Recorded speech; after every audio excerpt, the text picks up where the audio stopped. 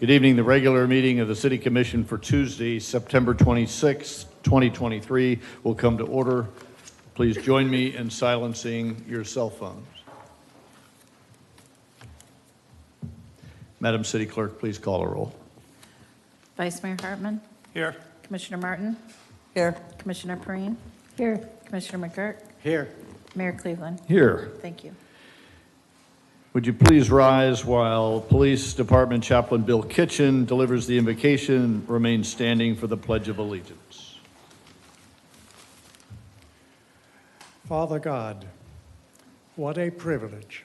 We get to meet, we the people, and the people that we've asked to represent us. We get to meet and we don't have bombs falling out of our building. We don't have a military action going on. I thank you for that. What a privilege. We are blessed. We are your people.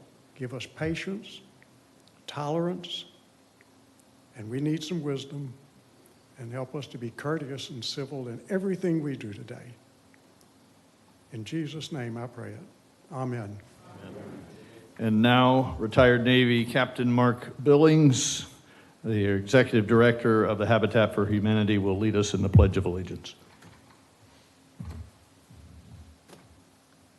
I pledge allegiance to the flag of the United States of America and to the republic for which it stands, one nation, under God, indivisible, with liberty and justice for all. Thank you. Please be seated.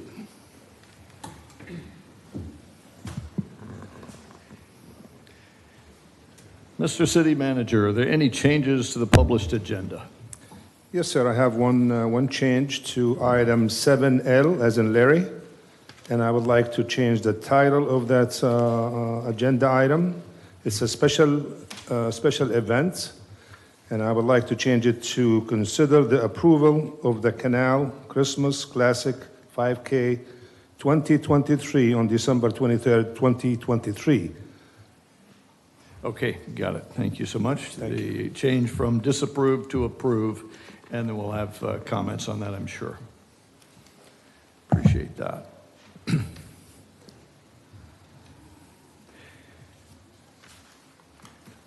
At this time, I'd like to invite Team Volusia EDC President and CEO Keith Norden and members of the Team Volusia Economic Development Corporation to the podium to outline a brief presentation. Thank you, Mayor, and I appreciate this opportunity to update the City Commission. We are a public-private partnership, as you may be aware.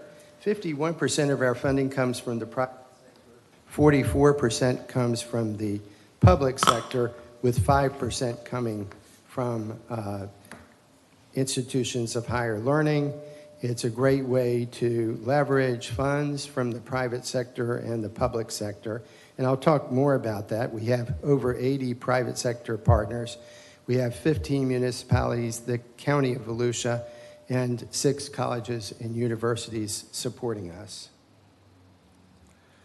Just a collaborative environment here in Volusia County, VMA, of course, SEVMTC, all the colleges, universities, Volusia County, the Chambers of Commerce.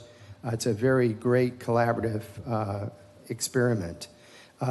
We work very closely with not only VMA, but the Southeast Volusia Manufacturing Technology Coalition. We were one of the founding platinum members of that organization that really highlights Southeast Volusia, the 3 cities of Southeast Volusia.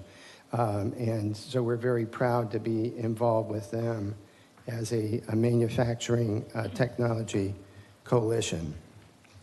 And then this is just a snapshot of our investment, how the public sector funds are leveraged by the private sector funds. The municipalities in Volusia County give us, through cooperative agreements, $256,000. The county is $250,000.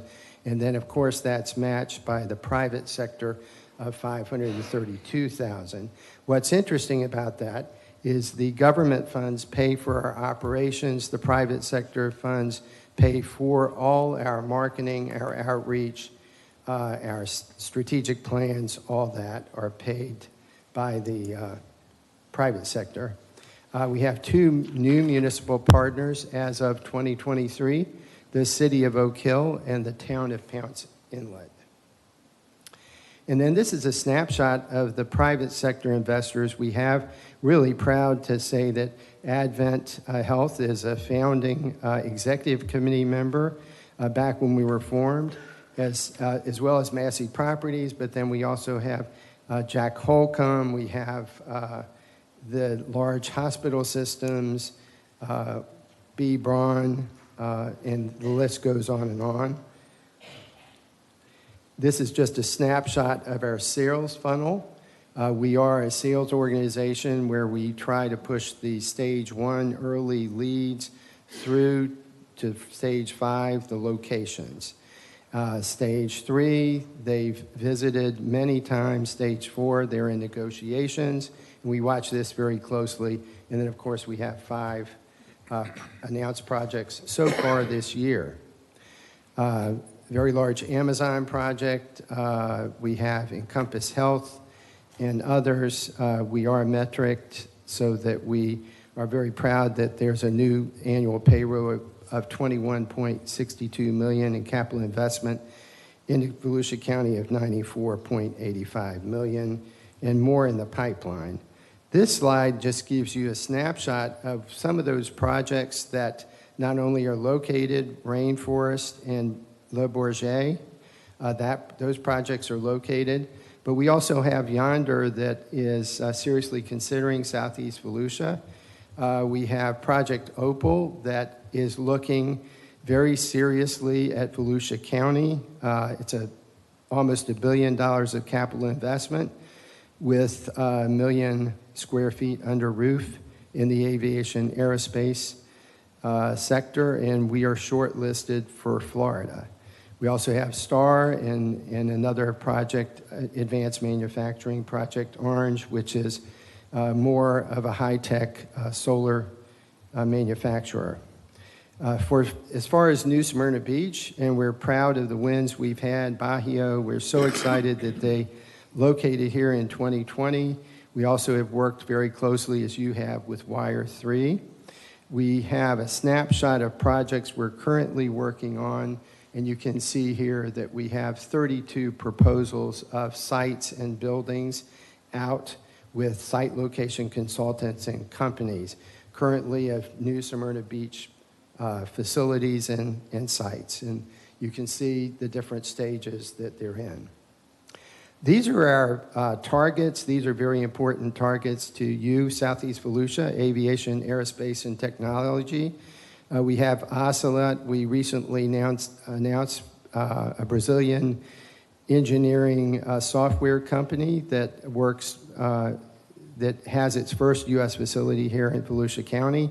Of course, we've, through a 13-year relationship with Amazon, we've located 4 Amazon facilities here in Volusia County. We also close relationship with Boston Whaler and Cardinal Health. And this is what you should be so proud of. This is just your demographic, a slice of your demographics here in New Smyrna Beach. Very impressive median income, very impressive per capita income. This is what we promote you with, and very strongly when we do travel and outreach activities. We also bring consultants to the area to take a look at. It's a hard area to describe, even if you're a good sales organization. They have to come and take a look and understand what we're all about. Very proud of the 28 outreach activities. These are all paid for by the private sector. And I'll go into a few that we have recently done, but these are both very targeted activities in our targeted sectors. We were invited by the U.S. Commercial Service to travel down to Brazil with the Metro Atlanta area, as well as Austin, Texas.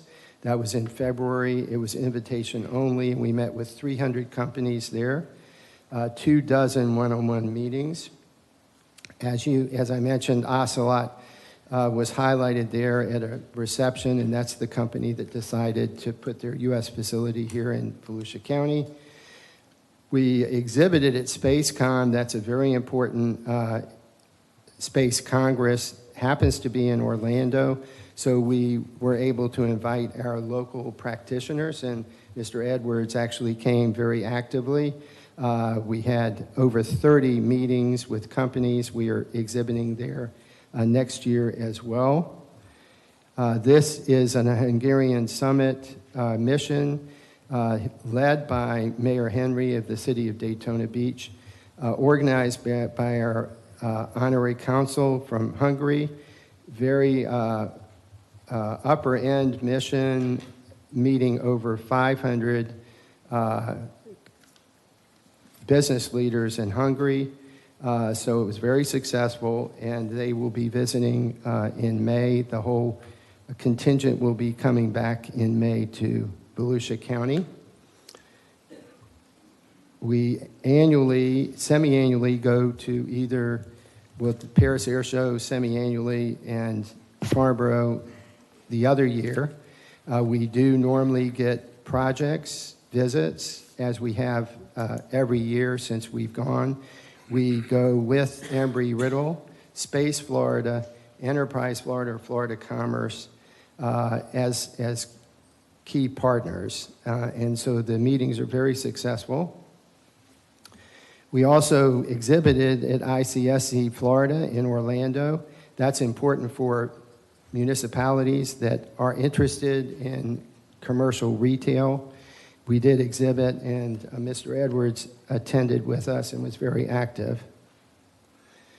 Marketing highlights, we do marketing nationally, internationally, as well as a Livability magazine and advertise in Florida Trend, as well as trade magazines that are done nationally. And then we are a metric. These are our numbers January through August.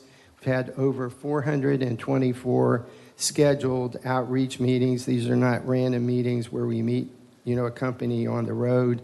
These are previously scheduled meetings where we are presenting all of Volusia County, including New Smyrna Beach. Proud to have 4 new investors and 20 site visits so far this year.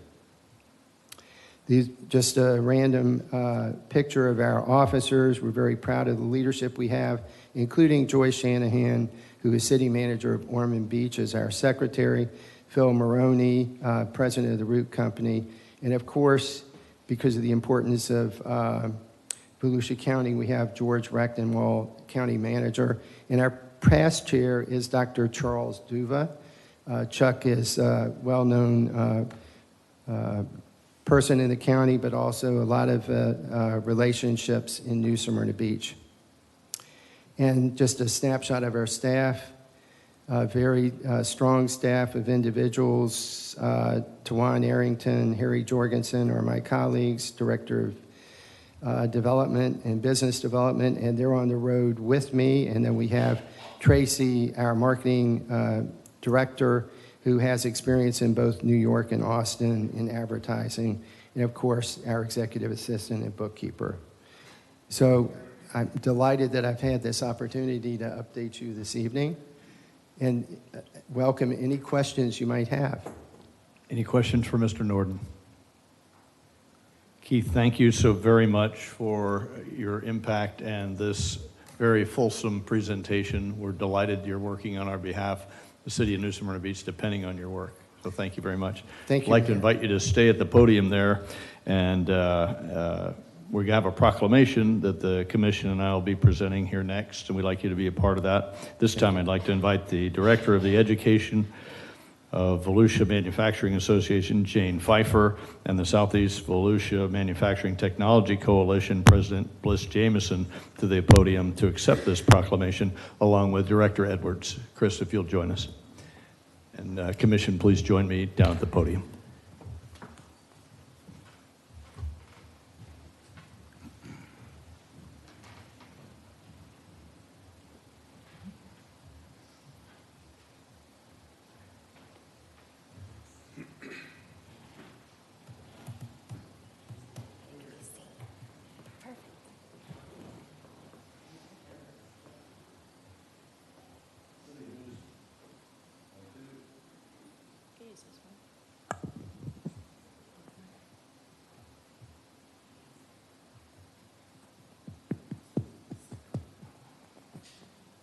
Test, test, test. Very good. City of New Smyrna Beach proclamation observing October as National Manufacturing Month, whereas 6 October 2023 has been designated National Manufacturing Day. The Volusia Manufacturing Association will kick off this month with We Make It Here Day and continue the events throughout the month as an effective way to expand knowledge about the value of manufacturing and that it brings to Volusia County's economy and showcase the high-skilled and high-paid jobs needed for this industry. And whereas by working together with education, manufacturers will address the skilled labor shortages they face, connect with future generations, build the next generation of skilled manufacturing employees, take charge of the public image of manufacturing, and ensure the ongoing prosperity of the whole industry. And whereas on October 19th, 2023, the Career Source Flagler and Volusia will host an interactive career showcase for local high school students and Embry-Riddle students at the Maury Husseini Student Union Event Center. Whereas the DSC Advanced Technology Center will open its doors for the manufacturing career poster unveiling and the FAME open house event. And whereas the City of New Smyrna Beach understands the value of manufacturing brings to our community's economy and the partners with Team Volusia Economic Development Corporation and Southeast Volusia Manufacturing and Technology Coalition to promote the expansion of manufacturing industry in New Smyrna Beach and Southeast Volusia. And whereas the City of New Smyrna Beach, along with the County of Volusia, supports Manufacturing Month of October 2023 and Volusia Manufacturers Association's contribution to a stronger manufacturing industry. Now, therefore, I, Fred Cleveland, Mayor of the City of New Smyrna Beach, do hereby extend greetings and best wishes to all observing October of 2023 as Manufacturing Month, and urge all City of New Smyrna Beach residents and citizens and businesses to join in recognizing the value of our manufacturers and the importance they serve to our county, state, and nation. In witness whereof, I have hereunto set my hand this 26th day of September 2023, Fred Cleveland, and attested to by our city clerk, Kelly McQuillan. Congratulations.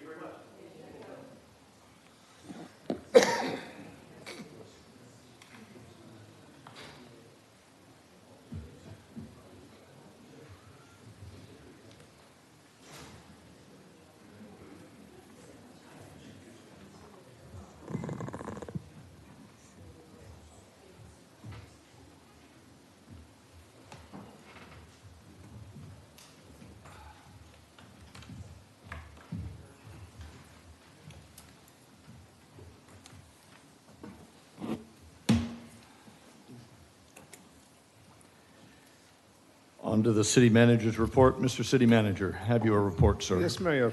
For the sake of time, I'll be very brief. Commission and the city manager attended the Volusia delegation roundtable that was held in South Daytona on September the 12th. They mentioned at the time that they have a special project that you could apply for a grant from the state. So staff is working on several projects to be submitted. The deadline is November 14th of this year. Also, the mayor and I attended the mayor's roundtable that was held at the airport in Daytona. Several presentations were presented at the time from the county. They have the new public information officer as well as the emergency operation manager for the county. And also Will Roberts, the tax assessors, made a presentation. We have several public meetings coming up. One is on the 3rd of October, and that is for the presentation on the 5th Street Bridge. We also have one on the 4th, and that is the DOT to present a presentation on the trails. And then we have one on the 5th, and that was for the intersection of Canal and State Road 44.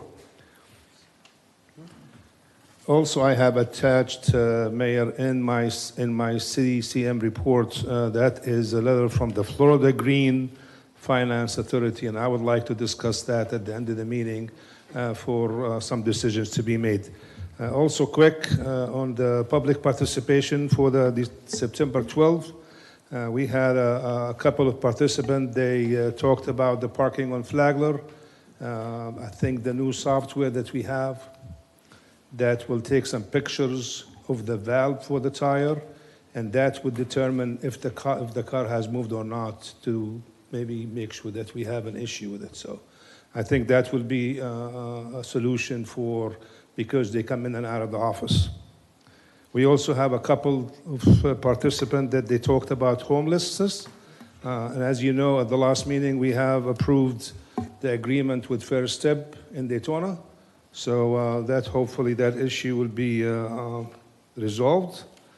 And then also there was a parking issue on Canal that the police department met with the house owner right there on Canal and Faulkner, and they're working with him on a resolution for that one. So with that, Mayor, if you have any questions, I'll be more than happy to answer. Any questions by any commissioner for the city manager on his report? Thank you so much for that, Khalid. Thank you. I see we have a packed house tonight. So before we move to public participation, just a show of hands, can you tell me how many of you are here for items 9H for the PUD issue? Village Square. Okay, excellent, interesting. That's the Village Square PUD. Okay, thank you. We'll move on then to public participation. And this is your opportunity to address, in just a second, ma'am.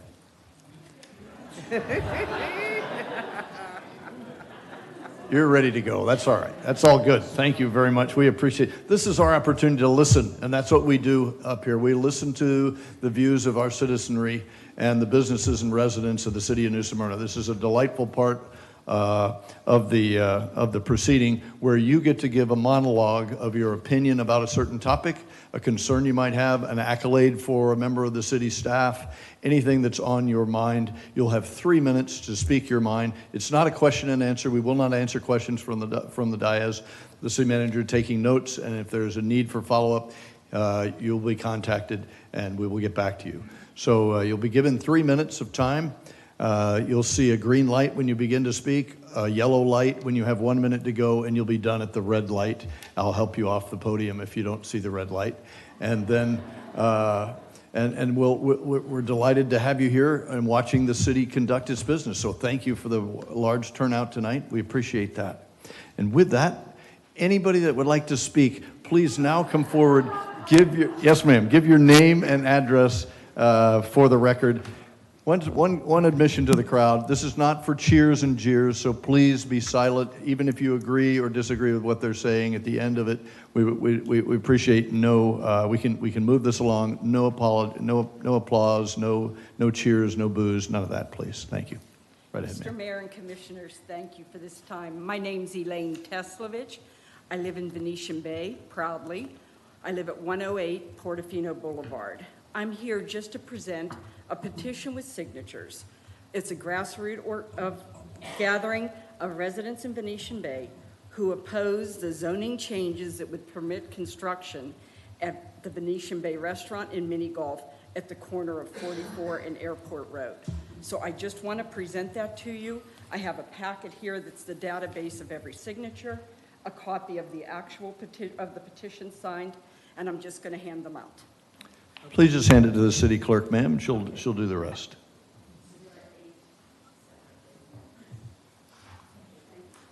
Thank you for your time. Appreciate that. Next, yes, sir, please.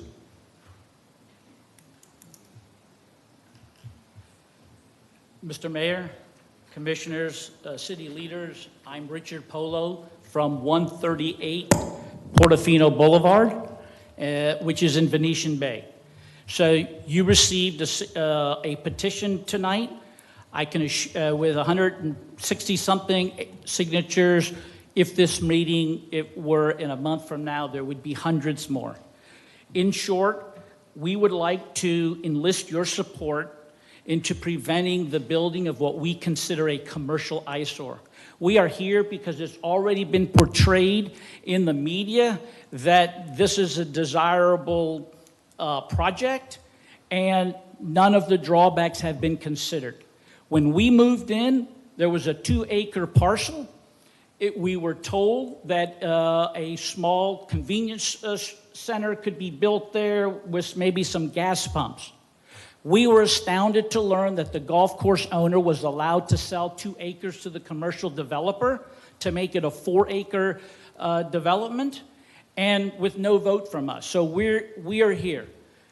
Listen, I don't understand about the putt-putt course, but what we do know is if you're going to put and ask for 130 parking spots, 45-foot height allowance, 22,000 square feet, and build a sports bar, it is normal for there to be a lot of noise on the weekends. Why does this have to be at the very front of Venetian Bay? I've been coming to Venetian Bay for 27 years, only missed the 3 years that I was at war. And then I moved here 7-8 years ago to Venetian Bay, and aesthetically, that is a fabulous location. And now, right next to it, we're going to build something that we were led to believe would never be there. I don't begrudge any developer the opportunity to make money and to develop our community. It is the American way. I do begrudge when the quality of life degradation is going to affect the residents. There is plenty of other land in New Smyrna that is already zoned for commercial development. You just have to drive around and you can see the signs. Someone else from our group will discuss the traffic, which could be a nightmare at that location. Thank you. Thank you, sir. Appreciate your remarks.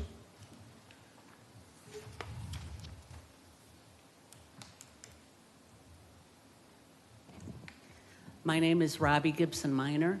I live at 2839 South Oceano Court in Venetian Bay. Good evening, Mayor Cleveland, commissioners, staff members. Thank you for listening to us tonight. We appreciate your service and dedication. We've had the proposal from Jerry Johnson and Centerfield Enterprises LLC publicized and reviewed in part by city staff. 2 acres of land that is directly behind our monument sign, Venetian Bay, on the corner of 44 and Airport Road, and on the picture that you have, the drawing, that is LL, parcel LL.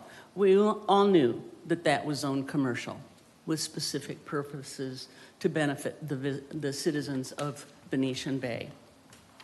However, had we known when we purchased our lot and decided to build our home in 2018 that 2 additional acres would be added to that for a 36-hole mini golf and a 2-story up to 45-foot high restaurant sports bar, we would not have made that decision. It seems that some of the procedures have been diverted a bit with the developer thinking that this is a done deal. In December 2022, Mr. Johnson and his associates illegally subdivided 2 acres of the golf course property from its platted tract area, which is tract GG on the diagram. The sale to the current owner was done without any application to and approval by the city as is required. The proposed development should have stopped right there for review. We are a quiet residential neighborhood not a Central Florida attraction. The mini golf and sports bar would be better located on property that is already zoned commercial, like Ocean Gate. And we hope there's no more bait and switch in New Smyrna Beach with disappointed residents. Please don't let us down, voters and taxpayers, once again. Do not approve this rezoning application and amendment to the PUD. Just say no. Thank you so much for your dedication to our community and your consideration. Thank you, ma'am. Appreciate your comments, Bobby.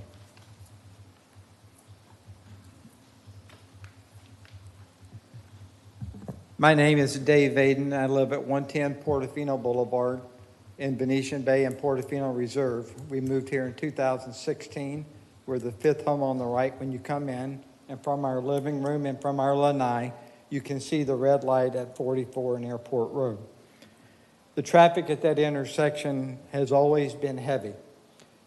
Coming from DeLand toward the beach, you have a 65-mile-an-hour speed zone. Coming from just past Walmart toward DeLand, you have a 65-mile-an-hour speed zone. I can't begin to tell you the number of days we've looked out there and seen stalled cars where the right-hand lane goes into Airport now.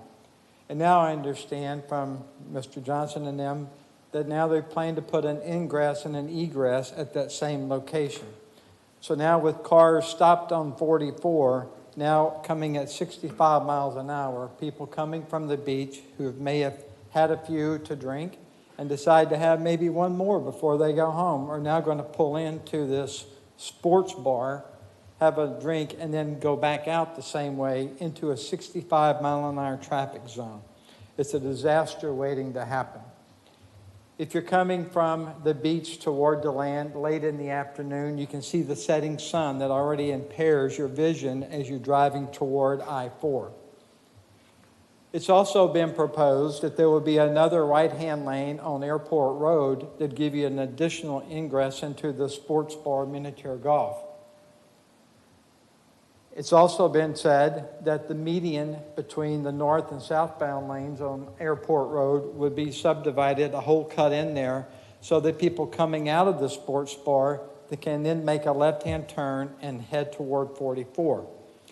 Well, if you go there now and you observe the traffic coming out of the Palms and the rest of Venetian Bay and Port Orange as they come down Airport Road, you may have anywhere from 15 to 25 cars stopped at that red light. If you cut that median and you have cars coming out of the miniature golf trying to cross over there, you're going to back traffic up not only on the coming from the west on 44, but you're going to back it up coming from the east. People are going to become impatient and they're going to come up to the entrance of Portofino Reserve and the Palms. That is exactly where the school buses stop and let off the children and then make a huge U-turn to head back out. With people now being impatient and coming up there, that puts the children and the school bus drivers and people in danger of the increased traffic. I would ask that you please consider this. We've been told the FDOT has already completed their traffic study. I would ask that you review that very carefully for the safety of all the citizens of Volusia County. Thank you. Thank you for your comments, sir. Before the next speaker, can I have a show of hands of people that are here from Venetian Bay that would like to? Okay, noted for the record. And so, if you have something additional to add that we haven't, we're listening and we hear it. We hear what you're saying about the traffic, about what you expected, what you got. If you have something unique and different to add, please come forward. Otherwise, we're hearing your voices. Okay, go ahead, ma'am. Good evening. My name is Janet Hall, and I live at 106 Portofino Boulevard. I'm here to express my concerns about the topic discussed by the other speakers. This proposal requires changes to the Master Development Agreement, including the permitted uses, as well as rezoning of the 2 acres annexed from the golf course that's not zoned for commercial use. As a resident of Venetian Bay backing onto the development site directly, I oppose the proposals for the following reasons. One, the change in intent. It's clear from the exit and egress on 44 that this is intended to capture tourist and visitor traffic. The scope and scale of the development is contrary to the original intent. At 22,000 square feet, 45 feet high, this is like the Brannan Center with an extra floor on top. It will be extremely difficult to shield the residents from the sound, visual, and light impacts. Apart from this being entirely incongruent with and overpowering the existing Venetian Bay entrance, which was intended to be a distinctive entrance to our community, this will create noise and environmental pollution, traffic and safety concerns as mentioned, and last but by no means least, drainage issues.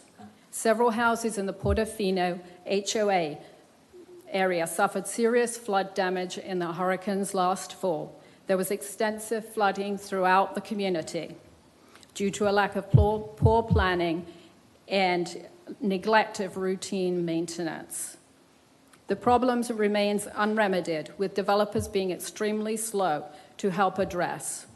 Taking 4 acres from limited absorption and drainage areas for further impervious development will further exacerbate the problems without the developers contributing anything to its resolution. There should be no further development until this is fixed. A word, too, about the process. When Venetian Bay was first conceived, in the middle of nowhere, there were only 2 interested parties, the city and the developers and their representatives. As residents, we only heard about this almost by accident and come late to the process. I'd like to remind the city that things are different now. There are no longer just 2 parties, but thousands of Venetian Bay residents and taxpayers who are stakeholders in preserving the quality of life in Venetian Bay that we understood we bought into. As stakeholders, we have as much right to be informed and heard on these matters as any individual developer. Many Venetian Bay residents consider that there has been a betrayal of trust as developments have been improved and not in keeping with the original plan, of which this large sports bar entertainment complex is just another such incremental change. I respectfully ask you to join us in preserving the quality of our community and listen to those residents that have the most financial and personal investment in Venetian Bay. Thank you. Thank you for your comments, ma'am. Appreciate that. Before we continue, I think Commissioner McGurk would like some clarity. And the lady that delivered the petition, is there a contact phone number, address for us to approach one rather than dispersion of many, many people? Is there someone we can reach out to directly? Okay, and Kelly, her name and address is on the record, and so we'll get all of her contact information, and we'll contact you for clarity. Does that work for you, Commissioner McGurk? Yes, thank you, Mayor. I want to thank all y'all for coming out. I've gotten sporadic emails different times of the year for different issues, whether it be some sort of storage facility, but I have been unsuccessful trying to reach out 3 or 4 times on who I can actually contact to facilitate. And so that's what I need. I need someone who's spearheading this, and if you can provide your name and your phone number to Kelly here, I'll get that information, and I'd love to follow up with you all on this. And this matter and a number of emails that I've received throughout the past year of your concerns about Venetian Bay. But it's been so sporadic and not clear on who to contact on it. So that kind of information would be very, very valuable to me at least. Thank you.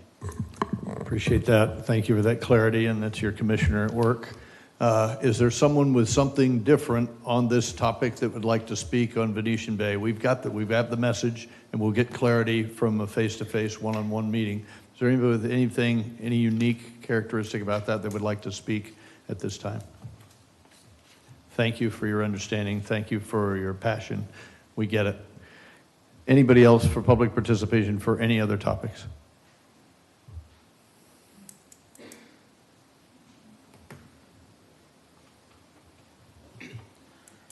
Good evening, Mayor, everyone that's serving our community here tonight, whether staff or elected official. I'm Mark Billings, 128 Mangrove Estates Circle in New Smyrna Beach. I'm here tonight representing Southeast Volusia Habitat for Humanity, and I'm with my colleague Teresa Pope, who's with the New Smyrna Beach Housing Authority. I want to say thank you. On item 7F tonight, a consent agenda, you're going to make a decision as to affording properties for the 2 of our agencies to build workforce housing for members of our community. We've made a commitment tonight to recognize our community for its manufacturing commitment in the month of October. We've seen presentations on economic development. We have to have workforce affordable housing in our community. Over the last year or so, we've been able to ramp up our building. We currently have 3 homes under construction in southeast Volusia County. That's a direct result of your commitment and other members of our community as well. Next month on the 19th at 4 o'clock, I hope you'll all be there as we will provide the keys and Bible to a deserving family, the Dickerson family, that about a year ago, you all gave us an opportunity to take that property. About 6 months ago, you were there for the groundbreaking. 4th of July, when you were enjoying your fireworks and our freedom, that was a piece of dirt. It'll be a home for that family as we do the finishing touches. I want to thank staff member Christopher Edwards, staff member Irma Terry for their hard work, due diligence. Rest assured, the process to get here tonight was not simple. It was detailed, thought-provoking, and they put a lot of work into what you've got before you tonight.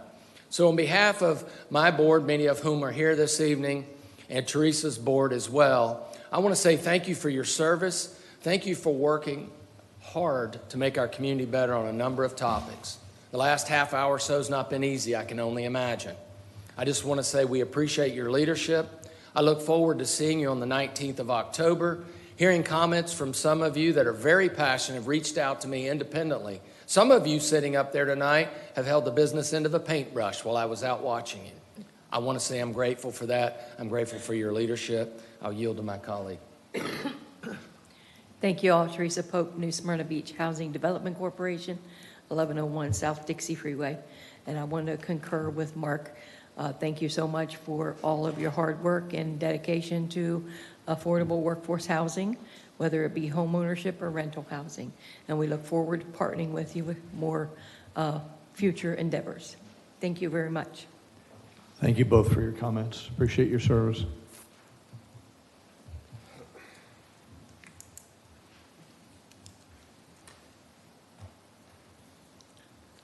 Hi, Cynthia. Hello. Cindy Sneezak, 512 Yupon. 3 completely different topics. I draw your attention to the agenda where there will be a first reading on 10A and 10B. Normally, first readings are just gone through lightning fast, and the meat would happen at your next meeting. But there's 2 requests I have for you to make of staff. And number 1 is for both A and B to please ask for a revisit of the financial impacts of both of those changes to the employee benefits package of our hardworking staff. Both of the impacts seem quite low to me based on my experience with working with fully burdened rates for employees. The second is to please, please, please have the staff bring to your attention the prior commission decision that put this limit on the amount of accrued time that could be banked.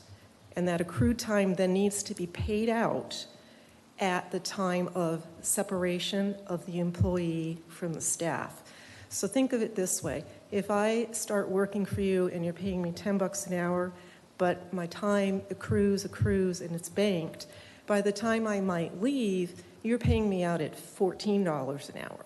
So I just would ask that you are certain that the accruals are being accounted for properly in the budget for that, and also to have them bring to you the details of prior commission vote that did what many corporations started to do 25 years ago, which is to put a limit on banked time for employees. That's the first one.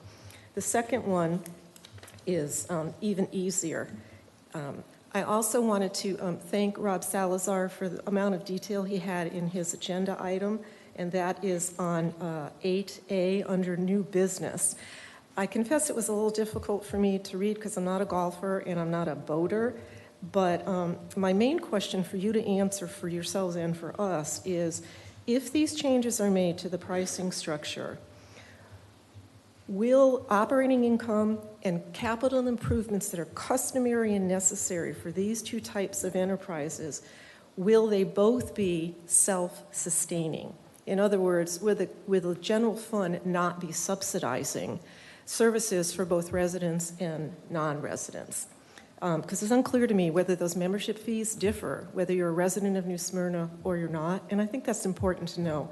The third is a really easy one, and that's on the consent agenda, which normally goes through, very quickly unless it's pulled for discussion. It would be really, really helpful if the agenda were more informative in terms of what the dollar impact is of anything that has a financial impact, what the source of those funds are, and whether that expenditure is budgeted or unbudgeted.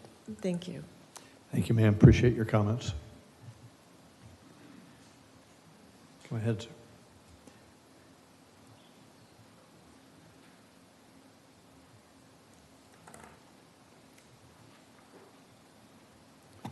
Fannie Hudson, 699 West Street, New Smyrna Beach. The reason I'm here this time is because I'm not going to be able to get back in the house tonight unless I take a definite answer about I had a group of people that wanted to know about the vote for the agenda item in the previous agenda for the CRA agenda, the agenda item about the housing rehabilitation for the historical west side. So I got to have something answered to take, so somebody please tell me what I need to take. Did it get approved or was it not approved? It was approved. If you have specific questions, Director Edwards can help you for sure, ma'am. Oh, okay, I just want to Chris make Edwards sure. will help So you. I can go home now? Yes, ma'am. Thank you. You're welcome to stay, though. Yes, sir.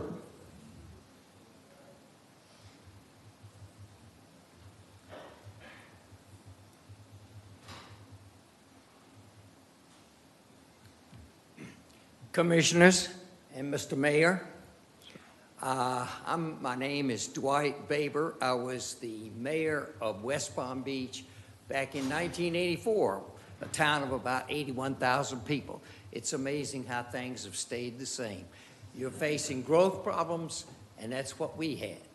Florida has always had it. But I'm not here to speak about anything except to tell you how lucky you commissioners are. You have on your commission Miss Perrine, who is a good person. Now, with our government, the way it is today, finding a good person is a hard thing. So I'm just speaking on her behalf, and I know what it's like to be a mayor. I had the advantage of being on both sides of the podium. I have presented the dog and pony shows, and I have evaluated them. So, at any rate, you commissioners, it's a thankless task. And, but you try to make your decisions based on what will be the best for the citizens of Volusia County. And thank you for your time. Thank you, sir. Thank you, Mayor.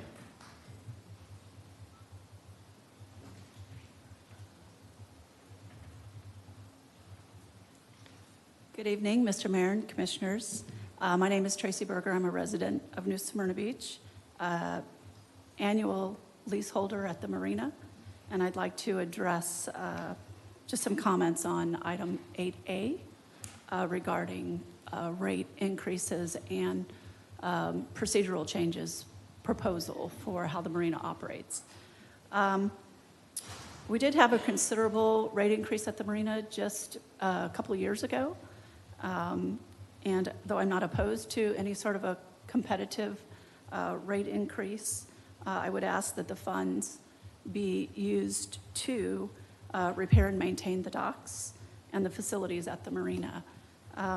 As a waterfront community, we have many docks and piers and boardwalks that are for public use, and the marina is no different. As you can see in our city seal, we are a sailing and boating community, and all of those spaces, public spaces, need to be safe and operable for everyone's use. So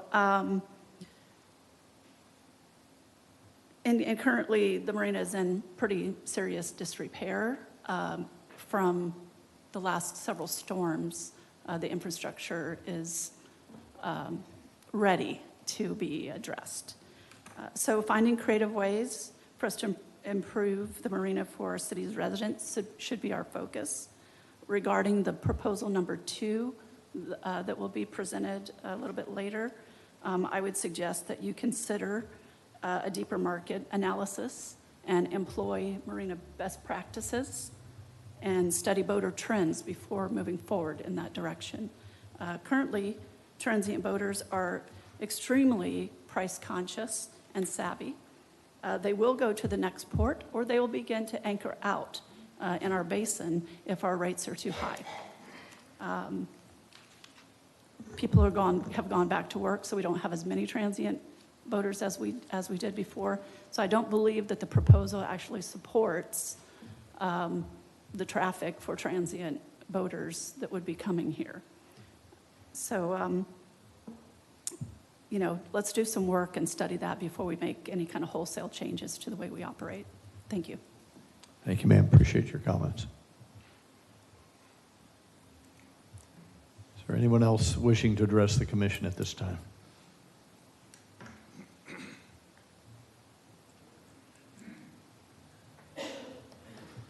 Mayor Cleveland, commissioners. Trey Harshaw, 2 Hickory Lane, Daytona Beach, Florida. There's an agenda item 7L, which will be the deciding whether we're going to do a 5K on December 23rd. I own Jessup's and I own New Smyrna Jewelry. And looking at the way it's going to be run, you're basically going to shut down the busiest shopping day of the year for the local merchants on Canal Street and adjacent streets. I've been involved in 5Ks before, and even though they're going to be running, quote, a later in the day race, they're talking about in front of my Jessup store shutting the street down at 4. We're typically going to stay open that evening because as Christmas falls this year, Saturday is going to be, we're going to see a lot of desperate men making sure they have something under the tree. And they're going to realize that Canal Street is all shut down, and we certainly don't want to send them to Tangiers or the Pavilion to get their wares. So as men, we do a really good job of making sure we have those presents really early and we've planned ahead. So I just think it's, love the fact that we're bringing a 5K down Canal Street. I've been involved in them before. They're great. They're going to bring business to the street. This, no offense to the people that are running it. I just have a problem with the date. I took some time on Saturday to walk up and down Canal Street and talk to literally every retail merchant, and most of them didn't know anything about it, and the response I got was, oh no, they can't do that to me on December 23rd. So the problem with the racers is they're going to come early. We already have parking issues down there to begin with. They're going to take up all the parking spaces. They're going to have their lawn chairs out, et cetera, and we're pretty much going to be shut down probably from noon on. And I just don't think that's a very good idea. Again, don't have a problem with the 5K, just have a real problem with the date. All right, thank you. Thank you for your comments, sir. Appreciate that.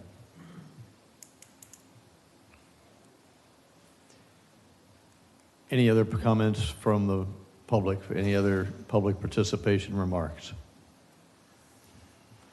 Seeing none, public participation is closed.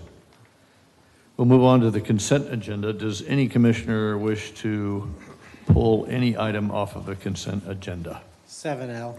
7 Lima. Yes, ma'am. 7A, B, and C for comment. 7J and K for a question.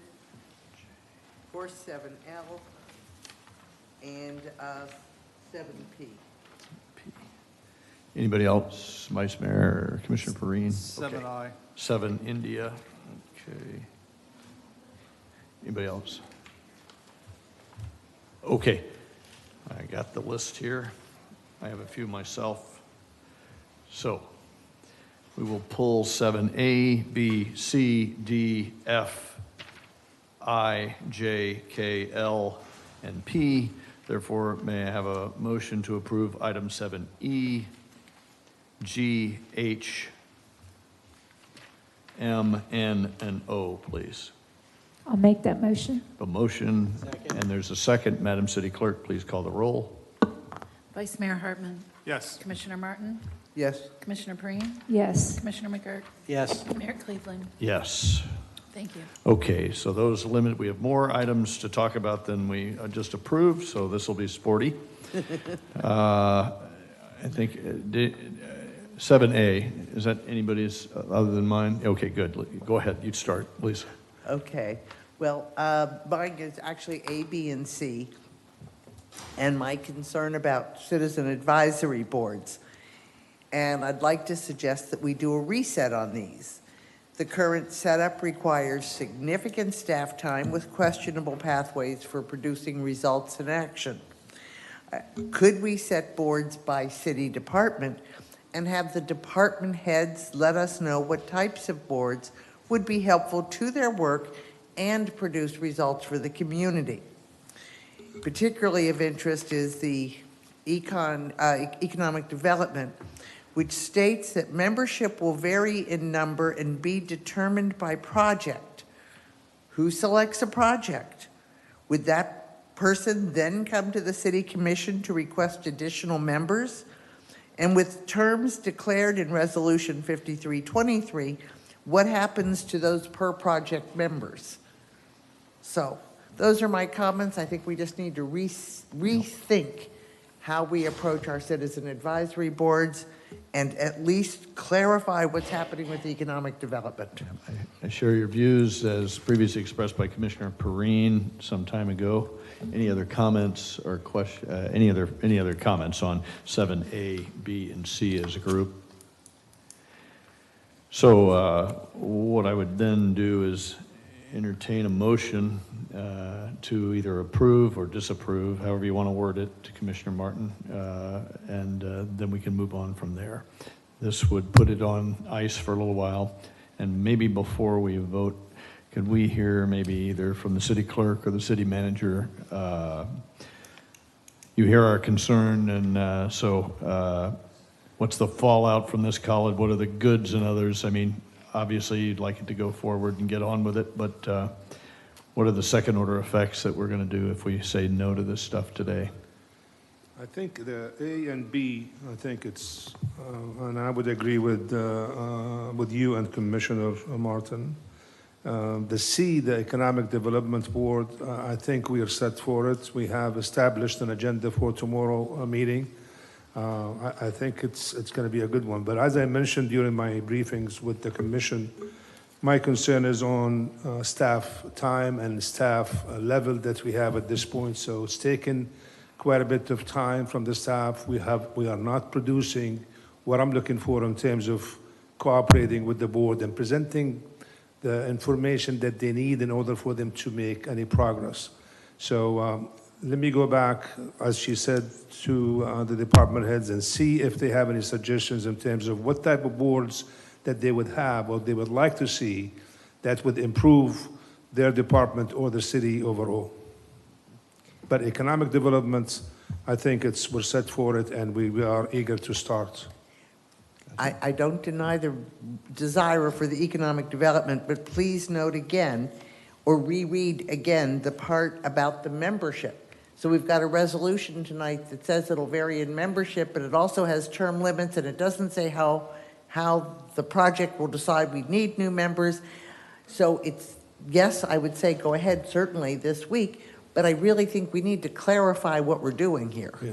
And we could come back for the economic developments and come back with some revisions on the criteria for the board. Thank you. Thank you, sir. Commissioner McGurk. Are we talking about A, 4 through 7, or are we talking about all three agenda items, A, B, and C? A, B, and C. We can take them individually, or we can take them together, whatever the commission's desire is, but I think Commissioner Martin's remarks referred to all three. And it was a revamp of how we do business, which was a carryover from what Commissioner Perine brought at the last commission meeting. So item B is about sunsetting a board.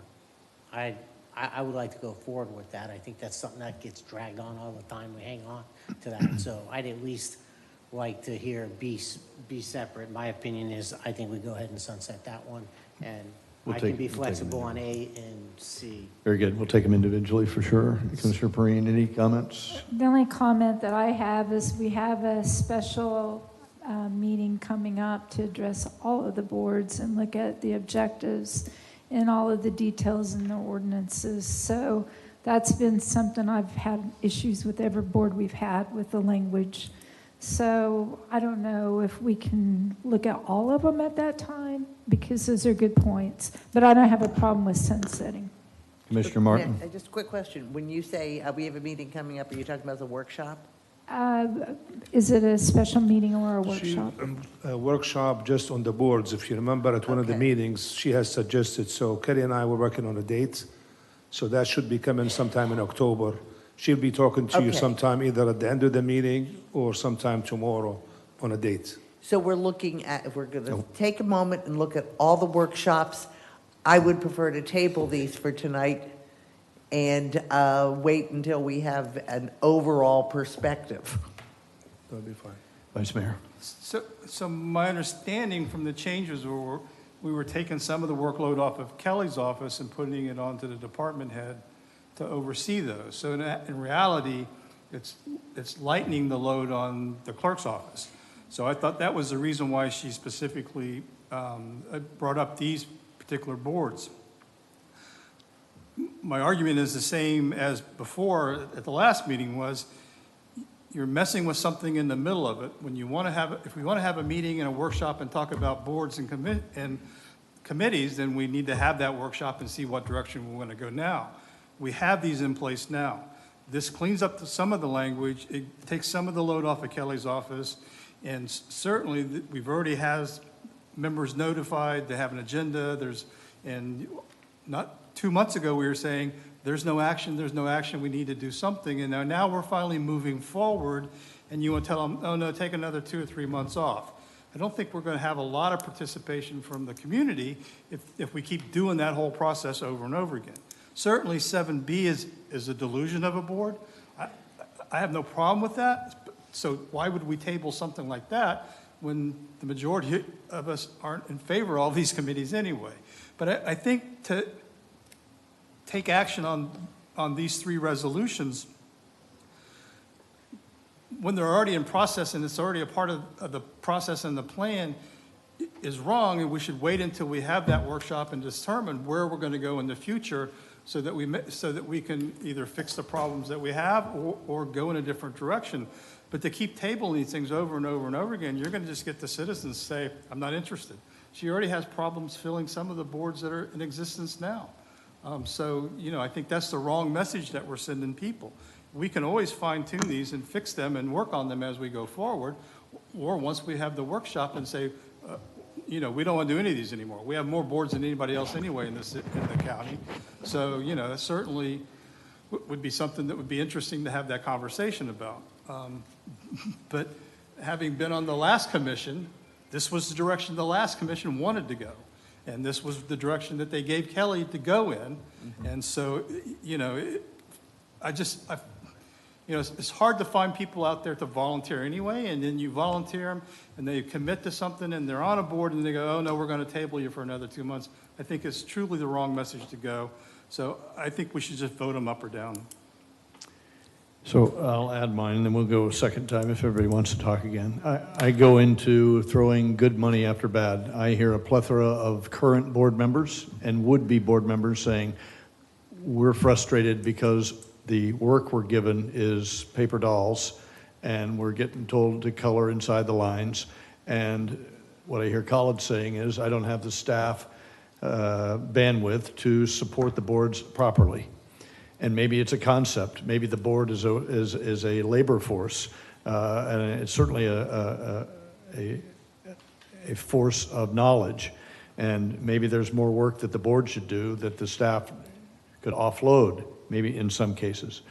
But proceeding on today and saying, just keep going, board X, Y, Z, they're frustrated. Vice Mayor, there are people with big frustration about how the boards are going today. The conflict, and I hear Khalid saying, because I like many of us, I'm on him to say, hey, these boards are not running very well, and he's saying, hey, I'm up to here. I've got more than I can handle right now, so I can't staff the board efficiently and properly and fully flush out the topics that they're supposed to take up. So rather than just play like, okay, I'll upset the citizens by tabling, I think we upset the citizens by not taking on the workshop and fixing the core problem, more than just, okay, we're going to load you up, we're just going to keep on going, and one day we will get to the core problem. I would love to accelerate the core problem meeting and get that fixed up, and I don't mind waiting a month to figure it out, but not, like you say, I don't want to wait 6 months or a year or 8 months, but I do want to get us moving on it, so that these people don't get more disillusioned.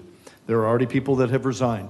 There are boards we can't get folks to apply for. There's talent galore in our residents that could add great knowledge, and some of them would like to roll up their sleeves and do real work on how to deliver things. So that maybe there's an opportunity for a department head to say, hey, will you really do this stuff, and send it to me, and I'll check it and send it back. I mean, there's all sorts of ways to do this. So I speak for item 7B, sunsetting, no problem at all, but I really would like us to get rid of A and C and take it up another day after we square away our process. The process is broken, in my view. Anybody else? Commissioner Just Martin? going to say, I've been on I don't know, Kelly may know better than I do how many of these citizen advisory boards I've been on, and attending a lot of the various boards. I mean, there have been years when I've seen the same presentation in 4 different advisory boards. One of the reasons that it's difficult to get people to work on these boards is that it is busy work and there's no pathway to the commission to accomplish anything. If we do a reset, say, department heads, we know you're already burdened. What can we do to help you get things done and work for the community? So I think it's one of the reasons, Commissioner Hartman, that I think we've had difficulty getting people is because we're spinning their wheels. So I would agree, let's go ahead and sunset on 7B. I have mixed feelings about 7C because the meeting is already set up, but the wording on the resolution isn't clear. And I don't think that's fair either or right. So what do you want to do when that meeting's already set up? We have your view. Okay, very good. Any other commissioner? We'll vote separately. Any other remarks before we do to the vote? Commissioner McGirt. Every time we ask staff to do something, a lot of time it is outside the box of what they do. So each time we ask them to do something and then they come back and we send them back, we need to be conscious of overtasking staff.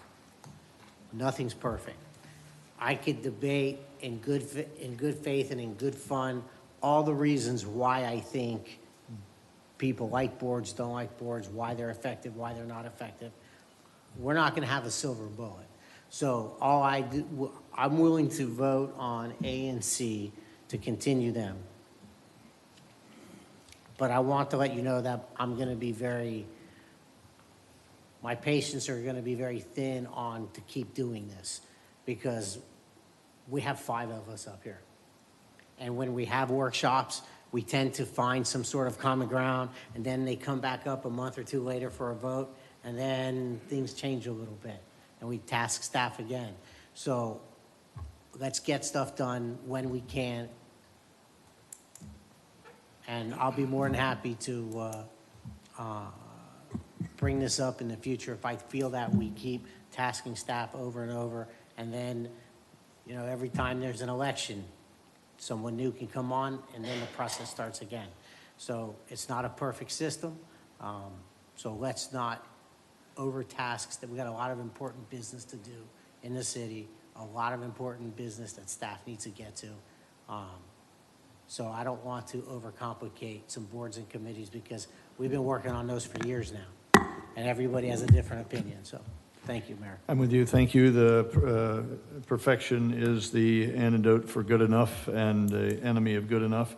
I don't think I don't think the boards are good enough, and we're seeing people vote with their feet and say, no, I don't want to play anymore. And so that was the motive. I agree with you. I do not want perfect, and I do not want him to have to push the staff to do more and come on back. But we, as a commission, get together, have a workshop to figure this out, and I think we'll be in better stead. So, if you'd like, we can vote on 7A, B, and C separately. Is there a motion to approve 7A? Motion to approve Resolution 5123. We have a motion to approve 5123. Is there a second? Second. Madam City Clerk, call the roll. Commissioner Perine, No. Commissioner McGurk, No.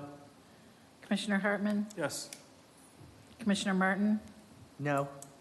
Mayor Cleveland. No. The motion fails. 7A will not go forward. Item 7B, which is Resolution 5223, which sunsets the Facility Advisory Committee. Motion to approve Resolution 5223. Second. We have a motion, a second. Madam City Clerk, call the roll. Commissioner Perine, Yes. Commissioner McGurk, Yes. Vice Mayor Hartman, Yes. Commissioner Martin, Yes. Mayor Cleveland. No. All right, that one approves. That one goes forward. With sun- Item 7B went forward. Item number 5223. All right, Resolution 5323 for the Economic Development Task Force. Is there a motion to approve that? Motion to approve Resolution 5323. A motion? Is there a second? Second. A motion, a second. Madam City Clerk, call the roll. Commissioner Perine, No. Commissioner McGurk, No. Vice Mayor Hartman, Yes. Commissioner Martin, No. Mayor Cleveland. No. Okay, so 7C does not go forward. Okay, let's bring up 7D, the blanket purchase orders exceeding $2,500. I think the city manager has some clarifying remarks for that. Go ahead, sir. Yes, Mayor. Typically, these blanket purchase orders, it's for companies that we purchased regular items from throughout the year. So which means rather than having a purchase order every time we purchase something from them, this is a blanket purchase order. Doesn't mean that we spend the entire amount, but every time we have a purchase, that they could be just paid from finance. So that would stream the process and lessen the time on having a purchase order for every item we purchase. And this is not in addition to the contract amount. It's This not is a addition- portion of the contract amount up to the total of contract amount. And these, by the way, these blanket purchase orders, it's coming from different departments to the finance department. They compile them, and that's what they have. So each department have several blanket purchase orders for different companies and different firms that they purchase from. Thank you. Any other comments or questions about 7D? We have a motion to approve the fiscal year 2024 blanket purchase orders exceeding $25,000. So moved. A motion Second. and a second. Madam City Clerk, please call the roll. Commissioner McGurk, Yes. Vice Mayor Hartman, Yes. Commissioner Martin, Yes. Commissioner Perine, Yes. Mayor Cleveland. Yes. 7D is approved. 7F, the approval of the CRA 3423 donation of city-owned property to both the Affordable Housing Authority and the Habitat for Humanity. I think I pulled that one for consideration in the future. Comment. It's a new organization that benefits local firefighters and police officers who are killed in the line of duty and have children and spouses at home living in those properties. Not that we need to set this aside for today, but I would commend that in future consideration for where we give away homes, the Tunnel to Towers organization will build homes and pay mortgages and complete people's lives that have been devastated by the loss of a service member, a firefighter or policeman in New Smyrna Beach. Will actually build them a home and pay for it outright. And I think they ought to be in the mix going forward for potentials for for consideration for giving our properties to. And I just wanted to use that as an advertisement, not to vote this down, but just to offer that in the future as a third option. Just to clarify, you would like to prioritize the families of New Smyrna Beach first responders that have given their all. Yes, ma'am. Yes, ma'am. You said it right. Yes, sir. So I don't disagree with what you're trying to do, but didn't we do this by RFP? So we would have to go back out for RFP because those were the only two companies that actually vied to build on this stuff? Yes. So they would have to go through the RFP process. Yeah, that's right. This one, I just took 7F as the platform, and maybe Tunnel to Towers doesn't even know who we are and that we do this, but now that we've got residents here that are more aware of it, we will get to the right operatives inside the Tunnel to Towers organization out of New York and say, hey, bid on these and see if we can do something good. The other piece of that is if either the chiefs have a member of their organization that has gone down in the line of duty, we'll need to notify the Tunnel of Towers so they know to come in and offer that opportunity up. Okay, is there a motion to approve item 7F, which is RFP 3423? We have a motion and a second. Madam City Clerk, call the roll. Commissioner McGurk? Yes. Vice Mayor Hartman? Yes. Commissioner Martin? Yes. Commissioner Perine? Yes. Mayor Cleveland? Yes. Thank you. Item 7I, 7 India. I think that's Vice Mayor's. So I just have a comment on this one. We're going to do an approval for the dredging and marine consultants for Phase 2 of the AOB site. Where are we on Phase 1? Because they were supposed to be completed by the end of this month. Yeah. Phase 1, it's completed. It was submitted to FIND. The permits are in hand. So now, as soon as we get the approval from FIND, we will be going out to bid. Okay. So just as a note going forward, I don't know about the rest of you, but some of these projects drag on and on and on. I'd like to see in future contracts where there is a performance date given to where they need to have a completion date. We're doing the stormwater master plan now for 3 years on the west side, and, you know, it's every time it's 60%, it's 70%. I mean, you know, I would like to see an end date on some of these projects that are going forward to make sure that those people that we're giving all this taxpayer dollars to are truly performing and they're living up to what the expectation is with their contract. So maybe it's just something that we need to, through staff, to make clear to them is that, you know, don't drag this thing on forever and ever and ever. Now, this item is just for FIND. Right, yeah, I know that. Okay, I just want to make sure that. Yeah, but I just want to make that comment because of this. Some of these projects have, like, for example, the historic West Side, we have added to the project scope. Same thing with the Corbin Park, we added to the scope. So every time you add to the scope, we have annexed some properties as a result of the hurricane that has changed the scope. So that's why some of these projects, you'll see the changes on them. This one in specific, right, it's actually went exactly to the timeline because you have to submit it to FIND in terms of when do you get the agreement, when do you go out to bid, when do you get the grant, and so forth. So this one has no issue. The other ones, as I mentioned to you, it's because of the circumstance that happened during the project. So. Man, I was going to tag on to that, saying not just this project, but generally projects. For example, you know, I'm involved in one from 2017. I have no idea what the status is on it. And so if we could have some of our famous spreadsheets with projects like this, I mean, we've got a lot of ongoing projects that are requiring funding every year and continuous funding every year, and we don't have a good way of tracking them. And is that a fair statement? Maybe not. You have the CIP, Commissioner Partner. It's attached to the, I know that you have some of them, but the CIP report is attached to it. That's number one. Number two, I cannot give a timeline on FEMA projects.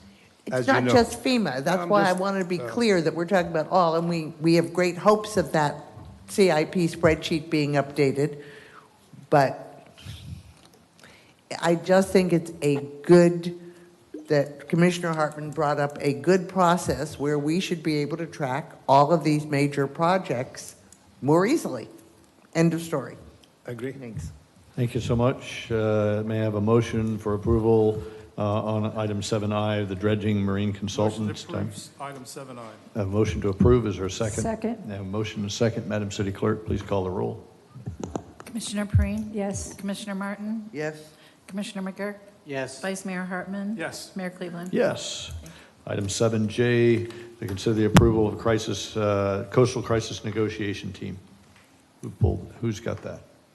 I think it's Commissioner Martin. She Oh, looked at yeah, no, these J are and just K. two, and I think I had the answer, but I wanted to verify, because both of the staff reports indicate no fiscal impact, and what we're just want to double check that the NSBPD already owns the required equipment, as in 7J Section 2M and 7K Section 2N as Nancy. And I checked for you, there is no financial impact in the budget, and the equipment that they need, it's already in the budget from this past and this one, because he purchased this equipment for the SWAT team already. So when they need to do this, they already have the equipment. All right, so they own or have already budgeted for It's the budgeted required for, and equipment. some of it is in, and some of it is budgeted for.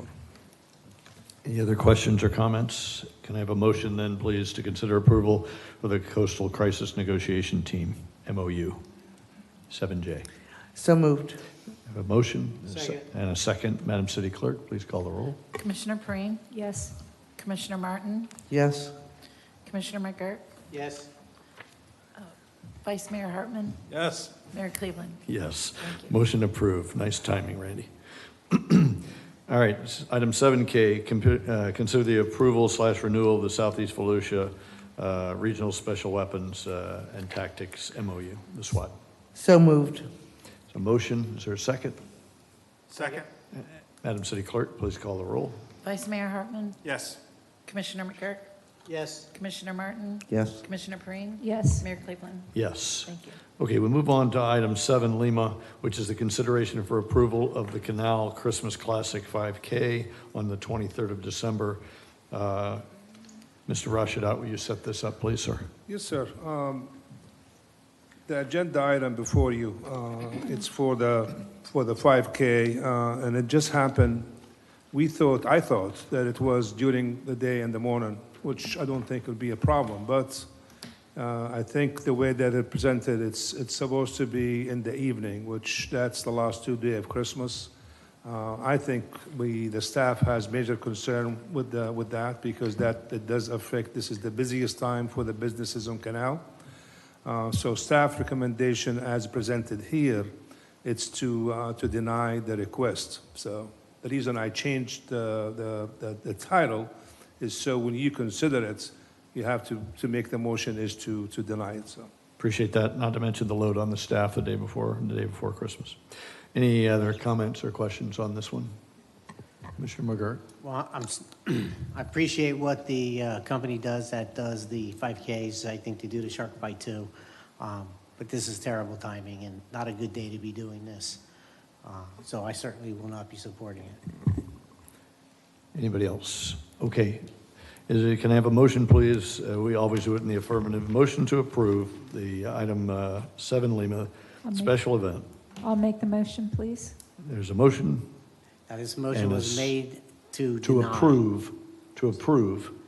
And so voting no means you've disapproved it. The motion is to approve in the affirmative, and when we vote no, you've disapproved it. That's how that will work. Just a protocol thing. We vote in the affirmative. All right, Madam City Clerk, please call the roll. We have Who a was the motion. second? Was there a second? No, there was not. No second. There we have a second. All right, Vice Mayor seconded. All right, Madam City Clerk, please call the roll. Vice Mayor Hartman? Yes. No. Sorry. I was like, dang, now I'm really confused. Vice Mayor Hartman, no. No. Commissioner Martin? Oh, no. Commissioner Perine? No. Commissioner McGurk? No. Mayor Cleveland? No. Thank you. Thank you very much for clarity there. Item 7, Papa, the special event, which is the half marathon on the 13th, actually the 5K and the half marathon on 13 and 14 January. Okay, I would like to say, both races we've noticed have potential negative impacts on businesses and residents, but the shark bite really impacts a number of streets on the mainland, but it closes the Flagler Avenue parking lot on Sunday morning. And I can't imagine a lot of the beachside residents or businesses being real thrilled with this. So before I could vote on this, I would at least like to know what the Flagler Avenue businesses feel about it. And certainly the thought of all these people who think they're going to the beach on a nice sunny Sunday morning, who can't get anywhere near the beach, the traffic is going to be all around the neighborhood. So I am not in favor of doing this to the residents and businesses. And I have a comment as well. Yes, ma'am. So for Zone 1, we had residents write in as well that this is a burden from closing Riverside Drive. If that is what the map says, we had a hard time trying to figure out if Riverside Drive is going to be closed. But what happens, it shuts off those side streets that are dead end into the river. Like there's several that block the people. They can't get out of their homes for that amount of time. So I love races, but I think the route needs to be relooked at. And I had too much negativity about this particular route. Thank you for your comments. Any other comments from any other commissioner? Director Salazar or City Manager, any comments or enlightenment? Yes, sir. Thank you. The 5K with the shark bite has been an ongoing event with hosted here in New Smyrna Beach for a number of years. The same organizer who was proposing the Christmas on Canal Street 5K is the one who organizes this. The route that's being proposed has not changed from what's been historically done. The Flagler Avenue parking lot has historically been utilized by the organizer for this event. So if the commission wishes me to go back to them and say we want to, review what we're proposing, I certainly can do so. But this is just basically a reiteration of what he's done historically. But Rob, what time is that going to be using Flagler Avenue? What time in the morning? So the 9 a.m. 7:30? the Feeding Frenzy 5K is Saturday morning. The Shark Bite is Sunday morning, and the Expo is Saturday afternoon. Okay. Yeah, no, I looked, as I said, it's Sunday morning, beachside, and I can understand it's been done in the past, but as we all know, just because something's been done in the past doesn't mean we should continue it on into the future. And I just think this is not unless business owners and residents can convince me otherwise, I don't see this as being a benefit to our business owners or residents. And I could tell you this, Commissioner Martin, from the past, I don't think there were any issues on the shark bites. The one on Canal, we have heard from all the businesses. Mm-hmm. However, on this one, I have not heard from the businesses on Flagler. Neither that I haven't heard from you or Rob. So it has been done in the past. It's early in the morning. Staff doesn't have any concern in terms of whatever happening on Flagler Avenue in the morning. I mean, it's only for a couple of hours, so I don't see any problem. The expo on Saturday night, it's going to be on Orange, and it's from Canal to Julia, so that should be okay. If it was on Canal, we would have a major issue with that. So, Rob, a question, the Riverside closure, the person that had the problem with in the last years, they couldn't get to church. So tell me how this would impact that this year. And if it does, can they change the route? Can we say no to this, or do you want to bring it back? It's not until January with a different route. If your wish is to revisit the route, we certainly can get with the organizer and look at That'd be great. an alternate route to see if that's possible. Well, Thank you. Is it possible to go ahead and approve it tonight with the exception that Commissioner Perrine is going to discuss with you her specific issue? Just to don't get that close resolved? Riverside. And for Lisa, I haven't heard any problems from specifically the Flagler group. I And would this has like gone re- on for years, so. I would like reassurances from Flagler, from Beach Patrol, because remember, we've had a big change this year in Beach Patrol from, over to the Sheriff's Department. So with all the changes that have happened, I think it would be appropriate to make sure that business owners, for example, are aware of this. I'm feeling very protective of the business owners and residents in that area. So I tend to agree that the more we shut down streets, the more irritated our residents get. It's like Flagler, you do it a couple times a year, not a big deal, but if it did it all the time, it became a big problem for the people who lived in the area. I'm just trying to, again, move it along to where we have not had specific complaints, so why don't we go ahead and approve it, and then you let the three of you work together with any concerns. I would be reluctant to approve it until I had some buy-in from the stakeholders. I understand how many people Beachside says, doesn't matter what we care about. Hear that a lot. Okay. There's also, we deconflicted the car show that's on Saturday. That all squared away? Yes, sir. Okay. That was the other one. It's on Canal, and I was worried about a conflict there. Okay. So because there's plenty of time until now in January, is another, we can vote this up or vote this down, and then it doesn't prevent them from coming back and saying, hey, we'd like to reapply with changes made, blah, blah, blah.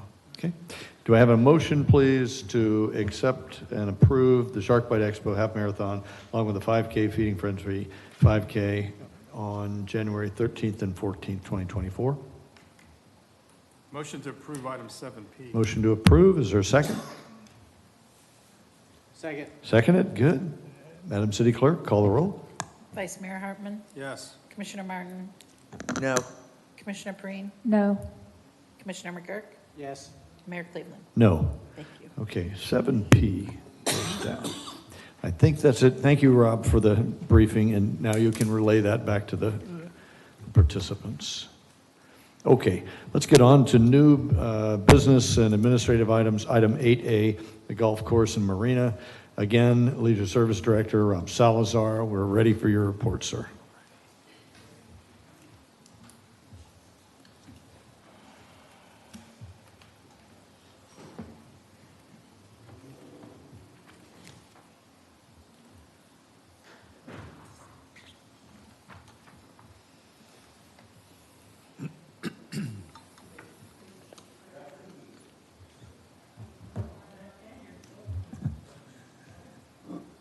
Okay. Thank you for the opportunity to present this evening, Mayor and City Commission. Tonight, I've got a proposal for you for the golf course and the city marina with some fee updates or new avenues of revenue per the direction that the commission voiced to the city manager. This is what I've met with staff over and developed as our proposals. Some of this is in lieu of a CPI increase for the golf course to keep some flexibility, so I just want to kind of front load you guys with that before I go into it. Just a little back history. Last year in 2022, the commission approved a resolution 1922, which updated the golf membership rates. So I'm not addressing the golf membership rates in this current proposal. I'm just refreshing you that this was done in 22 and we're not addressing it now. This resolution has a CPI increase built in, and we are planning to implement the CPI at the fiscal year. some local golf course comparisons, and bear with me, I know this is kind of difficult to view and read. Staff and I surveyed these local courses in July for rates, and the survey basically found that we are very competitive with the current market. Currently, the golf course manager, he has the authority to update the rates seasonally, and the rates will vary every month to 2 months, 3 months, depending on the season. Obviously, higher rates in the winter when the season is in play. Now, what we're proposing this evening is the implementation of a user fee. And what the user fee is, this would be a fee applied to non-residents playing single rounds on their greens fees. So when a citizen or when a patron came to the course and they live in Edgewater or Port Orange or Orlando or wherever that would be, they came to play our municipal course in New Smyrna, they would pay an additional user fee. And residents would not pay this user fee. This would begin as a conversation with the staff at the front desk, and we will eventually transition to a account system where the patron has an account in our software that's labeled resident or non-resident and would automatically be applied to their account, and the system would know if it's a resident or a non-resident. Let's see. This model is in place currently for other athletics offered throughout leisure services. For example, our senior softball league, youth flag football league, and youth basketball leagues all have a similar user fee model established currently. And that's the same where non-residents pay an additional fee on top of the registration fee. This user fee is more friendly for our golf course manager for his ability to maintain keeping the rates competitive with the market. This basically adjusts or allows him to continue to adjust the rates and keep them competitive in the market. In review of the golf rates over the past 2 years, the golf manager has adjusted the rates appropriately with inflation. The rates have risen significantly over the past 2 years. This year, we had rates as high as $55 at our course. So that's common for the industry today. These are some projections for our user fees. Between July 1st, 22 and June 30th, 23, we had over 46,000 greens fees registered for and paid for at the golf course. What this shows is an estimate of revenue that could be generated from the implementation of this fee. The middle column shows a percentage of those 46,000 rounds. If it's 30%, it's the first row. If it's 40%, it's the second row, and so on. So if 30% of the 46,000 rounds were non-residents and we charged a $2 fee, we could potentially generate $27,000 of revenue. So this will range between $27,000 and $83,000 depending on the number of rounds that are paid by non-residents. Currently, we do not track if you're a resident or non-resident at the course, so I'm estimating what percentage of those rounds are truly resident or non-resident. And then finally, on the golf course, this is what a greens fee would look like with the implementation of the fee structure that we're proposing. For example, in May of 23, the greens fee was $45 with sales tax. And if this is adopted and put into place, a greens fee effective October 1 could look $45 plus a user fee, plus sales tax, plus a credit card fee, which finance recently implemented a couple months ago. So this would be an example of a greens fee for a non-resident paying with a card. One clarification. Yes, So Gary. user fees are based on costs. So the cost to a non-resident and the resident should be the same. So you could offer a discount to residents, but the user fee is based on cost. So you can't discriminate between the non-resident, resident, and call it a user fee. Okay, So, understood. Okay. So I guess the terminology user fee is not the appropriate mechanism. I would have a flat fee regardless of resident, non-resident, and then you could offer a discount for Okay, understood. proof of residency. Okay. The marketing is much better too, Rob. You're local, you get a discount. When we were brainstorming this, we were going back and forth on how to present that avenue, and that came up, yes. They all ask. Okay, Commissioner Martin? I'll ask, how do you define or document or prove resident? Sure. So in my meetings with our assistant city manager and city manager, this was brought up. And we are not looking to be in the business of debating residency with our patrons.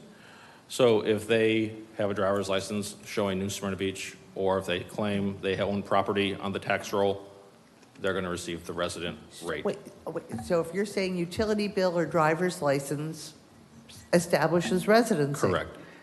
That's pretty clear. I'm good with that. Anybody else? I agree. You got to give the locals a deal. It's good. They've been asking for it for years. A good way to do it. How about previous commissions? Have you guys wrestled with that one? Many times.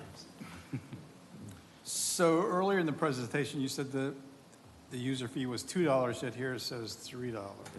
He's got a sliding scale. He's got options. Yes, so Okay. that was presenting the different Sure. variables of what a user fee could be. Our recommendation is to go with the $3. Just a flat? Well, I guess we would call it a discount, for a resident discount rather than a user fee per the city attorney's direction. So what I'm hearing, let me see if I understand it correctly, is that we would increase the price by $3 and give a discount to a resident with either a tax bill or a driver's license of $3. Do I That's how understand correctly? interpreted, yes. Thank you. So Rob, I was going to ask you one of the questions at the end, but we've already bombarded you. So can I give you a couple more? Go for it. On your comparison slide, $3 is not enough in my book. I would love you to match the Port Orange rates on Cypress Head, a municipal course there. I think those rates are very competitive, and I'm wondering why you elected not to take the higher amount. So in our research with other municipalities, we felt that our course was best suited to implement a $2 to $3 fee because that's consistent with what other local municipalities have done with similar concepts. A $5 user fee for a single round seems pretty unfriendly, or a discount. Now, viewing it as a discount may be a different avenue. Yeah, As a user fee. Forget about those So- user fees and so the discounts. user fee was I'm just the talking about original. rate. I'm just Understand. talking about the rate. Look at Cypress Head, all the way across. Their rates are $10, well, $5 in the daytime, $10 in the afternoon, $5 Mayor, at please late keep in afternoon. mind, this was just the snapshot from July. I'm not sure if that's the rate consistently throughout the year. That's what it was on July 17th. Crane Lakes is even higher. It's another Port Orange course. And I understand our course is superior, much superior to the other courses in town. So anyway, and then why would you not have been collecting the data on how many inside and residents and non-residents? Why have we not done that? I can't answer that, but we will be moving forward. Okay. How many rounds a day on average at the course? 46,000 divided by 365. All right. Public math is not fun. Just in the interim while Professor the Glenn math over is there. happening. So this has to be based on cost. So just comparing to what others are in the market, you've got to look at what your costs are to justify that user fee. So, you know, just comparing Port Orange, it may cost more for them to run their course. So you got to look at the numbers to justify what that user fee is and have that available. We're going to get rid of that justify it. lexicon though, right? You want us to get rid of that altogether, that lexicon of user fee. We're going to just go for a local So my discount. understanding is you would have one user fee that applies to everybody, but the user fee itself has to be based on cost. You can offer a discount to the residents, but the user fee, instead of just like the competition, it's got to be based on cost. So I think that we've established that we're just going to refer to it as a price increase, So- not a user fee. So, Yeah, I thought we were going for a charge with a discount for residents. So he's talking about user fees. So Well, when I we think talk he about, wants to reset so and talk I about want discounts. to make something clear. This is a greens fee. This is allocated to the greens fee. Okay, so when I come to the golf course and I sign up for a singular round of golf, I'm not a member. I just live out of town and I'm coming to the New Smyrna Beach Municipal to play. I'm paying the greens fee rate, which is set seasonally, monthly, every couple months it fluctuates by the golf course manager. Okay, so that could be anywhere between $30 if we just aerated to $55 if we're in peak season January to March. Okay, so I've got this dollar figure set, say it's $45 like the slide shows. That's a greens fee. That's the definition of a greens fee. Now, if we want to change a discount or add a fee, that's what we're discussing, how to implement that. Does that make sense, Carrie? so clearly when you talk about aeration and all of that, that's clearly tied to cost. But I guess the point I'm trying to make is if we're just going to compare, well, Port Orange charges this and, you know, St. Augustine charges this, we don't know what their costs are to operate. So do I make sense over here? Well, my point would be, I don't understand why it's relevant. We know that the golf course is not self-sustaining, hasn't been self-sustaining for 1,000,000 years. So we could charge a lot more and we know it still wouldn't cover our costs. Why is it relevant? Because the user fee has to be based on cost. But So where do we picking a get number- user fee again? Because we're talking about greens fee for a round of golf. Which is a user fee. You're renaming it user fee rather than greens fee. Well, we started with a user fee add-on. It feels like the definition of user fee has changed someplace along the way. So what I'm trying to say is that just comparing other cities' golf courses is not the relevant analysis. The analysis has to be based upon the cost it is to provide that service. Why? It's state law. There's only Okay. certain things we can charge for. So, you know, we're limited in what taxes we can charge. Okay, We can have user fees, we can Let have me get some franchise. clarification. When I go to play golf, I'm going to play for the round of golf, and they're going to charge me a additional green fee, right? When you go to the golf course, you pay for the greens fee. That's what you're paying. When I come to play 18, I pay the greens fee to get on.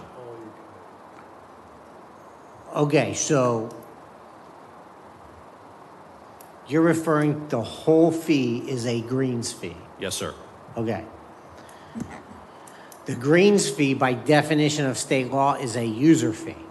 Yeah, he just pointed out, depends on if there's been aeration and how it fluctuates. Right, okay. Yes. But to bridge this gap, the greens fee is also known as a user fee by state law.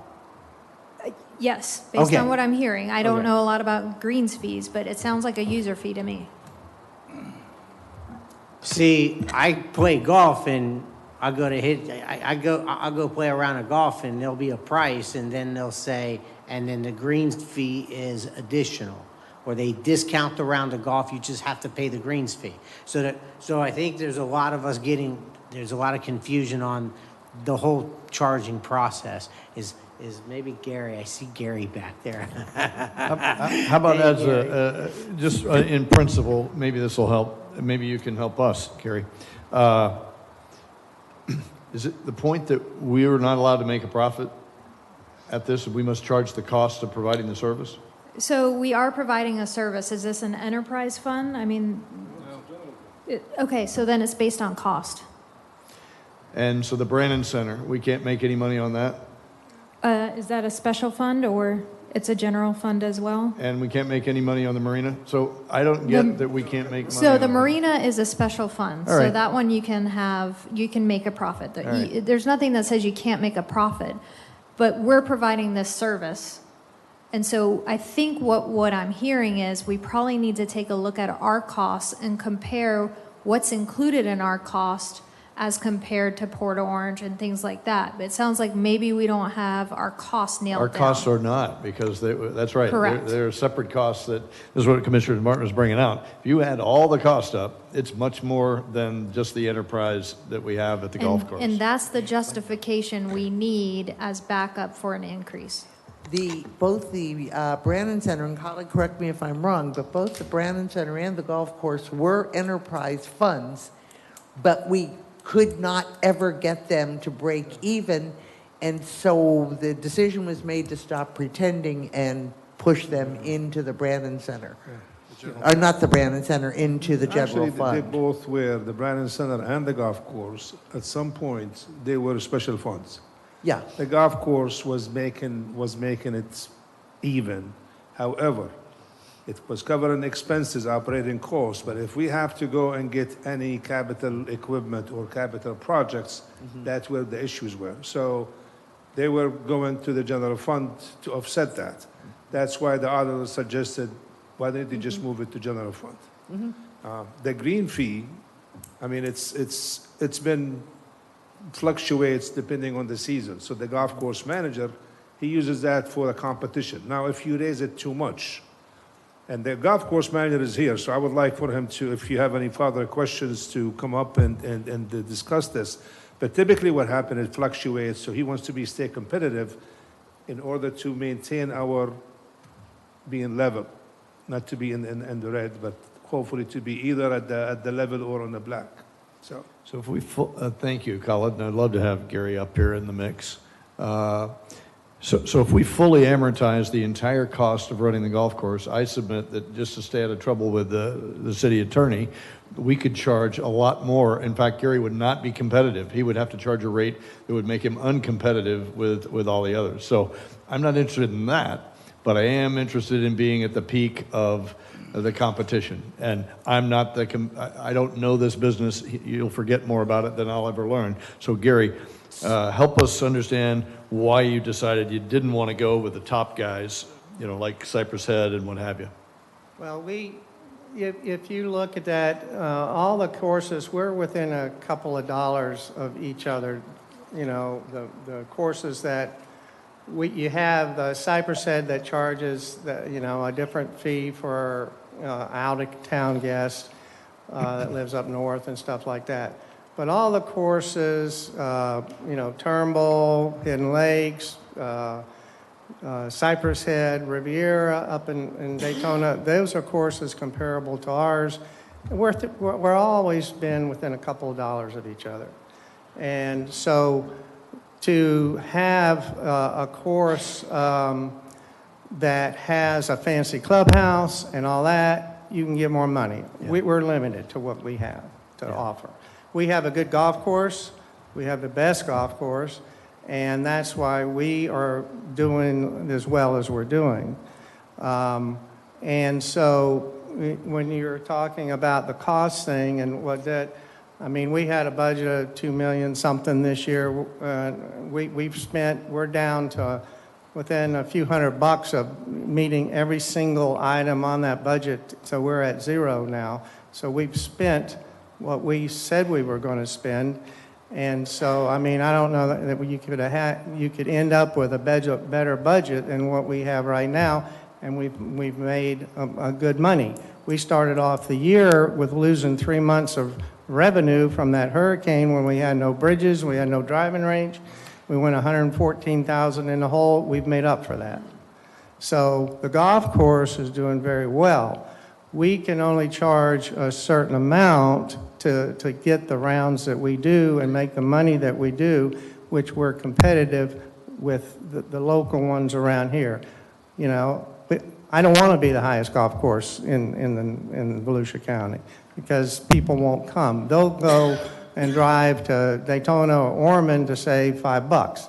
So if we can fill our courses, which we do in the wintertime, you can't even get a tea time. So, we're charging, what we think. We were $55 this year.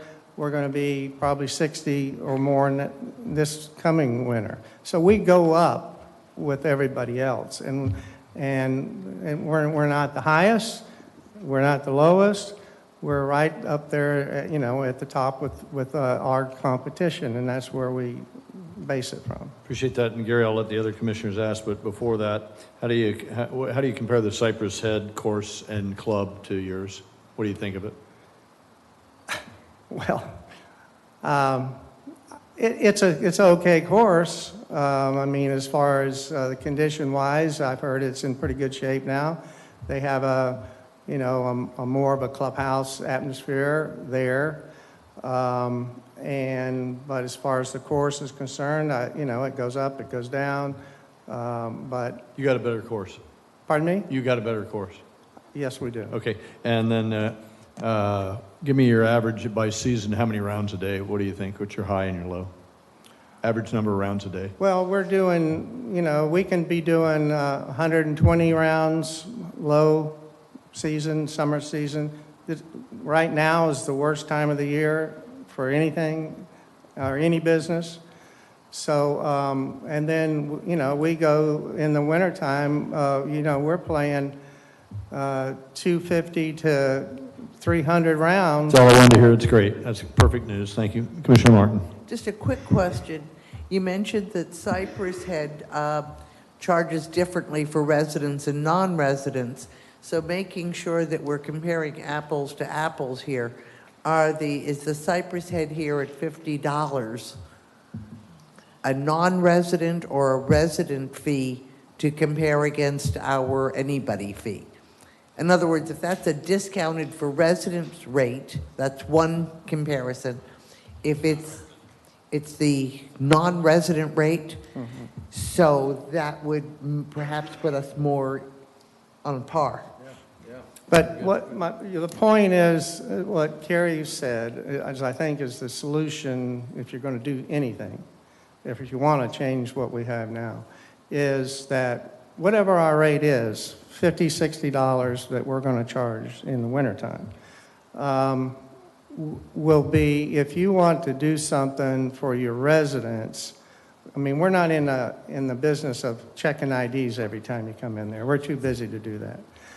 Is that, if you want to give the resident of New Smyrna some kind of a discount on greens fees, Joe Blow comes in off the street, I want to play golf today, and I live here, and, we pretty much know that who lives here, and, we give them a couple bucks off or whatever it is, and that would be fine, but what we have still our top rate that, we're charging on everyday people. We get hundreds of, greens fee players on Golf Now, and they're booking times and all that kind of stuff. Whatever we post on that, that's what we have to charge. We can't give a discount, on that. That's Got it. I'm going to let Commissioner Martin ask a question or two, but just so we stay out of trouble with from a legal perspective, fully amortizing or fully loading and burdening our entire cost for the golf course will help us stay where we're not gouging, and so I think that accounting needs to be done. And then offering the discount for the locals is the marketing that you want to be famous for. Yes, we offer our locals a discount, and however we figure out how to do that, into your capable hands to do that. Commissioner Martin. Just a different way of looking at things, as was brought to me, that right now residents functionally, property owners I should say, functionally pay more to play golf than non-residents, because we do subsidize with various capital equipment from our property taxes, and therefore that golfer is paying whatever fees he pays to belong or play at the club, but he is also putting money in through his property taxes. So feeling doubly like it's insulting that I pay more than a non-resident to play at our municipal golf course. So just a perspective I for think you. they favor giving a discount. They had it the other way, and I think we found that was legally challenging. So you just reverse the lexicon to saying, instead of a user fee, you're going to say, okay, I'm going to have everybody pay this fee, and if you're local, you get to pay this fee. I have a question as well. So I have, Commissioner Perine? if I can, go ahead. On your golf memberships, you said this is the second year, so the CPI increases are going to be going into effect. I don't see your totals for the entire city for that. What kind of impact is that going to be? Do you know what that increase is going to generate Yes. in new revenue? Yes, I had submitted this slideshow before we had the figures finalized. The $1,500 for the single annual membership will go to $1,545, so a $45 increase. Let's see, the household membership goes to $2,317.50, so about, let's see, $67.50 of an increase for the next line down. Are you following me? Yes, but I'm just wondering what the grand total results are going to be from this increase based on the number of memberships that you have. Right now, we have 106 members, so, you know, obviously, we invite more members to join, and that number will vary, but it'll be around that figure. So you don't know the new revenue that we're going to get from the CPI? So, I mean, $45 for a single, or between, say $50, roughly, times about 100 households. So that's our range. So we're looking about It's like $50,000 $5,000 for that, $5,000. and I got 30,000 for the annual memberships. Is that about right? Yeah, roughly. Thank you. Good? Sure. No? I'm in favor of this discount as long as we don't go negative. I think So you've got to bump my up the my fees to do question to the that. commission, if I can get some clarity on your preference, if we go with a discount, we're not generating new additional revenue. We're discounting the current revenue. No, they're saying No. raise your fees to the new rate and then discount. Well, that's the point of the user fee, to keep the rates flexible for the golf course manager. He has the flexibility to charge the rate, and if he wants to raise his fluctuating rates, he can do that. So if his air rating rate is $30 now, he can raise it to $33 and then give a local discount of $3. It's the same thing, Rob. Okay, Same I got you. So we're just instituting a locals discount to Yeah, whatever the. just lose the term user fee, because it's legally Okay. problematic. You following me? Right. That's right. So we're all okay. We're going to increase fees across the board and then give a discount from that increase to the residents. And Is now, that- depending on what you want to use for the discount or the reduced rates. So is it $2, is it $2.50, or $3? Sir, commission opinion about that? I'm a $3 guy. I'm a $3. Without objection, okay, you got some guidance there. Any other parts of presentation, Gary? Anything else that we need to know? What didn't we ask that we should have? Well, nothing. You know, the golf course is doing well, very well. And in spite of, you know, people saying that, you know, it loses money all the time. I mean, it did, but now it doesn't anymore. So that's out the window. The thing about what was said about, you know, the residents are saying, well, I pay taxes, you know, and plus I'm paying whatever the greens fees are. They've never said that to me. And I've been there 15 years. They've never said that to me. Now, they may say it to you guys, but they don't say it to me when they come in. They don't complain of that. All right, I appreciate that. They won't get a tea time if they do. So I get you. All right, any other questions for the director or our golf pro? Thank you both very much. Gary, thank you for doing an outstanding job out there. Thank you. Okay. Thanks, Gary. Okay, that was the first half. Round two. Yeah. Okay, so we've got our city marina proposal, and this one's a little more complicated than the initial one, so I hope we can bear with me. Let me get through it, and then we'll go to questions, please. So current rates, we offer a daily, weekly, and monthly rate. Daily is $2 a foot, weekly is $12 a foot, monthly is $18 a foot. We also offer 30 and 50 amp electricity. What we're discussing, there's two proposals. One is strictly CPI that doesn't touch anything, and then another is a remodel of the rates. This is very small, but this will help illustrate why we propose the revamp. If you look at the highlighted sections, the first one is days 6 and 7 of a 60-day stay. And if you look at the current model, days 6 and 7 cost the same amount. They both cost $360. So you're basically getting 7 days for the cost of 6. If you jump down to days 29 and 30, day 29 in the current model would cost $1,500. Day 30 would cost $540. So there's basically $1,000 for staying an extra day. So, and those are the two instances that every 7th day, you're getting a free day, pretty much. You're getting charged for 6.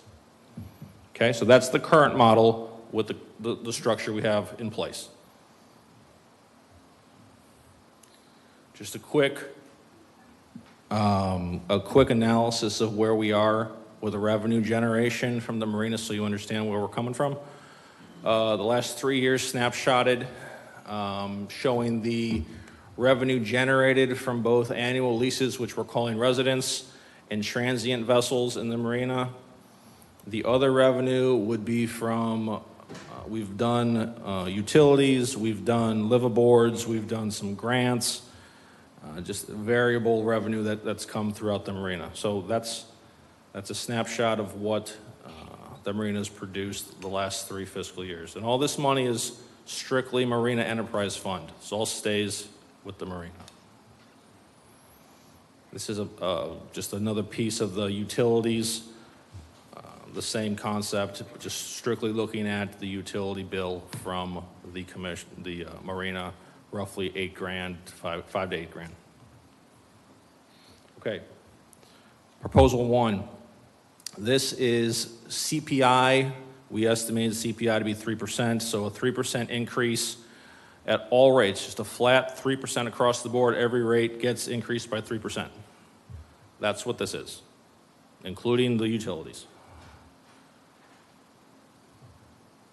This shows the impact of what a 3% rate increase would cost on each day on up to a 90-day stay. And these examples are, please keep in mind, this was a 30-foot boat. Okay, proposal 2, this addresses the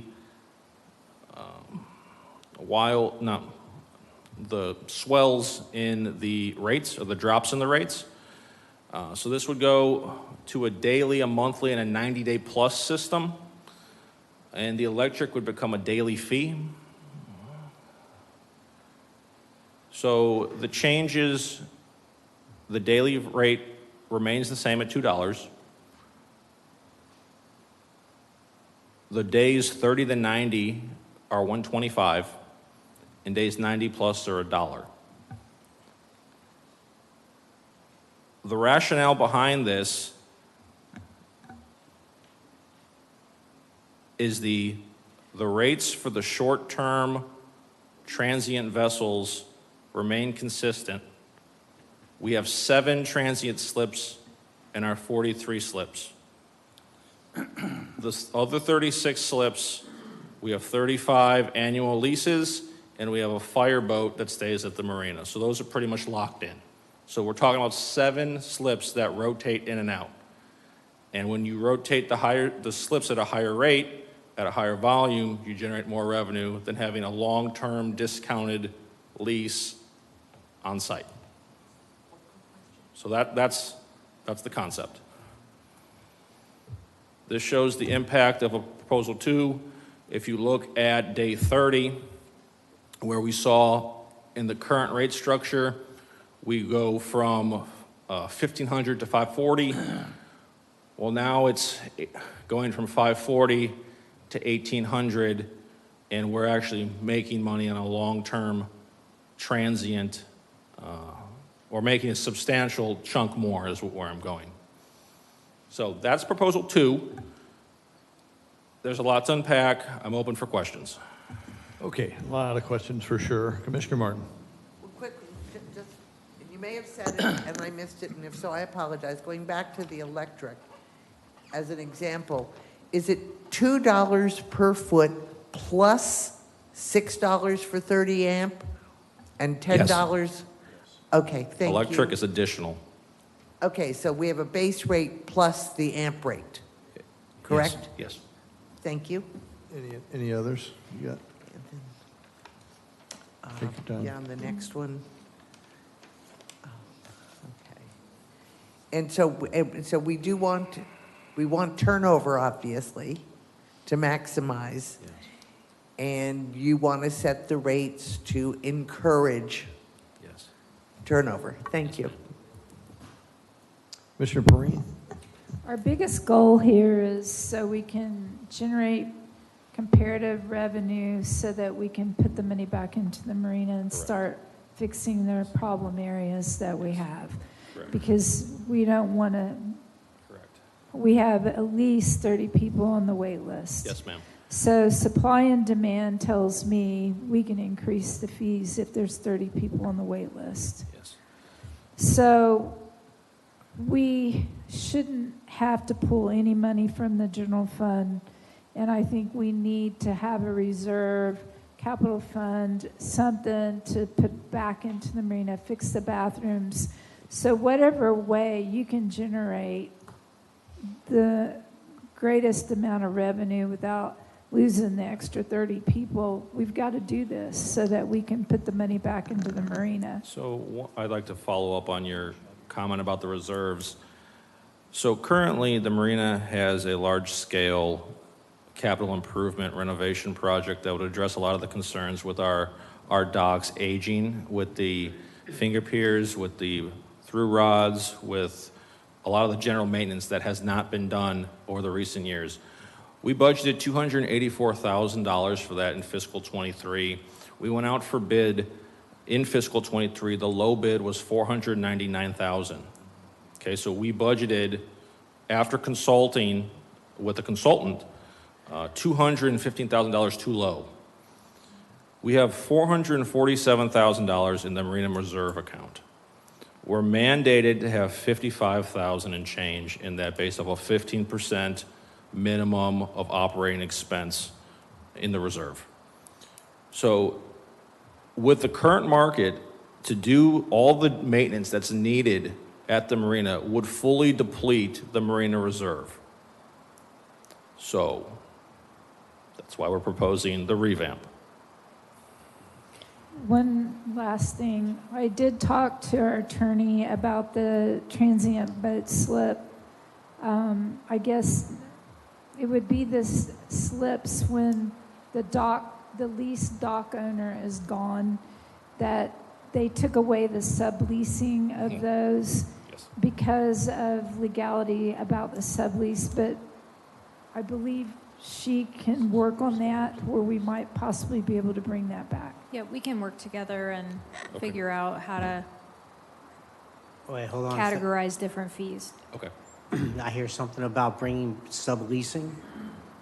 So Okay. when it's a best practice at marinas, both public and private, to if you have a long-term lease and you're gone for 2 or 3 months, Skipper Griner goes away to sail to Bermuda and comes back in 3 months. In the time he's gone, we would have the opportunity to release the place. Not the city. VC. The city. Got it. Okay, I just want to make sure I didn't hear that. And the city attorney is going to navigate how to get there, I think.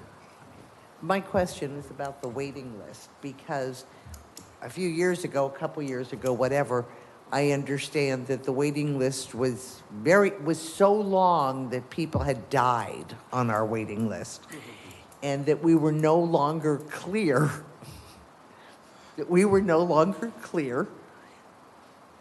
what were viable potential dock users. And so I know a lot of work was done on that. But to me, you know, with supply and demand, if we've got a huge demand, we're not charging enough. And so, you know, balancing that out, I would like to see a relatively short wait list with relatively high rates. Is that a fair statement? We have 30 on the list. And I don't know if that is a long list for this type of marina or a short list. I don't know. We had 200. Okay, so that we got a lot of people off the list. I still don't know if the reasonable number is 30 for this marina, or if we should still be increasing to reduce the waiting list. I guess if 200 was not reasonable, then 30 is reasonable, so. Well, except that 200 was for an unattended waiting list as opposed to a economic study or a comparison study with other marinas. So, Rob, you have to work on the list, make it 0, please. Okay? No, you want people on the waiting list. Hey, Rob, have you got a view on that? On the waiting list question? Have you got an informed view? What I know about the waiting list is the waiting list policy was recently revamped over the last 2 years, roughly. And when the new process to get on the waiting list was implemented, the number substantially dropped because of the new guidelines we were implementing. Not everybody just snapped your fingers and jumped back on. My only question is how does that waiting list now compare to comparable marinas? I mean, 30 might be a perfect number, but... Well, The waiting list represents 75% of our total capacity. I think it's a overly healthy waiting list, given the volume of slips that we have. We only can possibly rent 42 slips at maximum at one time. So exactly what Ron's saying, we are, if all the marina left, we could fill it up again pretty much instantaneously. So it certainly is an encouragement to keep raising those rates. Vice Mayor. Having been a boater, you keep raising those rates, you're going to have more and more boats out in the water on anchor. And you're going to have constituents that are going to be mad. You're going to have damaged vessels during hurricane season. So you can do what you want, but the problem is there's not enough of supply in Volusia County for all the boaters that we have. So it's not, you can't just keep raising rates until you run out of people on a list, because you know it's never going to solve your problem. You're just going to have those unintended consequences. They're going to all be out there in the river, choking the river down. So I don't think we need to be quite that extreme. I think we can you say just said raise keep the raising rates. the rate. You said No, keep I raising the said rates till we to get to a 0. reasonable waiting list. In other words, if we raise the rate so our waiting list is only 25. We set the rate. We set the waiting list at 30. We capped it at 30 2 years ago, because the old waiting list was we put your name on the waiting list, and we put your name on the waiting list, and we never bothered to even call those people and say, do you still want to be on the list? Have you died or whatever? So 2 years ago, they went through and revamped the entire list and said, we're going to cap it at 30.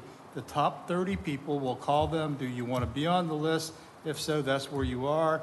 And everybody else, and then every year, they're supposed to confirm that those people still want to be on the list, so that we still have those top 30. That's insightful. Any other questions or comments from somebody who's been here for a little while? We headed in the right direction. You're making money at the rates you have now. So yes, we don't have enough money for repairs, but is that because our rates are too low, or because the market is so high for the construction people that with all of the storm damage, they're getting astronomical fees or charging astronomical fees for the repairs? So, you know, it's the same thing. And then your amenities aren't keeping up with your rate structure. You keep raising your rates, but you're not approving your amenities whatsoever. I think 2 years ago, we added designated parking spots. That's all they got when we raised their rates. Doesn't help a whole lot of people over there. So, is it your rates are too low, or, cost of construction is too high?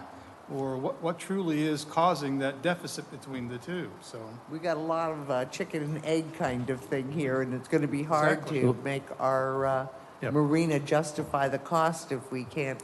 So let's go commissioner by commissioner, and then we can be done. Anything else from the vice mayor? Commissioner No, McGurk? I don't have a problem with fixing that gap period between the 7 days and 6 days. But I think the rates are comparable with the amenities and facilities you have. I mean, you're stuck in that little cove, so there's not a lot of fresh water coming through as like you are in some other places. And you're certainly not a yacht club or, have those type of amenities. So I think the rates are where they need to be. We just need to wait for the market to be better for the repairs. So I have two proposals. We have proposal one is just a strict 3% or a CPI increase, whichever we work out with finance, which we're going to do. And then proposal two is the revamp of the entire model. So if there's a consensus or a direction or an opinion from the commission that could guide us towards a preference of which model they'd like to see us pursue, I think that's what ideally I'd like to get from you guys. We'll help you get there. Give us a second. Anything else from you? Right. All right, Commissioner McGurk. The marina has never been profitable. The marina will never be profitable. It will never cover its debt service. The marina will never be able to pay for all of its operating expenses and all of its repairs in its entirety. The decision you have to make is, do you want a pure market-based system where we keep going up in price until we're maximizing the amount we can get, maximizing the amount of revenue? Or do you want some sort of threshold where it's more of a first come, first serve balance out, or do you want it to be purely financial? We did this 2 years ago. Randy just gave a very good description of what we did. So has Rob, and I'm open to hear the suggestion if you guys want to go in a different direction. Really good. So just a few questions. Thank you, Commissioner McGurk. Just a few. Who do you benchmark against, both from comparative of what you got? Is it like Daytona Marina? Sure. Again, this small slides, or small font for comparison slides, because there's such a volume. Our nearest municipal marina is going to be Halifax in Daytona. Yeah. Halifax is enormous. It's huge. We are basically a tenth the size of Halifax. Yep. So it's hard to compare truly to them. Other local marinas are operated privately. We are currently comparable. We're average with pricing in comparison to them. Got it. So. There's some municipal marinas to the south or in Cocoa, whatever, that may be more closer to our size. I would commend you expand your circle of comparative for pricing. Okay. For amenities, I'm sensitive to, you can't keep charging more and deliver the same product. If you want to charge more, you got to deliver a better product because it's a value proposition. What's your occupancy or your vacancy rate, and how does it compare to other municipal marinas for that? So a comparison on occupancy rate is difficult to wrangle. I got with Jim and tried to see if we could get a comparison. We're currently working on that, but we don't have that figure. Our rate right now, keep in mind, we only have 7 transient slips. At a given time in season, which is the winter, we're 80%. About probably 6 of those slips are filled. And now when it's not season, it's probably 3 or 4 of those slips are filled. But you're only talking 7 slips, the rest of it's all filled up all Correct. the time. It's a small deal. Okay, perfect. So loud and clear, you're asking for direction on option 1, option 2. Option 1 is a CPI, option 2 is a revamp. The revamp seems like a much simpler way to operate. Do you have a preference? I spoke with both the assistant city manager and the city manager, and our preference is the revamp. Got it. That helps us. And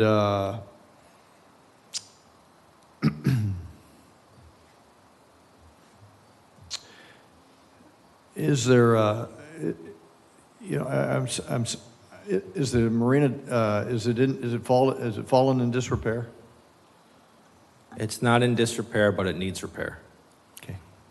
And so by waiting, your consultant, whatever you paid him wasn't worth it because he missed the mark by 200,000, and now a year or two later, it's going to be again that much more because the demand for those services keep going up, and having a dock and understanding what it takes and watching neighbors pay exorbitant fees, I think we're in for a bath. We're gonna be troubled just to get it dug on fixed. So it's probably worth getting your oar in the water, and I don't know how we're gonna budget our way out of that, because I don't think the marina will be able to afford it. I don't think there's anything in the budget this year for a $500,000 repair or more.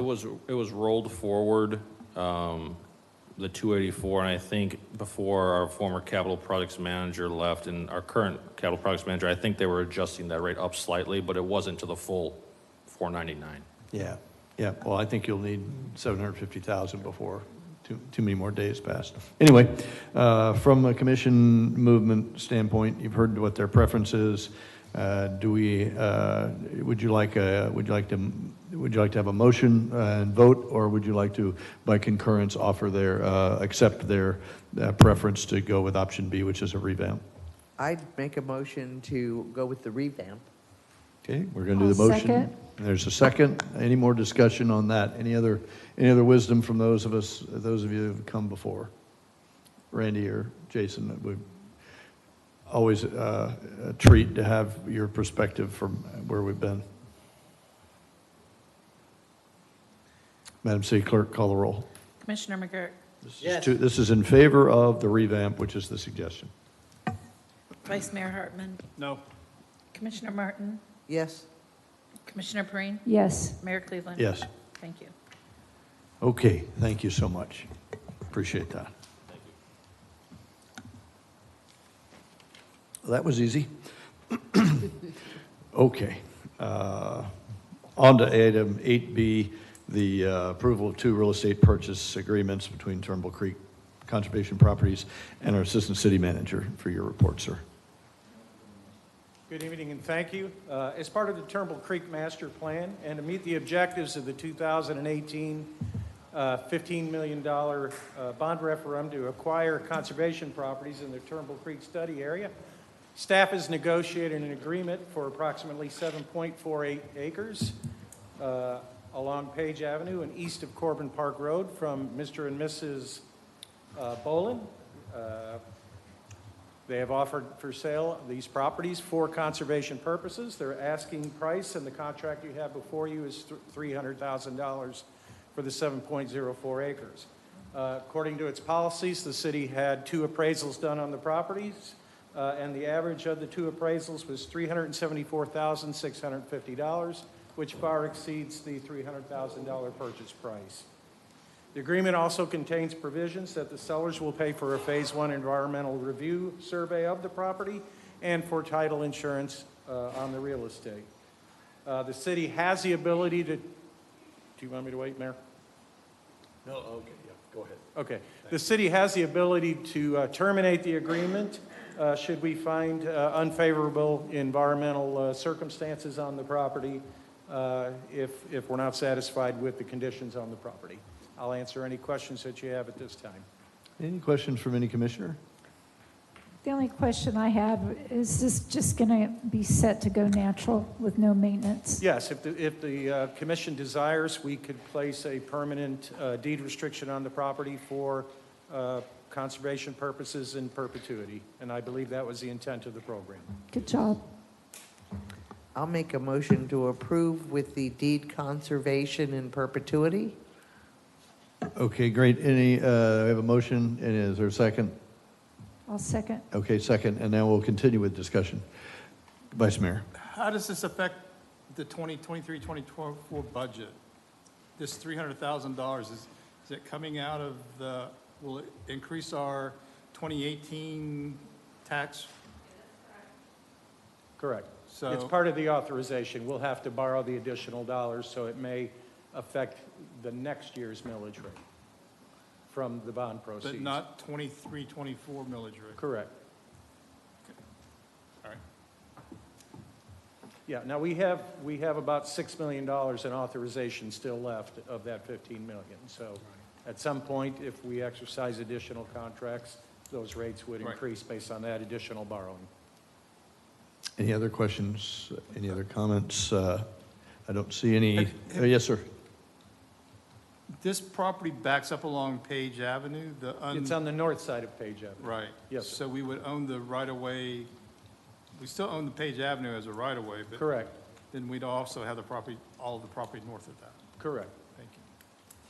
Can you comment about why they would sell it to us significantly under market? Well, Do you have know, any insight of that? Mr. Baldwin's a nice gentleman. He said, you know what, I could probably get more if I sold it to a developer, but I want to keep my house here, and I don't want anything around it, so I want to sell it to you folks. That's a quote from Mr. Baldwin. Love it. Love it. Any other questions or comments? Okay, we have a motion on the floor to approve the Joanna Baldwin and the Joanna Freddie Baldwin real estate purchase agreements, authorizing the city manager to execute the documents necessary to effectuate the acquisition of these properties. We have a motion and a second. We've discussed it. Madam City Clerk, please call the roll. Commissioner McGurk? Yes. Vice Mayor Hartman? Yes. Commissioner Martin? Yes. Commissioner Preen? Yes. Mayor Cleveland? Yes. Thank you. Okay, on to ordinances, second readings and public hearings. Thank you very much, Mr. Niebert, for your very thorough report. So item 9A, Madam City Attorney, would you please read it by title only? Ordinance number 6423, an ordinance adopting the annual budget for the Utilities Commission, City of New Smyrna Beach, for fiscal year ending September 30th, 2024, providing for public hearing, providing for conflicting ordinances, providing for severability, and providing an effective date. Thank you very much. I see the CFO, Mr. Chavez, here in the crowd. Sir, would you like to say a few words? Good evening, Commissioners. So the budget submitted before you for approval was approved by us at the regular meeting in June 26. The budget contains sufficient funding for our day-to-day operations as well as our 10-year CIP, capital improvement plans. The plan and the related modernization roadmap include continued funding of our application of systems and the technology that we're doing to improve the reliability and resiliency. Our plan also has adequate revenue to support our operations and bond repayment. Currently, our debt service coverage is 3.86 times for our bond obligations. In addition, our Fitch and Moody's provided us excellent ratings, as well as Fitch provides an annual assessment and has reiterated those ratings. So in summary, our budget funds both normal operations as well as our CIP, and we ask that you approve the budget as submitted.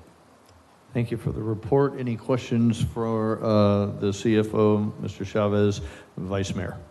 Aren't you glad the utilities don't own a golf course in the marina? Yes, thank you. Nice. Any other comments or questions?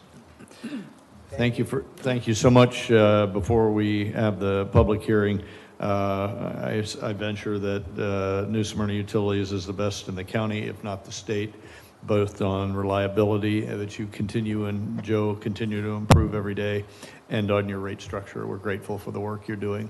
Thank you. And the reliability increases are noted all around the city. Thank you. We appreciate it. Sir. Public hearing is now open. If there are any citizen who wishes to speak, please approach the podium and we'll listen to your comments at this time. Seeing none, public participation is still closed. May I have a motion, please, to adopt ordinance 6423? Move to approve. Second. We have a motion and a second. City Clerk, please call the roll. Vice Mayor Hartman? Yes. Commissioner Martin? Yes. Commissioner Preen? Yes. Commissioner McGurk? Yes. Mayor Cleveland? Yes. Ordinance 6423 has been adopted. And now on to item 9B, Resolution 5423. Madam City Attorney, over to you, please. Resolution number 5423, a resolution of the City of New Smyrna Beach determining the amount and fixing the rate of taxation and making the annual property ad valorem levy in the amount of 4.4150 mils per $1,000 exempt for general fund operations year beginning October 1, 2023 through September 30th, 2024, which represents a 22.87% increase from the rollback rate of 3.5931 and providing an effective date. Mr. Mayor? Yes, sir. Just a couple of things. Just want to kind of clarify on the 22% increase. So typically what happened is the Florida statute require that we state the percentage increase from the rollback. However, as you've seen in the first reading, our actual increase is 9.89% from the current millage that we have. So I just want to make sure that is clear. That's wonderful, and that's clear. Is there a reason that can't be stated? We can state it in the thing. I thought this is the Florida statute, but according to the city attorney, we could have probably added another statement underneath. So I think that would be helpful for public consumption. I don't want to violate anything, Carrie, but it changes the flavor. Those that are uninitiated will see that as a headline rather than its 9.89% increase from last year. I think it's helpful and more definitive. If you do you oppose that, or do you think that is worthy of doing? This is just the advertised title, so I needed to stick with what's there. Next year, we can add in the percentage increase from current millage. Very good. Okay. So that's one, Mayor. And then the second thing is we have a presentation for you, which is the same one we presented on the first reading. Do you want to see the same presentation? No changes. There was a one minor change. We had $250,000 for the hazard mitigation grant. It's stated in the time it's for Ian. It's for Ian and Nicole. So that's the only thing. We just added Nicole to the mix. Thank you very much. I appreciate that. And so will this stand, Director Eckroff has nothing more to offer unless we have questions. Unless if you have questions, we're ready to answer. And also, Vice Mayor Hartman has asked for a couple of changes. I did not make the changes because I want to make sure that I bring it to the commission. Some of his changes, we had a $25,000 out of recreation impact fee for the Detweiler Park study. We've had a park master plan study, so we don't need that study. That one will come out going back to the impact fees. I have discussed with the general manager, CEO for the utilities about the $40,000 for the fire hydrants. We had an agreement back in 2018 regarding the fire hydrants, but I discussed it with Mr. Bunch. He's in agreement that that should be the utilities' responsibility. So he is going to have their attorney to work with our attorney to have to see how we could maybe revise our agreement from 2018, and then this way they will be responsible for the maintenance of the fire hydrants. So that's one. And he had another, I think, two other items that I think I'm going to have Vice Mayor bring him up. Thank you for that. Go ahead, sir. We approved the first step shelter, but that wasn't in the original budgeting process. So I'm curious as to where that money is going to come from to fund that next year, the $56,000.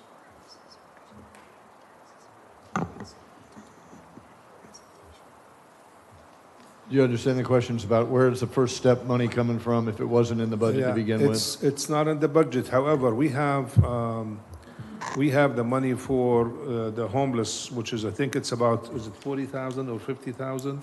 That we will have that. And I know you want to keep that for the churches because they still provide the service. But hopefully, we're hoping that if we provide the service through First Step, that will stop. And then we just have to figure out, I think you have suggested some other item to be included to that one. So I think right now it's about 60,000, Chief? the first step. 56, so 56,000. And I have the 40 from the fire hydrants.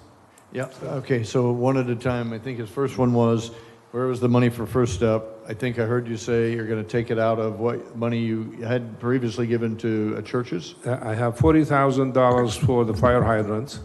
And Fire then hydrants. also, we have $40,000 or $50,000 for the churches. So I could take that 17,000 from that, add it to the 40, and that would be the first step.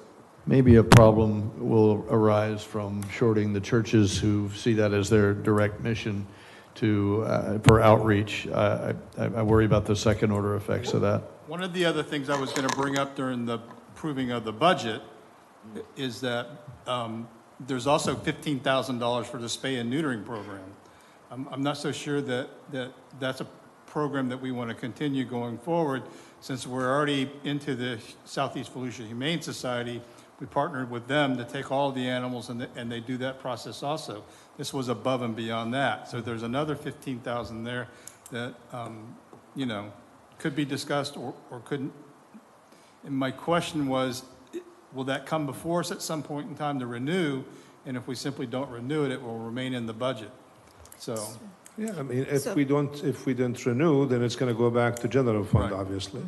So we will, I think it's 56,000. I already have the 40, so I think it'd be easy done, so it shouldn't be a problem.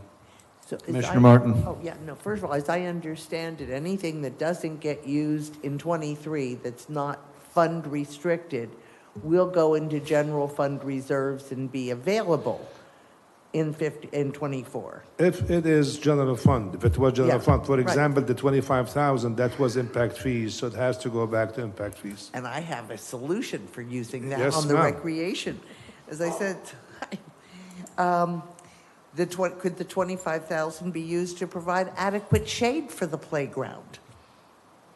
The shade on that playground structure is, shall we say, subpar. And it would be lovely if we could just sweetly transfer. Which park are you talking about? Detweiler Park, the Detweiler? 25,000 that we're not using for an optimization study. And Rob is saying, no, we can't use it to provide shade. I'm sure he has a It good cannot reason. be, it cannot be used impact fees. No, I understand. It That's has why to I be- kept that right there on the Detweiler Park. Yeah, but If it has, was it recreation, has, it cannot be maintenance or repair. So it has to be something new. so how could it be a study, but not, okay, I'll leave it alone. Study is something, you're studying something new. The repair is something existing that you have, so. Okay. Well, we'll discuss later. I mean, if the money is there, well, it's no problem. But we Okay. have to make sure that it doesn't violate the restrictions on the impact fees. Understood, which is why I thought it was a pass. Any other questions from the Vice Mayor? No. You get satisfied? Commissioner McGurk, Commissioner Martin, Commissioner Perrine? I think you got off with no hardball. Just for clarity, though, I think you got the money to pay for the homeless First Step program without tapping the church money, or you must tap the church money? No, well, I mean, it's only 16,000, so we'll figure it out. I Okay. don't have to tap on it, but he mentioned about the cats neutering, so if we could get away with that one, I think that's another 15 or 16,000, so. it was increased 10,000 over this year's budget. So even if we just leave it at last year's budget, I think Okay, thanks. Just they'll be happy. Okay, very good, thank you. Yes, ma'am. Just one quick question. I noticed the Station 52 traffic signal is on the list for '24, but I also know that they're trying to do that in connection with the design for the egress of the highway. I'm trying to figure out what the likelihood is of us actually spending any money. Yeah, but that's, remember, that's a transportation impact fees. I understand. I'm talking about transportation impact fee and just simply the likelihood of any of that money being spent this year. Well, it depends how fast we go on the traffic light. Right now, I don't see any activity on the. I don't either, which is why so- I asked the question, and I think it may be, I think that may be sitting in the Transportation Impact Fund gaining interest for another year. But that's also we find pots of that to make up for staff. Plus, we have commitments with them too. So we have a letter of commitment from the Hyatts based on the construction cost that actually cost for the traffic light. So I just wanted to know what the likelihood was of us moving or taking any financial action on it in fiscal '24, and it looks like it's unlikely, and that's it. Thanks. So that light is also on the TPO's project list for additional funding from other sources. So, and I'm sure that you know from the meeting our representatives that if you have skin in the game or you have money that's kind of designated for a project, you're more likely to get additional funding or grants from other sources if they show that you have an interest.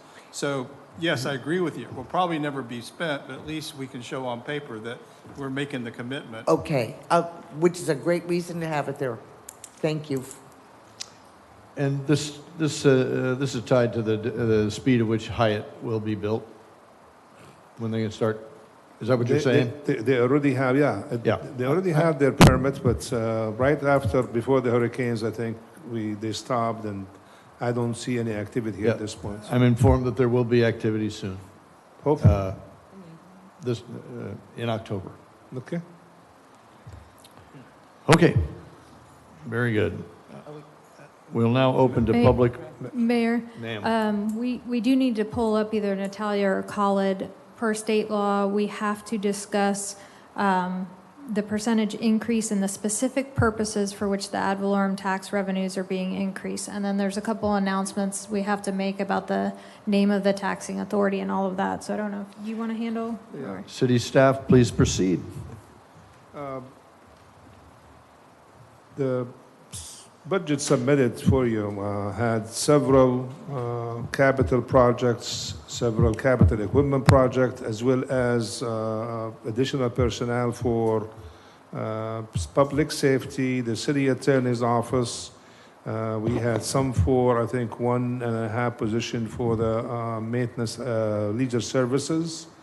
Also some for the airport. Even though some of these positions did not affect the general fund, but most of the positions and the capital equipment and the capital projects directly impact the general fund. As a result of these additional staff members and also additional capital improvement projects, that required us to increase the taxes 9.89% over the current millage, which means it turns out to be 22% over the rollback. So.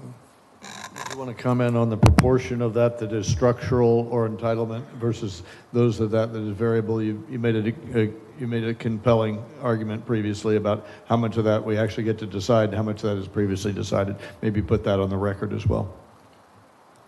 I didn't get that. 7% structural, 2.5%. Absolutely.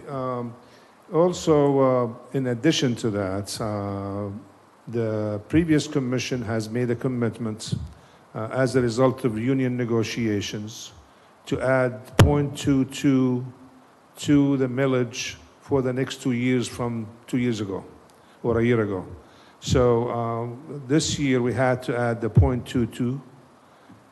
So that's, and also the additional personnel staff added, capital equipment, capital projects, that by itself added to 7.31. That was just the basic additions to the budget. So the total percentage is 9.89. So if you take 9.89 from 7.31, 2.58% is really the actual increase in the millage from the current millage. Yes, ma'am. And last thing, the name of the taxing authority is the City of New Smyrna Beach. And with that, we can open the public hearing. Perfect. Thank you so much. Public hearing is now open. If there's any citizens that would like to speak on the topic of the budget, please come forward at this time. You'll be given 3 minutes. Seeing none, public participation is now closed. Is there a motion to adopt Resolution 5423? So moved. A motion Second. and a second. Madam City Clerk, please call the roll on adopting the budget. Commissioner Martin? Yes. Commissioner Perine? Yes. Commissioner McGurk? Yes. Vice Mayor Hartman? Yes. Mayor Cleveland? Yes. Thank you. Resolution 5423 has been adopted. Let's move on to item 9C, Resolution 5523. Madam City Attorney. Resolution number 5523, a resolution of the City of New Smyrna Beach determining the amount and fixing the rate of taxation and making the annual property ad valorem levy in the amount of .1900 mils per $1,000 of non-exempt assessed value for INS 2005 voted debt service for fiscal year beginning October 1, 2023 through September 30th, 2024, and providing an effective date. Thank you. Mr. City Manager, please set it up for us. This is it's a bond that the city got back in 2005 for several capital projects. They had 4 fire stations and 1 police station, and also a sidewalk. It should be sunset, I think, in about a year. July of 2024. July of 2024, it would sunset, and we will not have that anymore. So, very good. Thank you very much. Any more to add, Finance Director, to the report? Are we good? Okay, very good. Public hearing is now open. If there are any citizens who wish to speak on item 5523, please come forward at this time. Seeing none, public participation is closed. Is there any discussion from the commission on this item? May I have a motion then to adopt Resolution 5523? Motion to adopt Resolution 5523. Thank you. Is there a second? I'll second. We have a motion and a second. Madam City Clerk, please call the roll. Commissioner Perine? Yes. Commissioner McGurk? Yes. Vice Mayor Hartman? Yes. Commissioner Martin? Yes. Mayor Cleveland? Yes. On to item 9D, which is Resolution 5623.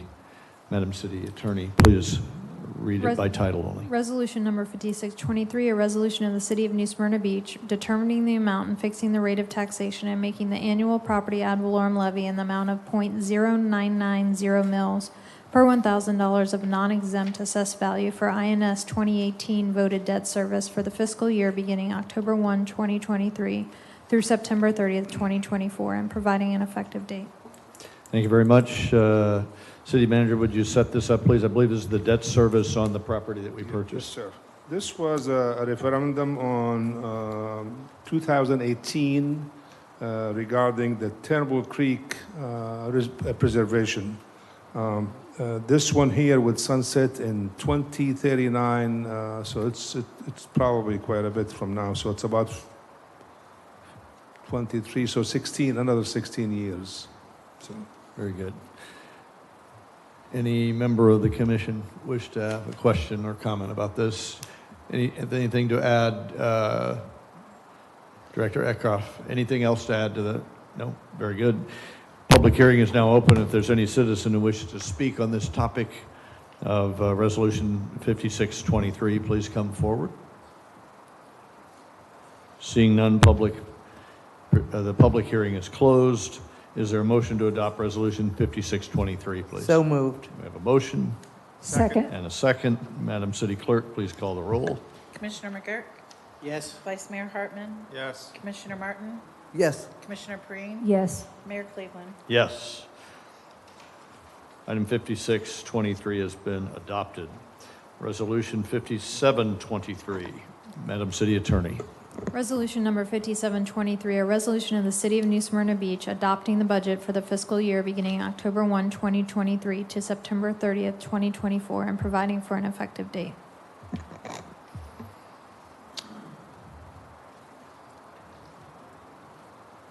City Manager, anything to set up on this one?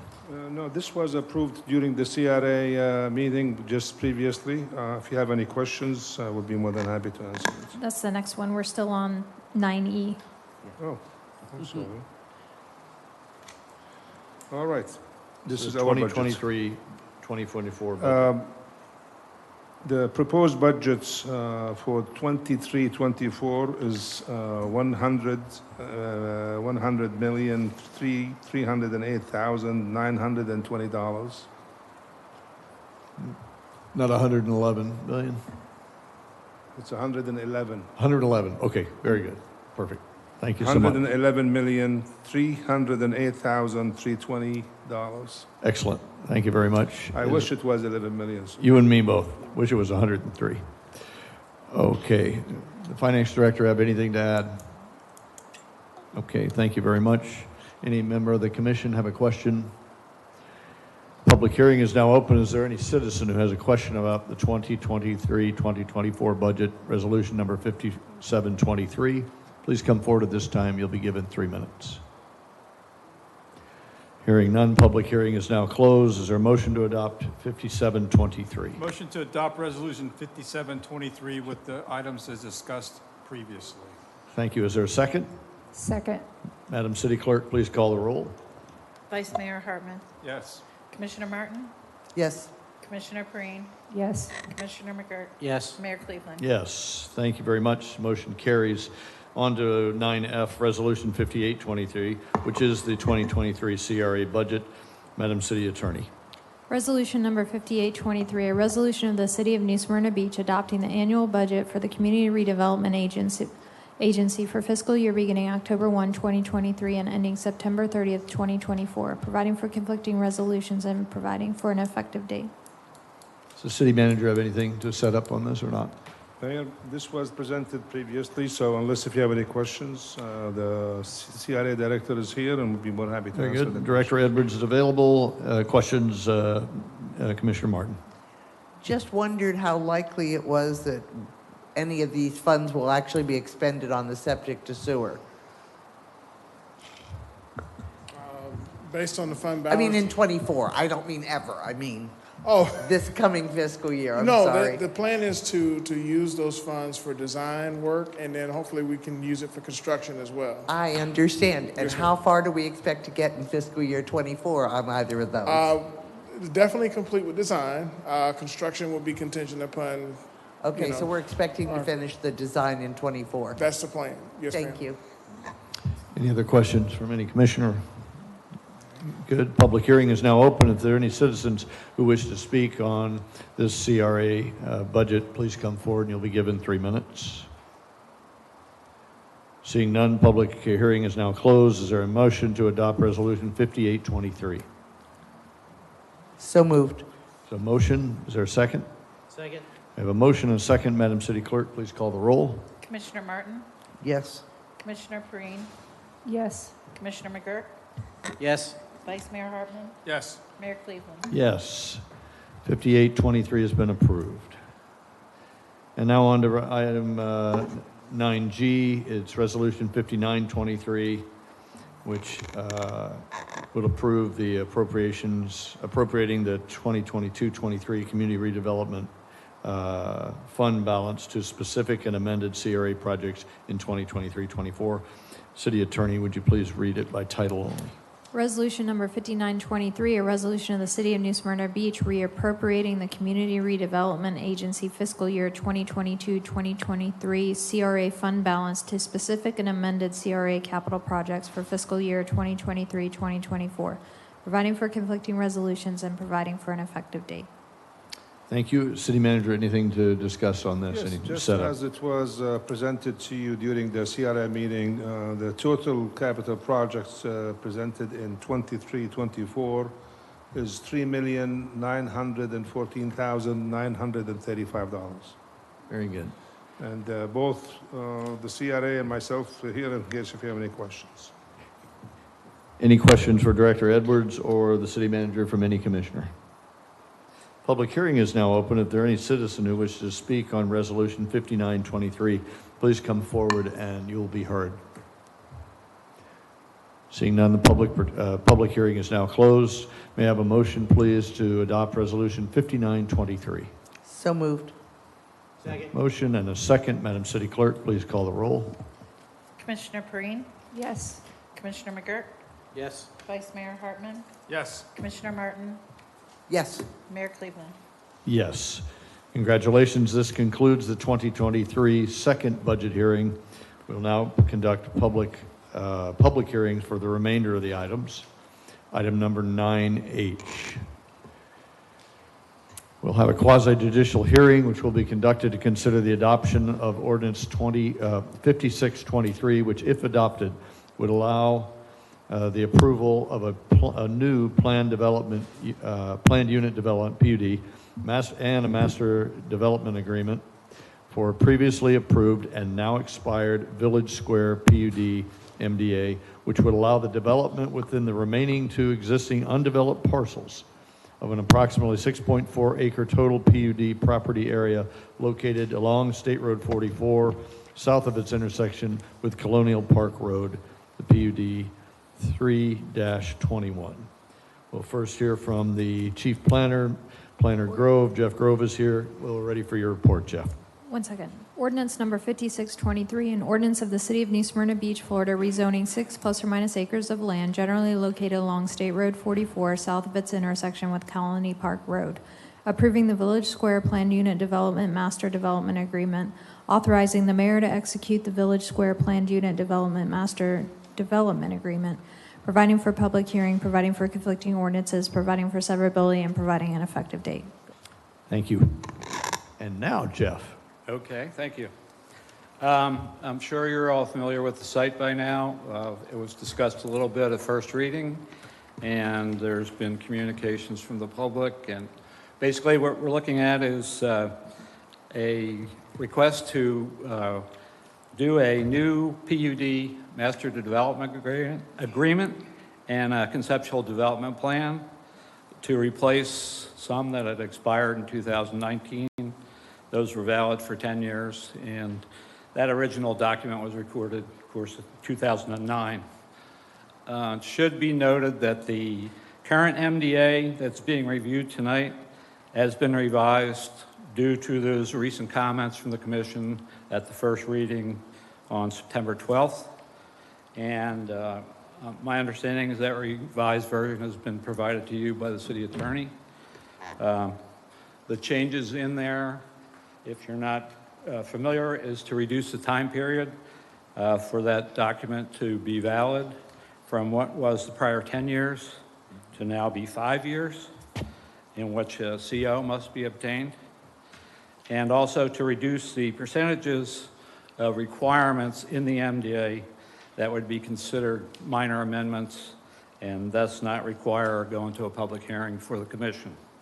So those revisions occurred during communications over the past 2 weeks, and that's why some of the staff report documents were not able to be revised prior to the meeting date. The history of the site: commercial PUD zoning has been in place on this property since at least 1993, according to our old zoning maps. But at that time, the western extent of the city limits was Glencoe Road. While this PUD was recorded in 2009, it was actually applied for 2 years prior in 2007. If you look at the files, there's an extensive review process that involved area residents, meetings with them, and that explains some of the provisions of that previous and now expired MDA.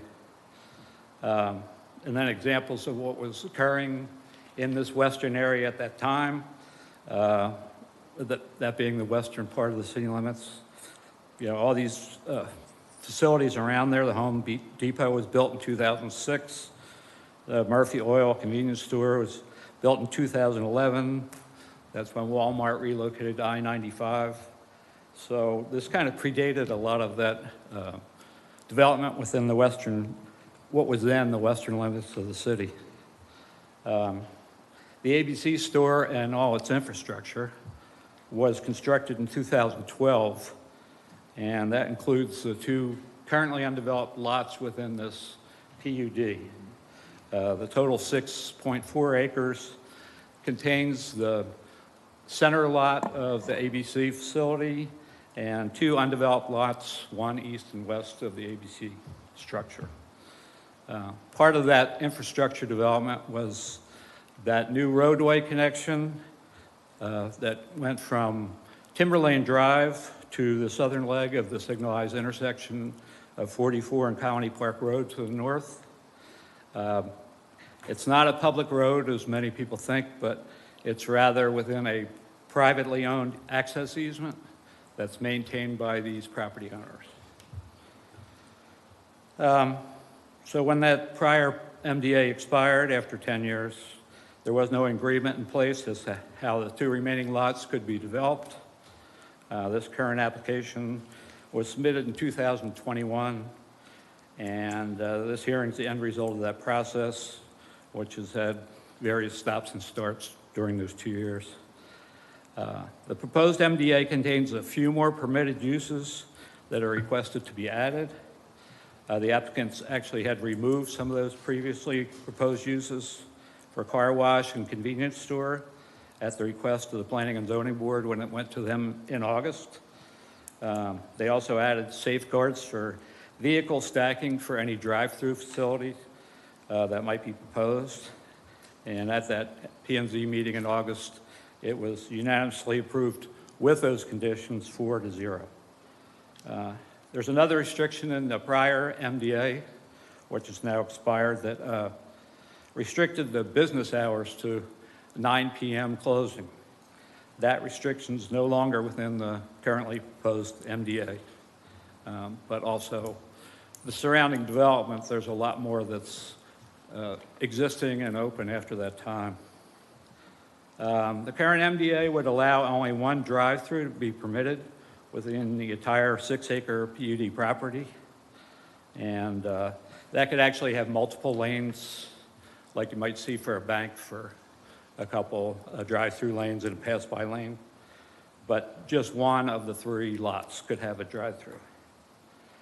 And then along with these changes, we requested that existing access easement, the private roadway there, be formally stated within the MDA to be open to the public, and they did provide that. So that will be open to the public because of that MDA requirement, but still be maintained by the property owners. Otherwise, the MDA and the CDP conceptual plan largely mirrors what was previously approved, providing for the same building setbacks, perimeter landscape buffers, 30% minimum open space, all within the site. They submitted a new TIA, traffic impact analysis, that was reviewed and approved by our consultant for that.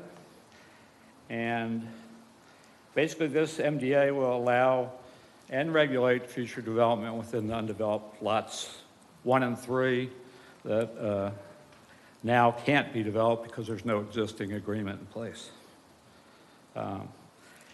Along with that, their development would require future site plan applications for those 2 lots. So this is not the end result of the process, but rather just what sets the rules for those site plan applications to come. With that, our staff recommendation is for approval of that revised MDA text and the associated conceptual development plan, which did not require any revisions from what was posted previously. The applicant group's here to discuss this and any revisions that were or may still be made.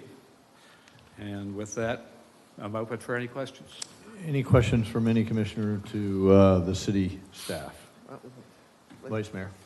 So Jeff, you said only one of the lots would provide a drive-through? Right, the way the language is stated, there's only one drive-through allowed within the entire PUD, so one of the 3 lots only can have a drive-through. And if I read this, the document, it says the drive-through facility notes. They're limited to, on lot 1, only to westerly or southerly side. Lot 2 is only the southerly, the principal building, and then lot 3 only easterly or southerly side of the principal building. And then there's also language in there that drive-through lanes will not adversely impact outside circulation or access roads interior to the property or any significant manner using appropriate and comparable industrial standards and comparable data. So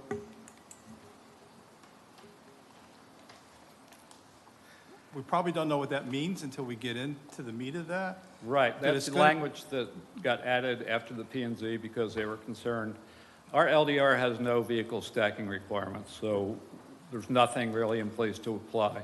This rather than quickly come up with some formula for some use that we did not know could or wouldn't happen, we just applied this language, and when they do submit a site plan, this will allow us to enforce what are the reasonably accepted standards. So given that language and some of the concerns of the residents that are out there, if in fact they do want to develop a form of business that has a drive-through, it's going to be limited to only one of the two parcels, and what side the drive-through window is going to be located on is dependent upon which Lot 1 or Lot 3 is developed, so it really restricts it, and then it has to not impede traffic in any such way, so. Right.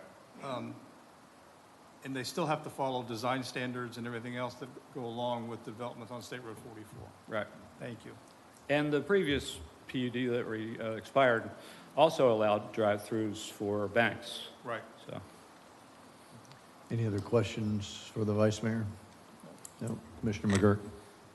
So I'm looking at the aerial view, and I see where the rear setback is 25 feet in the MDA. Is that correct? The 25 feet?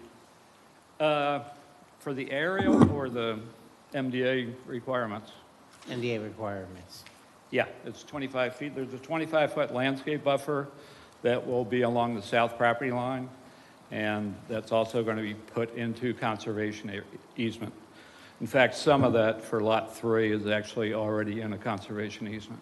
So I'm looking at the aerial view. The middle property that's already developed looks to have a sizable rear setback because there's water, appears to be water retention back there. Right. So what I'd like to see is that continued on the third lot. You've got some houses in back here, 25 feet on a rear setback along those houses on the lot close to the east, furthest to the east. The lot furthest to the west, because of the way it's shaped, I don't think the 25-foot rear setback is going to be a problem. But you've got a few houses back here. Are you talking about in the southeast corner? Yes. Okay. There's actually more of a setback and more of a restriction there. There's an existing conservation easement. I don't know if you have this, the CDP copy with the yellow colored area. That's actually what's in conservation easement now. So they're restricted from having any buildings in there. They do have some driveway in there, but it's all a great distance from the property lines. Okay, so there's an odd, I don't have that colored map that you're describing, but I'm looking on the third lot. Right, that is the third Closest lot. to the east, and there's a section that dips down. Right. Is that all part of a conservation easement? Yes. Okay, so that can't be developed. No, that's already in a recorded conservation easement. Okay, so where would that 25-foot setback actually start? Or what part is the rear setback of this property? How much of this rear part of that property to the southeast is going to be undeveloped and in some sort of conservation? Again, I don't know if you can pull up your exhibits on there. What do you have it? What is it? It's in the agenda package. Do we have that, Kelly? It's Do we have that Exhibit we G. can pull up for the crowd? Yeah, well, what It's G. G? Yeah. Thank you. And then it's CDP Chash too. Yeah, the setbacks would still be measured from the property lines, but in this case, they wouldn't apply because the conservation easement prohibits any development within there, other than just as a little bit of a driveway that's planned within it. Okay, harder for me to tell where And actually, the that's, property line is, but, so that, yes, that shaded yellow area is, you're saying is conservation? yeah, actually, I'm a little off with the conservation. The yellow is what's a low-density residential future land use. But there is a note right above that conservation easement, Lot 3 only, and that's got a dash line that's east of that. So, Yeah. okay. I'd like to tell you I'm following exactly what you're saying, but I'm not. Where I'm getting at is, I want there to be I want more than 25 feet from the property line being a buffer. That's all, that's what I'm getting at. Yeah, it's actually on the survey since it's already recorded. Thank you.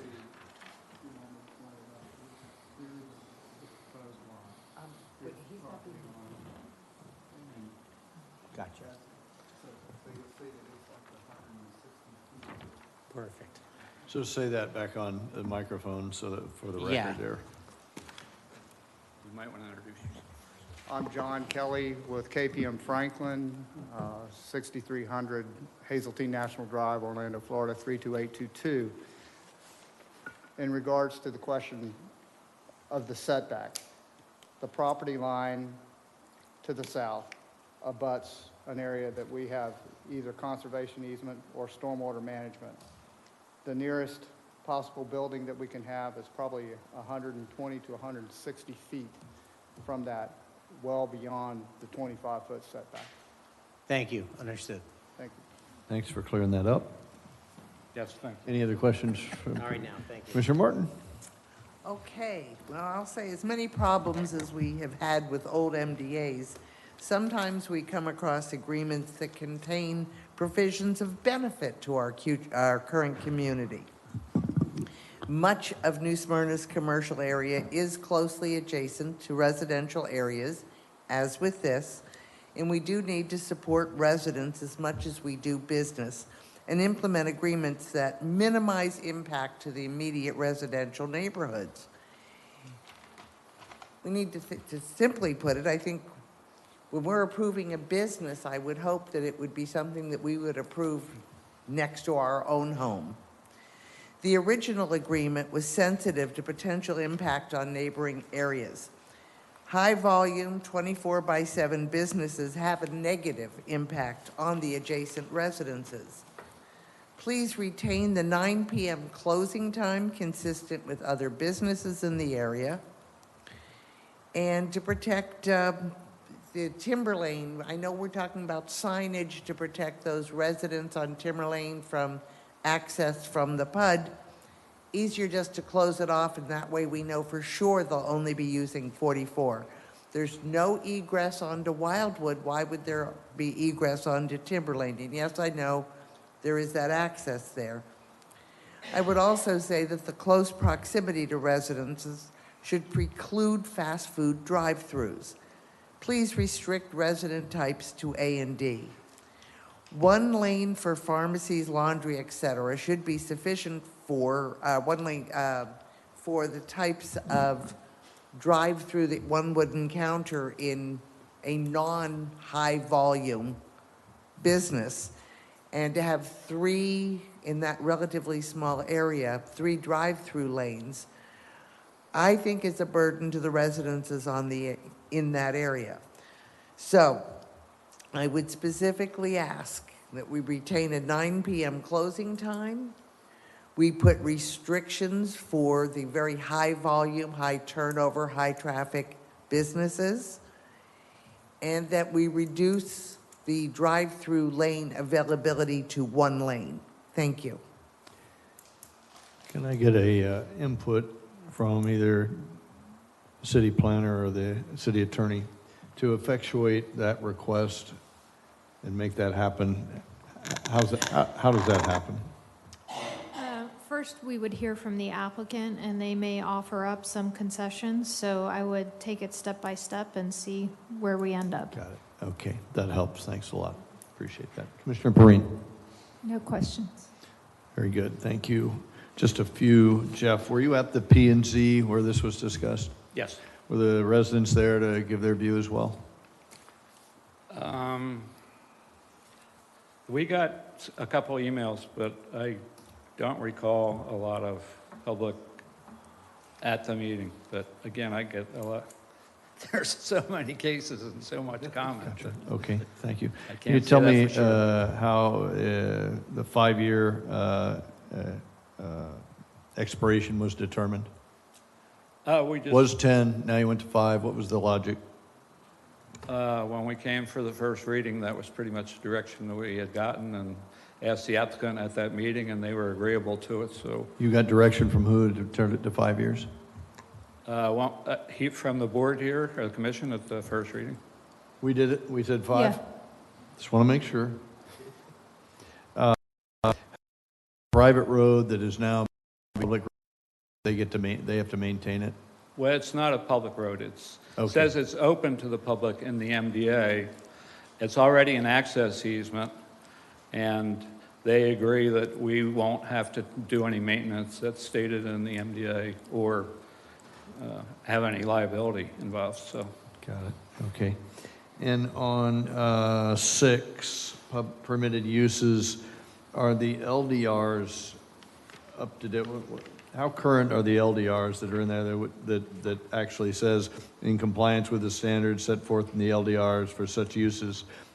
Are they new, are they old, are they out of date, are they inadequate? It's a list of permitted uses. I know what it is, tell me how old it is. Well, it hasn't been modified in a while, so I assume it goes back to maybe 2010. Okay. It gives me pause for concern. And so on the, I'm not good enough to remember what Class A, B, and C restaurants are.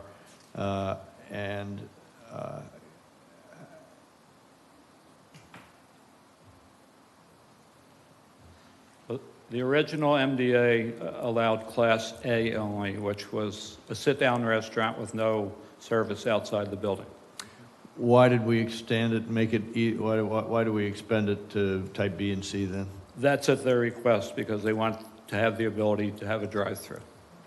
So that's still subject for discussion. Well, great, I'd love to have that conversation. That helps in a lot of ways.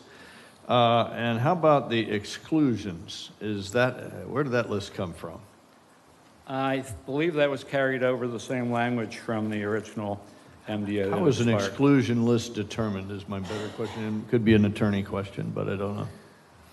I won't read them, but how do you know? Maybe you don't even know. How does an exclusion list, all these are fine, but these are not. How does that get determined? Is that in an LDR somewhere or what? No, again, No. I think this is the exact language that was in the previous MDA that expired, so they just. They would have come to the table and staff and the applicant at that time would have talked about it, Negotiation. and the applicant probably offered those things up. Thank you. Thank you. I appreciate that. Thank you very much, Jeff. Any other questions for the senior planner here? Okay. Let me just doing a double check. We carried over the permitted and excluded businesses except for that which would allow a high-volume drive-through fast food. And we did not, and we changed the operating hours. But other than that, we left a lot of the original, well, no, we left a lot of the original the same. Yes, there's a longer list of permitted uses, but they're pretty much duplications in some cases. There's different ones for offices. I don't think funeral homes was specifically listed in the previous one, but that's in the list that's permitted by the LDR for PUD zoning. So printing shops, some of those, it's just to be more specific. It was developed in 2011. The 2 lots are still not sold, so I assume they were looking for a little more flexibility. Very good. Any other questions for Mr. Grove? Before we go on into getting the applicant's presentation, maybe I'll have this. Many of you that are watching or present in the room or watching remotely are seeing a commission that is asking very specific questions. We're going through a quasi-judicial hearing. Maybe, City Attorney, one more time, a primer on quasi-judicial and why we're doing it and what the rules of order are for that. Maybe that'd be instructive. So during a quasi-judicial, the commission sits as a neutral judge of the evidence that's presented before them. So Mr. Gove is here speaking as an expert on behalf of the city. The applicant will have their opportunity to come up and present their evidence on to support their case. So your personal feelings are not relevant. You have to listen to the evidence and base your decision based on what you hear tonight from the experts and the competent substantial evidence. And we will do due process as we're doing right now, and those are the 3 criteria to make this happen. Yeah, on a review, the standards are, did we provide due process? Did we apply the correct law? And was competent substantial evidence in the record to support whichever decision the commission ends up with? Perfect. So I appreciate that. So much as we would love to have it be a legislative, which is something where you vote what you feel like rather than what you see, this is the rules that we follow when we're doing this type of work. I just wanted that, wanted everybody to know that might be viewing this. Okay. Thank you, Jeff. Appreciate it. Okay. And now we'll listen to the applicant's presentation.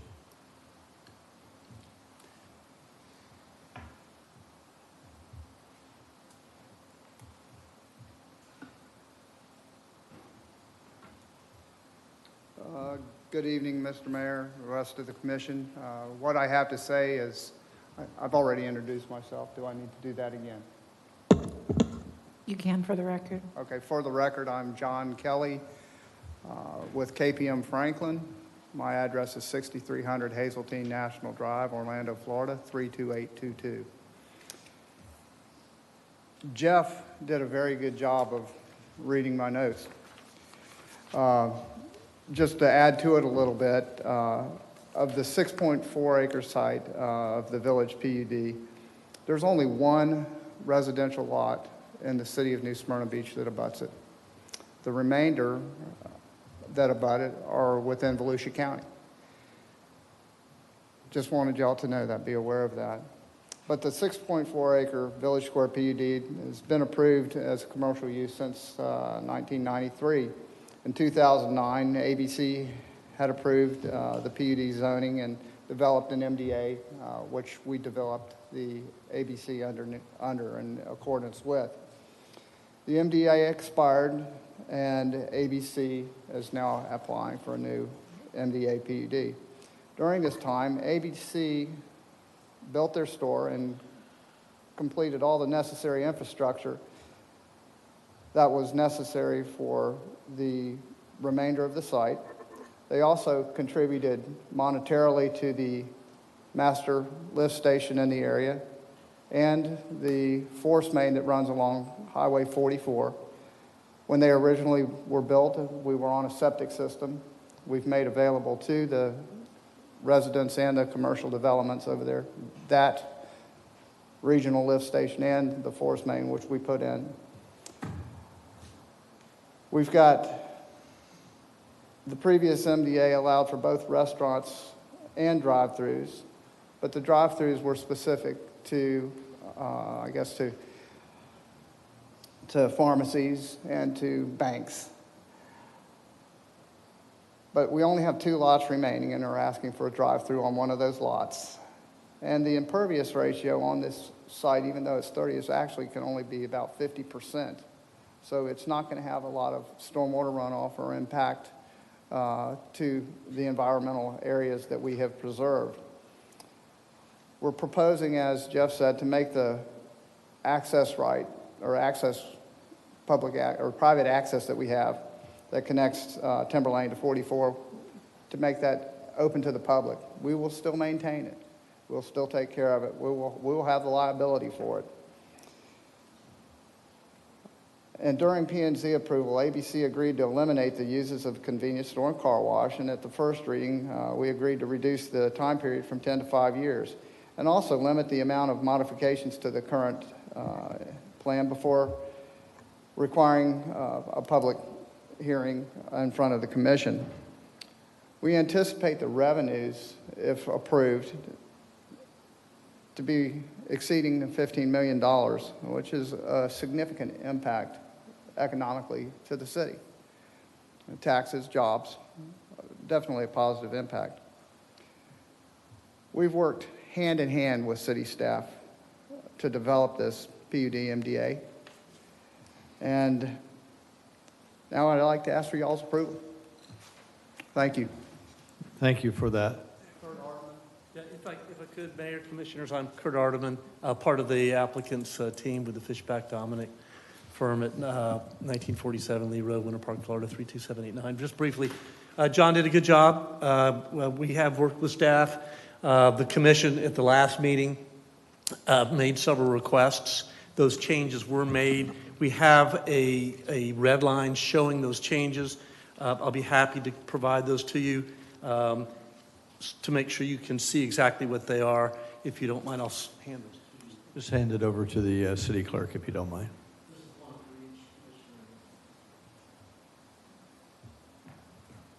Also, I wasn't sure John made this clear. The 50%, there's a 50% open space requirement that were offered by the proposal. So 50% of this property, of the 6.4 acres, is open space.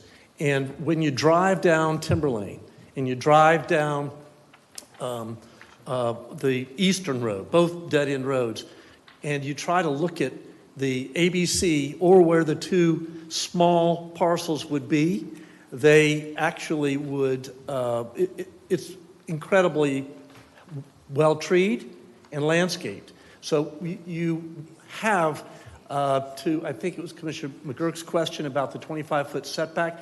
It's far greater than that because of the pond, and actually in the pond there are some vegetation and trees in addition to the trees in the conservation easement. So this site, even though it's on a commercial corridor, is heavily protected, landscaped and treed to protect the residents to the south. So I think this site is well suited for the limited commercial use that is requested. We have acceded to your request with respect to getting rid of the car washes, any car wash and or the convenience stores, and also gas stations. That was not asked for, but clearly that would be something we also did not include and would not need that. One last thing to Commissioner Martin's request as to the drive-through. Yes, they would like to have one of the two lots, to have a drive-through.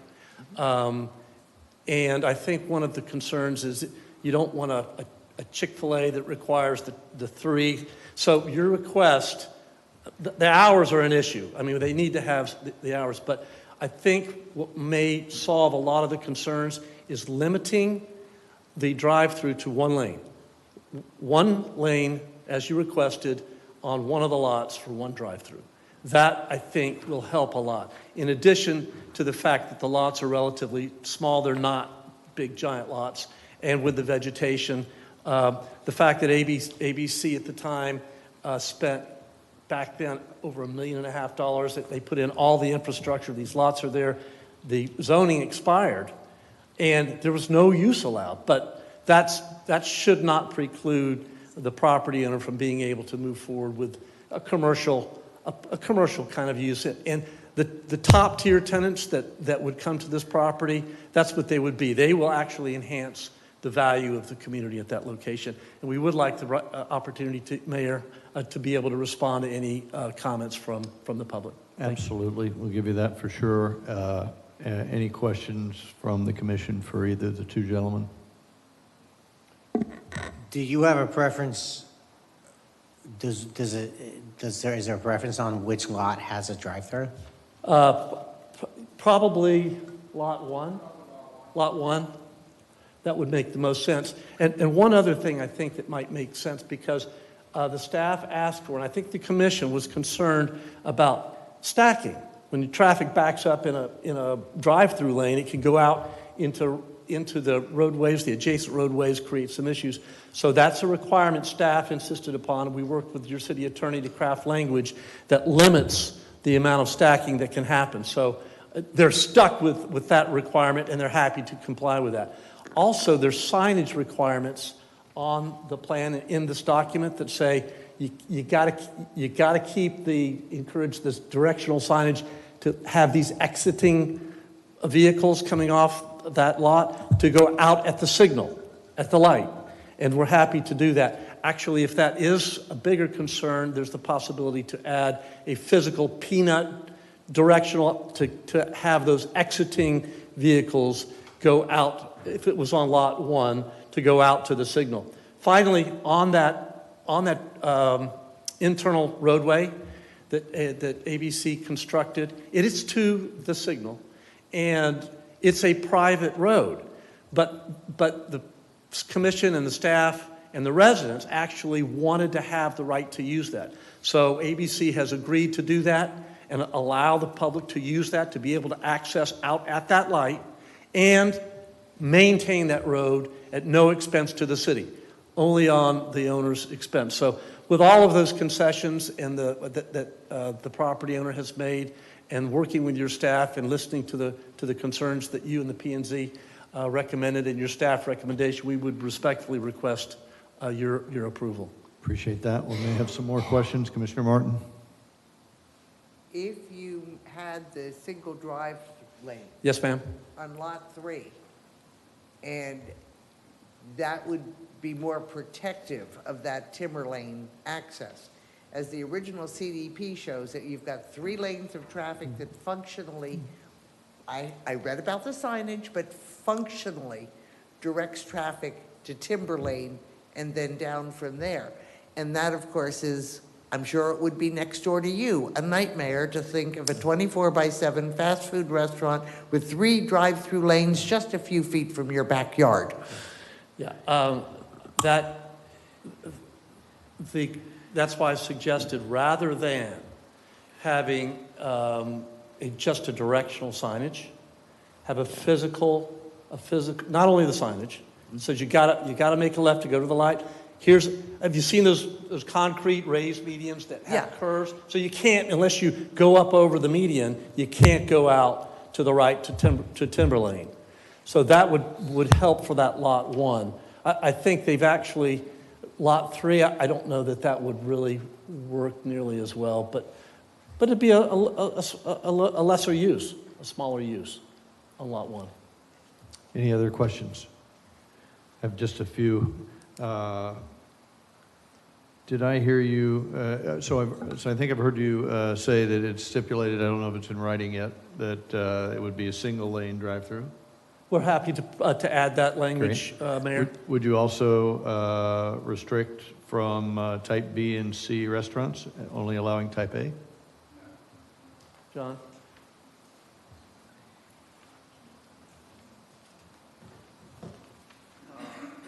Mayor, the client wants all 3 opportunities, A, B, and C. I can't hear, I'm sorry. Our client wants all 3 restaurants. But I think they would be willing to limit the timing. Yes, they would So limit the timing, because if you're concerned, Commissioner, you don't want a 24-hour-a-day restaurant. So I think for anyone that had a drive-through, I think probably a midnight deadline. That would be fine. But you referenced 3 types of restaurants. There's A, B, C, and D. Which 3 did you mean? It's the 3 I referenced are the 3 that are mentioned, which is types A, types B, types C. A being a sit-down, B being kind of a walk-in, walk-out, quick serve. Type C being something that it is more of a quick serve restaurant. But keep in mind, these sites, or the site that we want the drive-through on, is a small site. So you wouldn't get your average, I don't see a McDonald's, Burger King, Wendy's, I don't see that kind of restaurant there. What we're looking for is just the opportunity for, if there is a restaurant, something that can have the ability to serve food through a drive-through window. I understand, and I have, if we limited hours, I wouldn't be, but you excluded restaurant type D, whereas I had it on a list of permitted restaurants, so I'm just a little confused. Let me look and make sure that... Right now, it says restaurants, all types and classes, so it would have A through D. Yes. And then it has a further note about B and C in the drive-through store. No, I misstated. you said, 3 types, and so I'm saying there's 4 in our land development regulations. Which 3 did you mean? I misstated. I meant So all which 4. 3 do you mean? Oh, you meant 4? I meant 4. You meant all 4? I meant all 4, okay. Okay, and have you met with any of the resident organizations and had their views vetted to you or your We've not had any clients? community meetings, Mayor, No? but we've got a lot of comments that have come back. The principal comment that we've seen, and I think we've done a good job of addressing that, is the traffic. I mean, we're all concerned about traffic. Under the Florida statutes, you get the proportionate share, and but what we did is looked at it and said, well, we've got probably the best traffic firm, in my opinion, in the state of Florida, traffic and mobility planning. They vetted it, they looked at it, they gave it to the city staff, and the city staff approved that. So we've got good traffic. We also agreed to make sure that there's no stacking or backing out of traffic outside of the lot or lots. And I think given that and the direct access to 44 with the signal and the light there, we've done about as good a job as anybody could do and still have a reasonable use of this property from a traffic standpoint. That was the principal concern that we heard from the residents. The fact that they, apparently, I was not involved in this, but apparently Chick-fil-A had come previously to request the site there, and the residents objected to that. And the property owner said, fine, let them go, don't fight that. So they adhered to that request. There was request for the buffers. They were very concerned about the buffers. I think this plan is one of the most desirable buffered properties if you're going to have any commercial on a major corridor like 44 around. It's got better buffering than probably any other commercial development that's happened up there along in that area for a long time. So what other concerns that we heard from the residents that we dealt with, John? That pretty well covers them. But also I wanted to say, as far as the hours go, the things that are non-noise making, such as maybe a Advent Health facility that has a drive-through or a pharmacy that has a drive-through, they would like to be open 24 hours. Yeah. So if you need emergency medicine, it's right there. And as Highway 44 develops further and further west, it becomes more and more difficult to get to Fish Memorial than it used to, or to get to the Walgreens, or to get to CVS. Y'all all know that. So that was one of the land uses that was proposed, or one of the uses that was proposed to be 24 hours. It doesn't have to be a restaurant, but that is one of the land uses. Very good. Anything else? Just like an opportunity to I respond to understand. your Heard it, further and comments. you'll have that. You'll have that. Thank you all very opportunity. much. Any other questions? Very good. We'd like to hear from members of the public now wishing to speak in favor of or in opposition to ordinance number 5623. You'll have 3 minutes to express your views. This is your monologue, not a question and answer ceremony. Good evening. My name is Pasquale Pat Bernola. I live at 391 South Timber Lane. I'm opposed to a number of the topics that are being requested for this new master development agreement. I don't have enough time to list all those or to argue each point here, but the two major important items are any restaurants are allowed, and two, the absence of hours and days of operation. The city's comprehensive plan states that the State Road 44 corridor, particularly the undeveloped area west of Old Mission Road, should be developed in a manner to protect adjacent residential neighborhoods from adverse impacts of unbridled commercial development.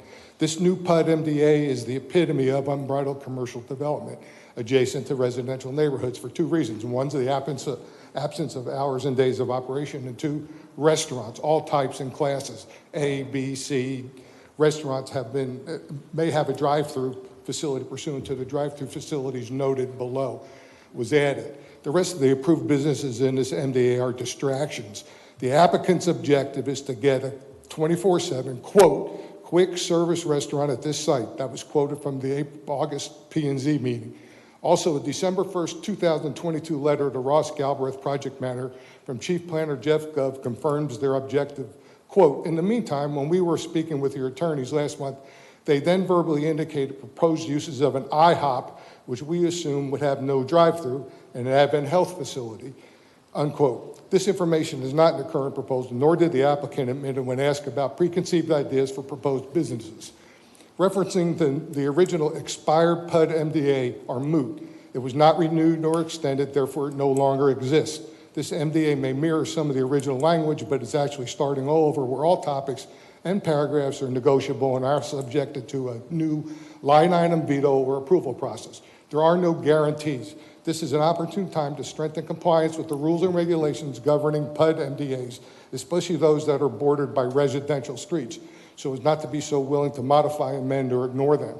If there is at least a bit of doubt about the information surrounding this new PUD MDA, I respectfully request that this second reading be tabled or continued until all questions are truthfully answered and that the full negative impact of the proposed MDA as written is clearly understood.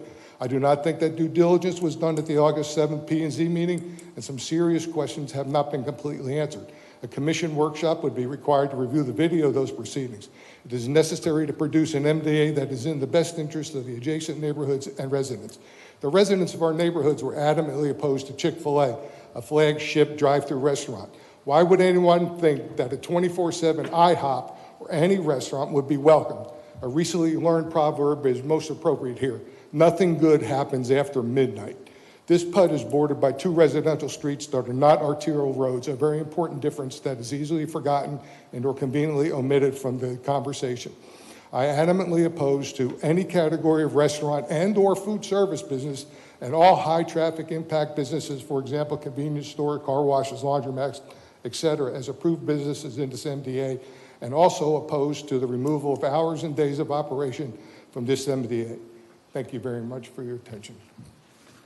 Thank you very much, sir. Appreciate your comments. Anyone else would like to offer a comment?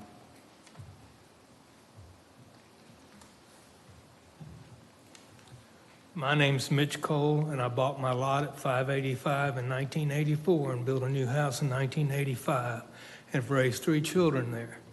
And the only reason they had these 2 lots is Jack Sapp wouldn't sell unless he bought all 3 of them. And I grew up there.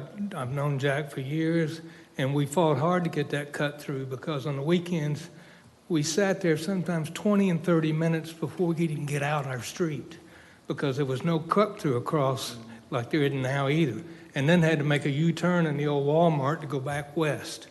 And it was a long day, and we also were active in the Corridor 44 Association back when we started all of this. And I just think that 2 things. One, there were a lot of people at that planning meeting, not like they're thinking there were.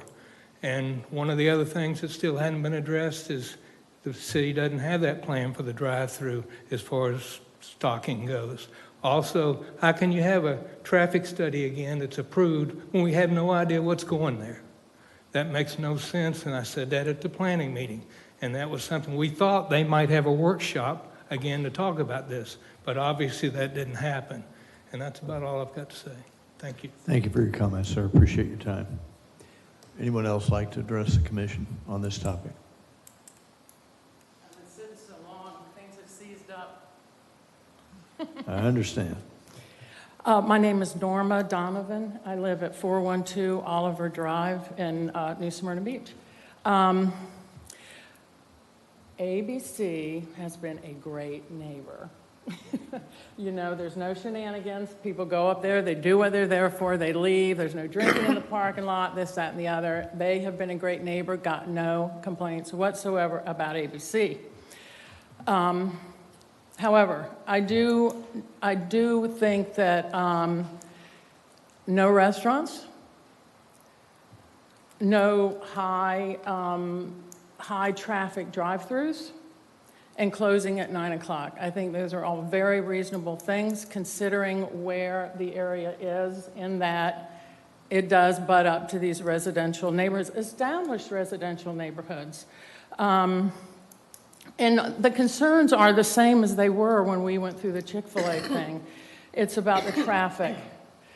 Even having just a drive-through there is just, I mean, to me, it's just crazy that you would even consider having a drive-through in that really congested area. And of course, that we're concerned about the safety with the pedestrians and cyclists and flooding and all of that stuff. We've rewind the Chick-fil-A, the Chick-fil-A films. That's what we're still concerned about that. What I would like to see is I would like to see us make the MDA as narrow as possible. I feel like what's being asked What's being asked, what they're asking for is something really big and expansive, and I think we should make it a little more narrow. Why do you want to put in the thing that you're going to have these drive-throughs if you're not going to have a drive-through? And as far as having a drive-through, like for a healthcare facility that's open, a drive-through that's open 24 hours, well, Florida, I forget who it is that's going to go in the space that's there at Florida Medical Group. I think that's what it's called. I'm not sure. But they're going to have a drive-through. They're not talking about having a 24-hour drive-through. This is crazy to have a 24-hour drive-through. And once you say you can have a 24-hour drive-through, then guess what? You got a 24-hour drive-through, and it may not be limited to a pharmacy. It's really hard to... I understand that the people from ABC they're looking at this. They're looking at their site, and to some degree, we kind of look at our little piece. You guys look at your little piece, but we're on the outside, us who live there, and it almost sometimes feels like an afterthought, and I certainly feel like the applicant has expressed that on more than one occasion. 44 has changed. We know 44 has changed. What hasn't changed is that there are residential neighborhoods where people have lived there for decades. So how about protecting them and giving them a little peace? Thank you very much. Sorry I went over. Thank you for your comments, ma'am. Appreciate that.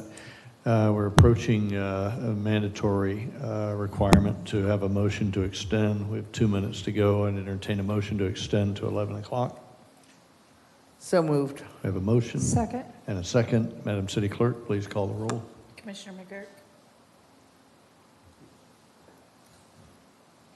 Yes. Vice Mayor Hartman? Yes. Commissioner Martin? Yes. Commissioner Perine? Yeah. Mayor Cleveland? No. Okay, we'll continue.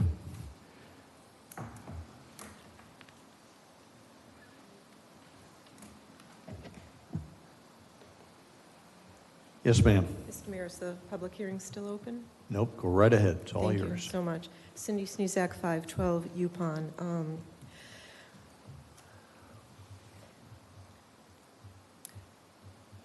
When the planner spoke, Jeff, he couldn't remember the number of people or whether there was opposition expressed at the TP&Z.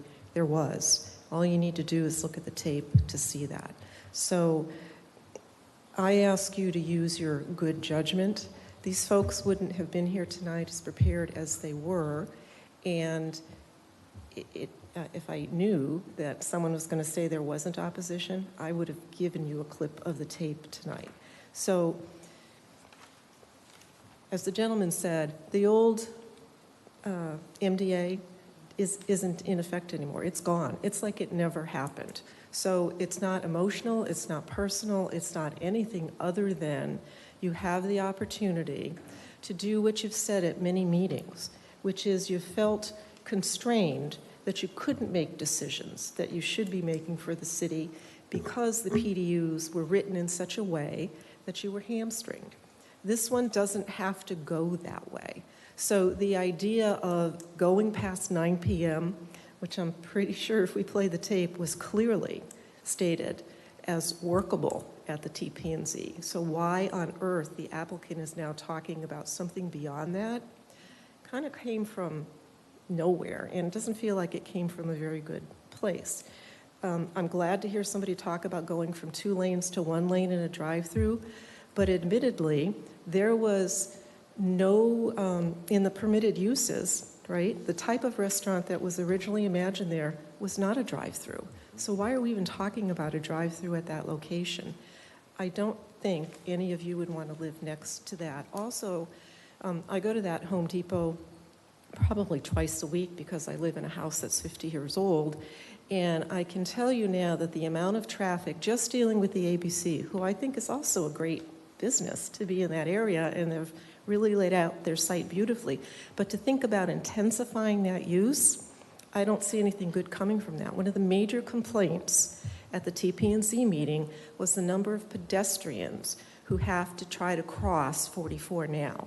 So there was no limitation or consideration or even request of the applicant about what they were going to do to work with the state to get an appropriate crosswalk put in that location. So those are all facts that I hope you would consider before you move forward with this. So I think the applicant is missing a few things in the presentation this evening. Thank you.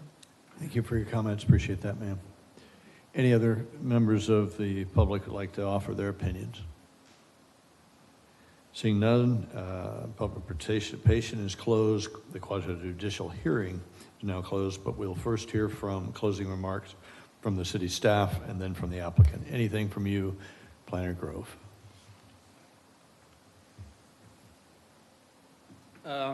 The only thing I do want to mention is if we do restrict the drive-through, if there is one, to one lane, then that might actually have an effect of increasing the stacking, and that's another issue that we have to deal with. Depending on the type of use, I mean, you'll see a bank with 2 drive-through lanes, and it's not unusual because they handle 2 transactions at once. And then they typically might have a bypass lane, or lots of times our fire chief actually wants a bypass lane and drive-throughs, so there may be some effects of limiting the number of those lanes. And as far as the crosswalk goes, that was brought up by one person at the P&Z meeting, and there are existing crosswalks. Their main complaint was the timing of the current signal does not allow enough time for people to go across, but that's an existing situation and something that DOT would need to solve. That's it, unless you have any questions. Thank you very much. Appreciate your remarks. And now the applicant will have, as requested, his opportunity for closing remarks and rebuttal to any of the comments that have been made. Thank you, Mayor, Commissioners. Not too long. A couple of things. IHOP has expressed an interest on Lot 3. That's the easterly lot. So they're looking at some plans, but they would not have a drive-through. And as I suggested, having them close at midnight. So it's not a 24/7 type of operation. And so that we think would be, if it were to come to pass, we think it would be a great opportunity for the community to have an IHOP, not a 24/7, but one that closes at midnight. As to under the old NBA, restaurants Class A were allowed, and so ABC expected that to be able to continue, and we think that what we've offered is really pretty good. Right now, with the MDA expired, there are no uses allowed on that property. 0.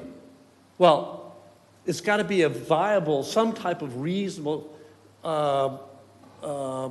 use that needs to occur, and that's what we think we have brought to the commission and made a lot of compromises to make it so that the remaining 2 lots 1 and 3, the east and west lots, are working in. Again, if you have not been out there, both on the site and off the site on Timber Lane in the Wildwood roads, and look, you cannot, it's almost impossible to see through that vegetation. So we think that is very helpful. Also, I guess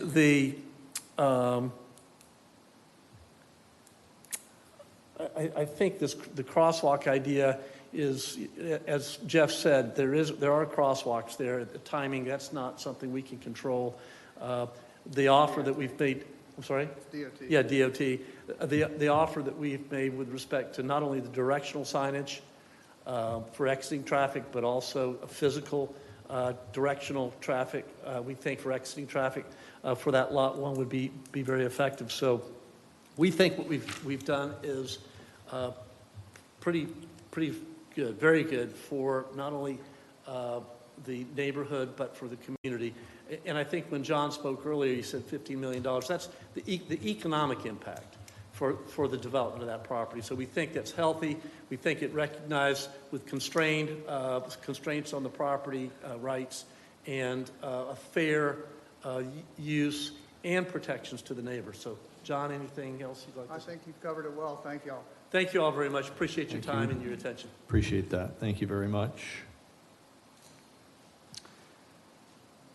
So we've heard both sides. It's time to think about a vote or a further conversation. Any commissioner have a view or have anything they'd like to add?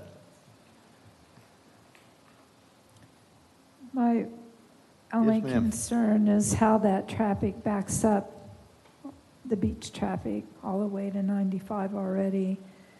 And the drive-through really concerns me on this. Yeah, I share your concern. Appreciate you stepping up and speaking about that. And the proceedings from the applicant and the city are now closed. And so I've heard nothing about a public safety expert. I am concerned about pedestrian, bicycle, and traffic buildup and the safety aspects of that. And so not having heard anything about that, I would plan to, I would have a hard time just in the name of public safety. Is there a motion? Any other comments? I want to shut it off. Any other comments? Okay. Is there a motion to approve ordinance number 5623 as submitted? And we'll need to do that just as a matter of course.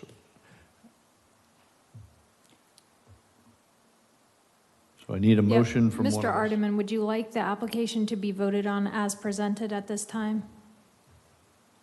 And then if the motion fails, they'll have their crack at what they approve.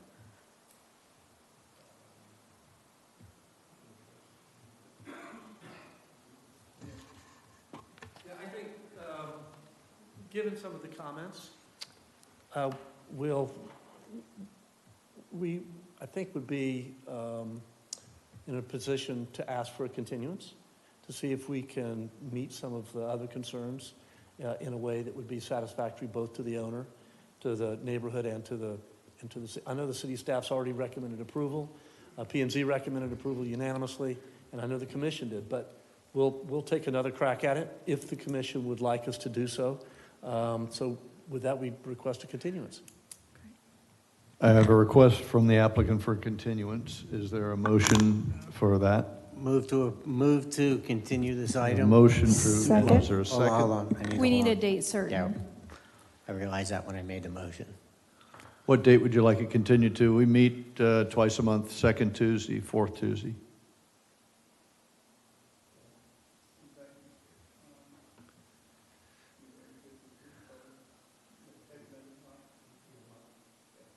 So can we do it in a month, Commissioner? Yeah, so move to October continue this 24th. item to the second meeting in October. 24th. October 24th, very good. I have a motion to continue to October 24th. Is there a second? I'll second.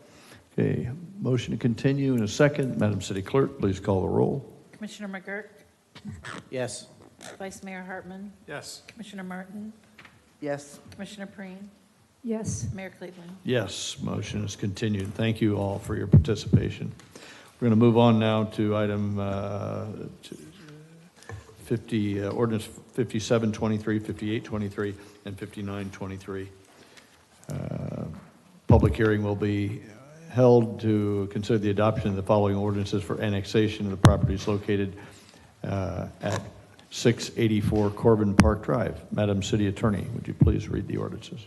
Ordinance number 5723, an ordinance of the city of New Smyrna Beach annexing .62 plus or minus acres of property located on the west side of Corbin Park Road between Hawks Cove Circle and Page Avenue, addressed as 684 Corbin Park Road, providing for redefining boundaries of the city, designating the property within Commission Zone 4, providing for public hearing, providing for required filings, providing for conflicting ordinances, providing for severability, and providing an effective date.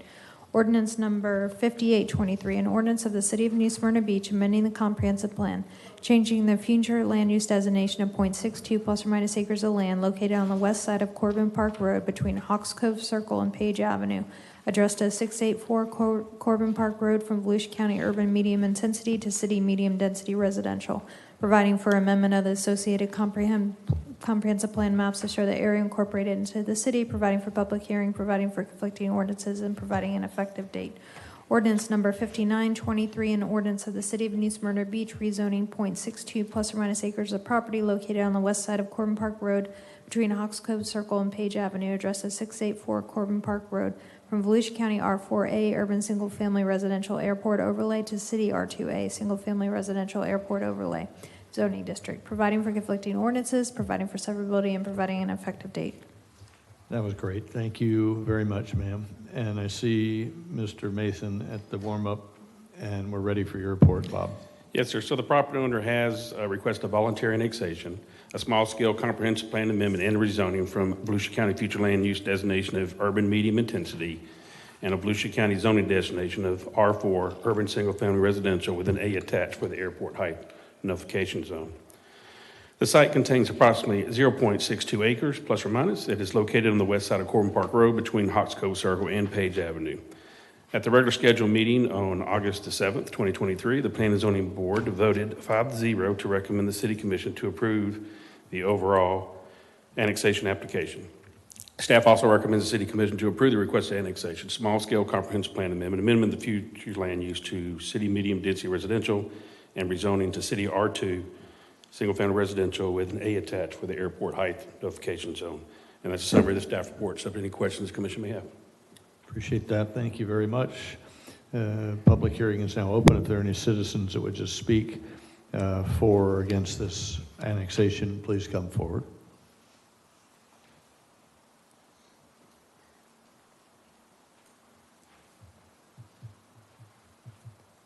Okay, seeing none, public participation is closed. Is there any member of the commission have a question for Mr. Mason? Very good. May I have a motion, please, to adopt ordinance number 5723? Motion to approve ordinance 5723. A motion Second. and a second. Madam City Clerk, please call the roll. Vice Mayor Hartman, Yes. Commissioner Martin, Yes. Commissioner Preen, Yes. Commissioner McGurk, Yes. Mayor Cleveland. Yes, item 5723 has been adopted.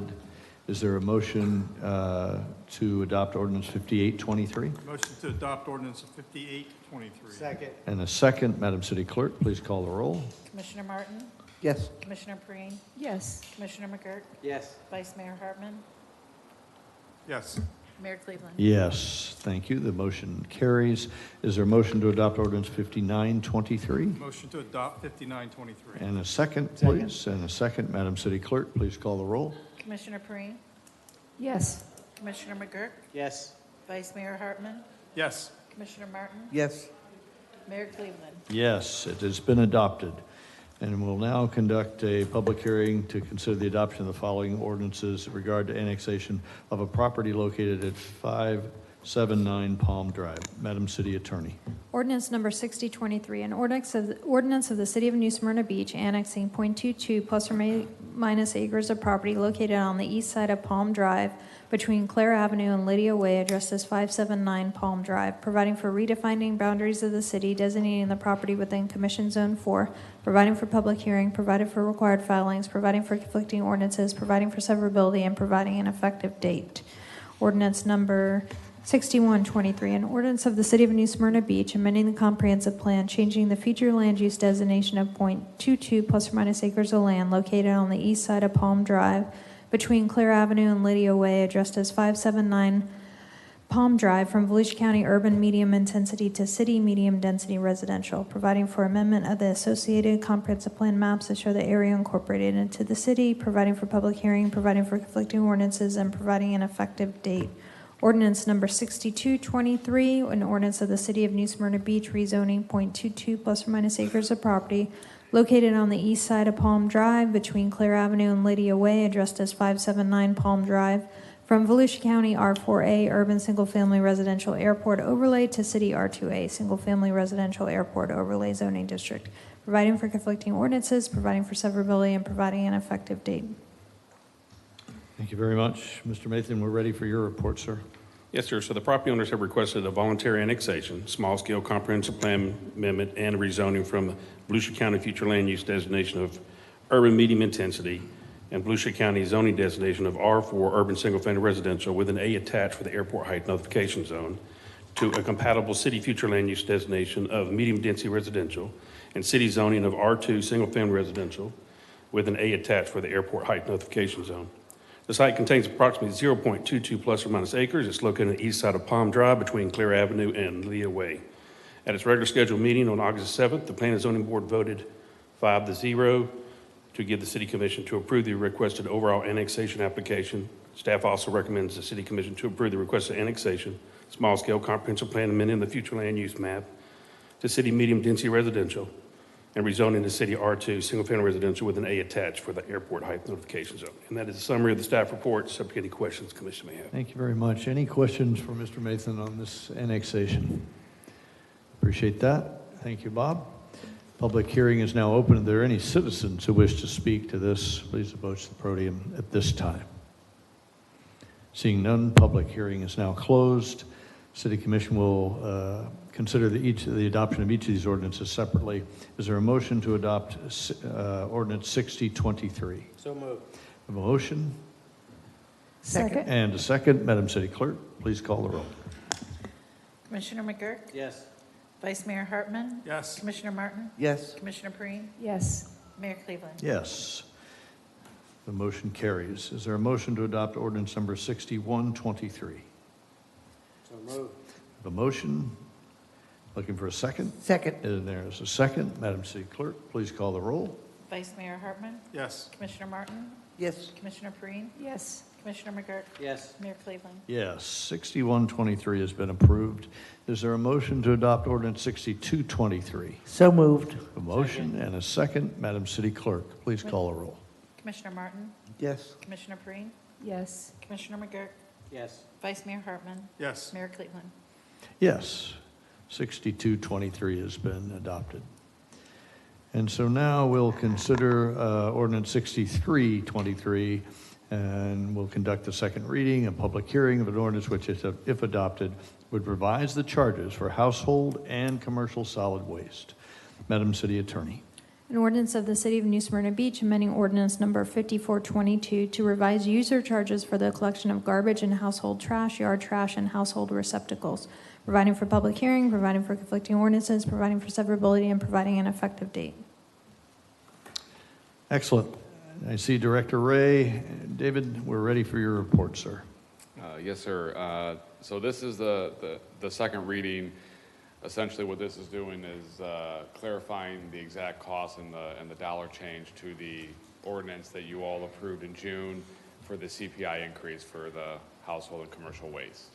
But I'm here to answer any questions if you have any. Any questions of Director Ray on this?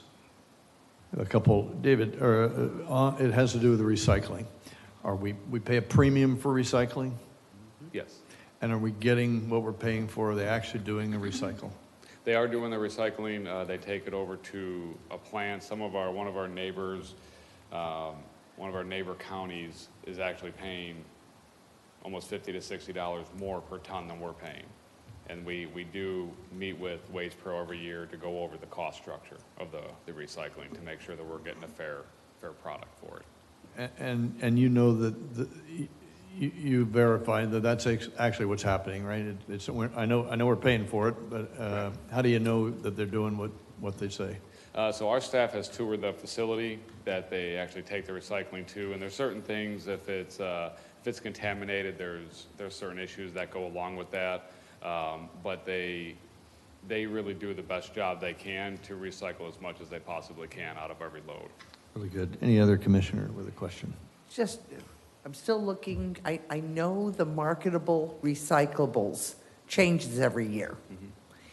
Just would love to be able to get that list to know what in 24 we should or should not recycle based on the market availability. We've actually talked to Waste Pro, and they are going to get that for us. Thank you. Yes, ma'am. Really good. Any other questions? Okay, thank you for the report. Appreciate that. If I may, Yes, sir. for the records, if you go on the city website, you will actually see a video of how the recycling is being processed. I actually toured the facility myself some time back, so in case if somebody's interested, they could go to Good. the city website. Thank you for the clarity on that. I appreciate that. Public hearing is now open. If there are any citizens who wish to speak on this particular topic, please approach the podium at this time. Seeing none, public hearing is now closed. Is there a motion to adopt ordinance number 6323? Make the motion to adopt 6323 A motion ordinance. Second. and a second. Madam City Clerk, please call the roll. Commissioner Breen, Yes. Commissioner McGurk, Yes. Vice Mayor Hartman, Yes. Commissioner Martin, Yes. Mayor Cleveland. Yes. On to section 10, which are ordinances for the first reading. The city attorney will read each of the ordinances under the first reading, the first time by title only. The second reading and public hearing will be conducted on October 10th, 2023 at the regular city commission meeting. Ordinance number 5523, an ordinance amending the City of New Smyrna Beach Code of Ordinances, amending Appendix A Personnel Policies and Procedures, Section 8 Benefits to clarify holiday pay, to increase personal leave for general employees, and to standardize accrual carryovers for all employees, providing for codification, providing for public hearing, providing for conflicting ordinances, providing for severability, and providing an effective date. Second reading and public hearing will be October 10th, 2023.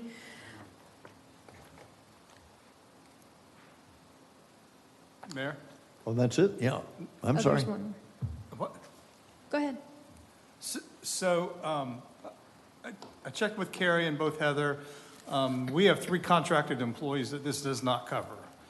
So I wanted to check with them to make sure that it doesn't have any adverse effects on any one of those. It does on one of the contracted employees that we hire. So I would like for staff to bring back language at the next meeting to also adjust that contract language to reflect the hours that are given citywide, would also be beneficial to that employee. Okay, we have that direction. You got that, city manager? You'll do that, of course. We need consensus. I also have something to add to that. Okay. We had a good point from the audience tonight that it was a question, is there a maximum amount for the accruals?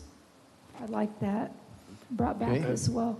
And so, one at a time, so we can do this, right? Without objection, we'll get Commissioner Hartman's concern and direct the city staff to bring back the adjustment to the 1, 2, or 3 city employees that this would affect negatively. Without objection? Okay. Mayor, if I may just. Yes, sir. On the maximum, we have a maximum right now. Yeah, Yeah. With this, you would. okay. I just want to make sure it's not a different maximum we're talking about, but we do have a maximum. Okay. And this will actually, because we had, for example, I'm on a different system than anyone was hired after 97. So I think she's trying to maintain the same level with them, because it's hard to keep maintain who was hired before 97, after 97, 2001. So this will be a uniform throughout, but there's a maximum for how much you There's a maximum accrued number of hours and days. Yeah, there's a maximum for regular employees, for department heads, and so. So it will not negatively impact our budget by The making this. increase will impact your budget, but there's a maximum on it. Okay. And so there will be a financial impact. Yes, upon and I think approval. it shows it in her report, the financial impact on it. Okay, very good. Okay, any other considerations on that? Any other asks of the city staff?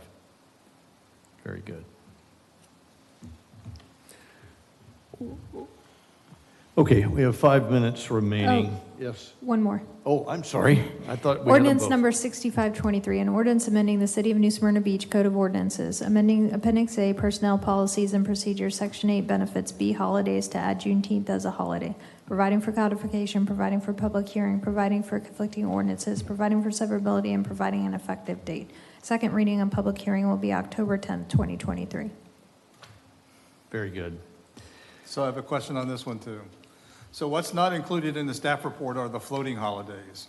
I think that's need to be taken in consideration. If we're looking at just holidays, there's an additional floating holidays that some departments get or don't get. So if we're looking at where we compare across the county with other cities, I think we need to look at the entire picture, and that's just part of the picture. So I'd like that information also provided with the next meeting. Without objection, got concurrence, okay, good, that direction goes forward. Okay, very good. I think that's enough, City Attorney, yeah? Yes. All right, very good. For now. Boards and commissions, I don't think we have anything in that category tonight, Kelly? I just need real quick clarification. There is an EDTF meeting scheduled tomorrow evening with the new members. Tonight, you did not pass the resolution to change those two sections. Just want to make sure that you want them to continue with that meeting. It Without is objection, I think the idea was to continue the meeting. scheduled. Okay. Without objection, I see concurrence, I see heads nod, so we have concurrence. Very Perfect. good, perfect. Okay, well, very good. Is there anything, Nope. Okay, is there anything that, I know each of us are allowed to tell our stories now, but in less than 3 minutes, is there any one thing that any of us have to talk about? Well, I just actually want to see if I can get, hit our commission discretionary fund for both the museum and the Pleasant Grove Church. Just saying, to reinforce our commitment to preserving the history of NSB, could we authorize $500 from that fund? And the Pleasant Grove is offering a full-page ad for $100. This is a great opportunity to invite members to annex into the city, and we could also showcase the completed projects in the historic West Side. So I'm asking for quick commission consensus to authorize these two expenditures from our discretionary funds account. Can you give me the numbers again? Asking for $500 for Night for the Museum and $100 for the Pleasant Grove Church. I have a problem with doing the Pleasant Grove Church in that if you open this can of worms, it's going to be a continual can of worms going on and on and on. There's 14 churches within 5 blocks in the historic West Side. Every one of them has an anniversary. So at some point in time, if we have money in the promotional line where the city wants to, be presented in the thing, or I'd happily give you $20 and, we could do it ourselves. I'll throw into one, it's my sentiments exactly. We start that, we're gonna do every church, I'll give $20. So I'll happily give $20 just to not have the can of worms open. Okay, so I hear thumbs down on the one for the churches, but how about the Night of the Museum? I don't have a problem with that one. That's okay. Without objection. Very good. Anything that, yes, ma'am? I do. I have an expense as well. My legislation, next meeting is in October that I'll have to go to in Orlando, but they have a seminar before that I need to hit my credit card with the city from the discretionary expense fund, $99. I just want to make sure nobody's going to oppose that. Without objection? I mean, historically, when we've taken classes like that, it hasn't been a consensus. Usually part of the program, right? Yeah. It's just because it's at the end of the budget cycle, and we hadn't budgeted for that for the new year. So if they want to use discretionary funds, there are funds left over. That's what I suggested. Would it also be, so yes, for, certainly the consensus, I think, for that, but I also noticed that we're at the end of our budget cycle, and Florida League of Cities also has a couple of online courses that might be nice to squeeze in this budget year if the commission agrees. I don't know that they have any. The one I'm taking is the Florida League of Cities. It's a $99 legislation What seminar. day? Yeah, same here. So that it went out this week, but I don't know what else was. I mean, when's the conference or the seminar? When do you get to take it? When can you take it? I can take it anytime. It's a webinar. Okay. Yeah, I was just going to wait till October to hit the new budget year, so.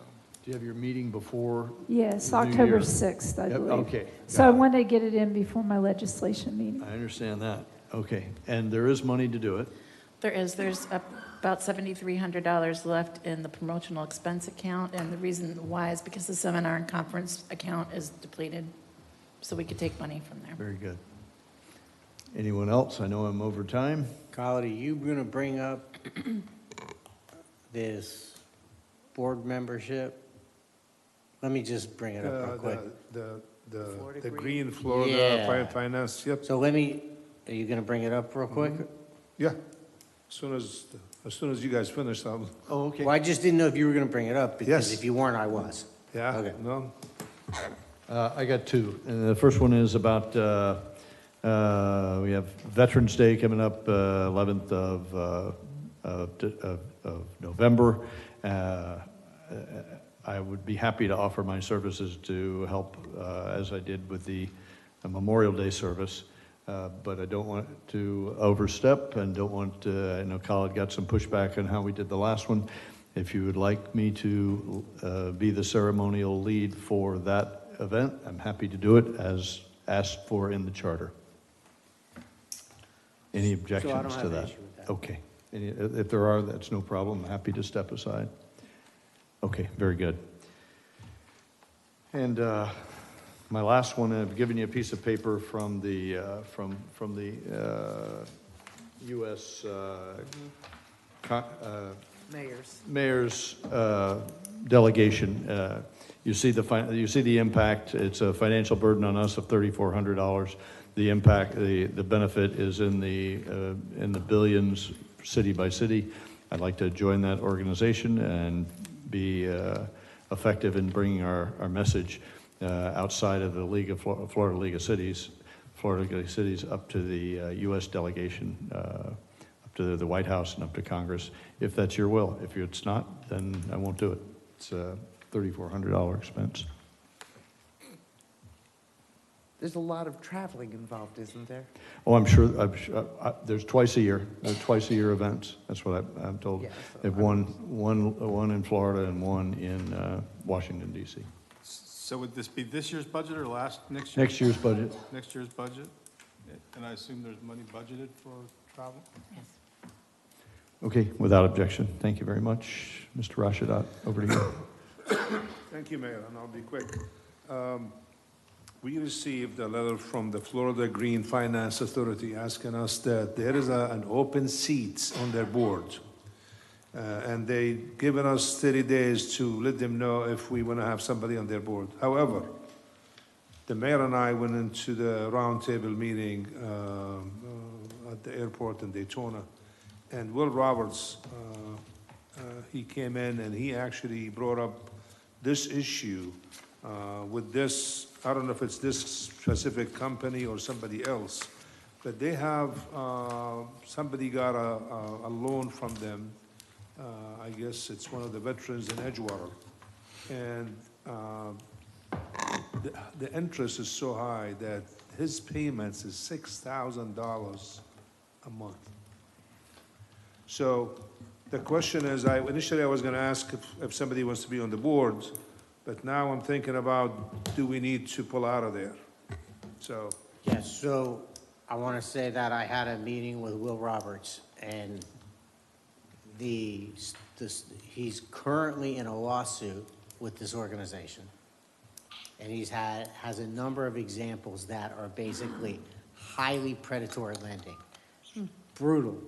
So what I'd like to do before we vote on that is have him come, maybe at the next meeting, for a brief presentation on what he's experienced, because I'm more along the lines of getting the heck away from this organization as opposed to putting someone on the board. So I would certainly want to table it and let Will Roberts come and brief us on his experiences. If the commission is interested, I will ask Will Roberts to come into the city commission meeting on the 10th of October under presentation and just give us a 5-10 minutes, a quick run on it, if that's okay with the commission.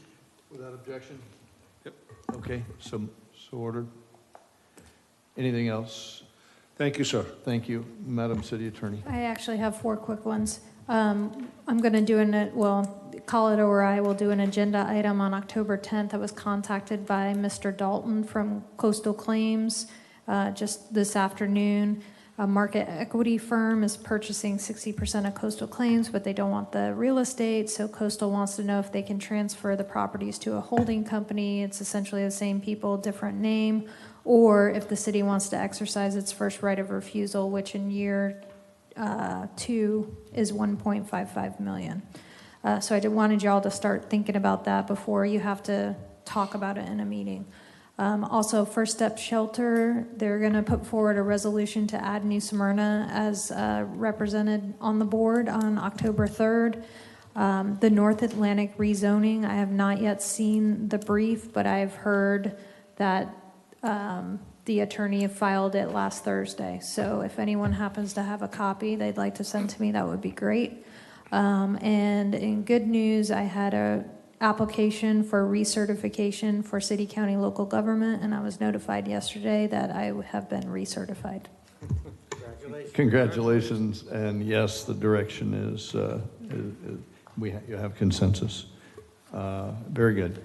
And if it's appropriate, and maybe it's in our private briefings, Carrie, but I'd love updates on the, we just got, the suit on Hill Street that came in on the Bert Harris, and then how the other ones are going. I don't know whether it's appropriate here or in private. Yeah, we're just in you have 90 days to figure out whether you want to offer a settlement or, we have to respond back with a list of allowable uses. And so it's not a time crunch type of situation. I've already done the required notices that had to be done within 15 days. So we're all set. Okay.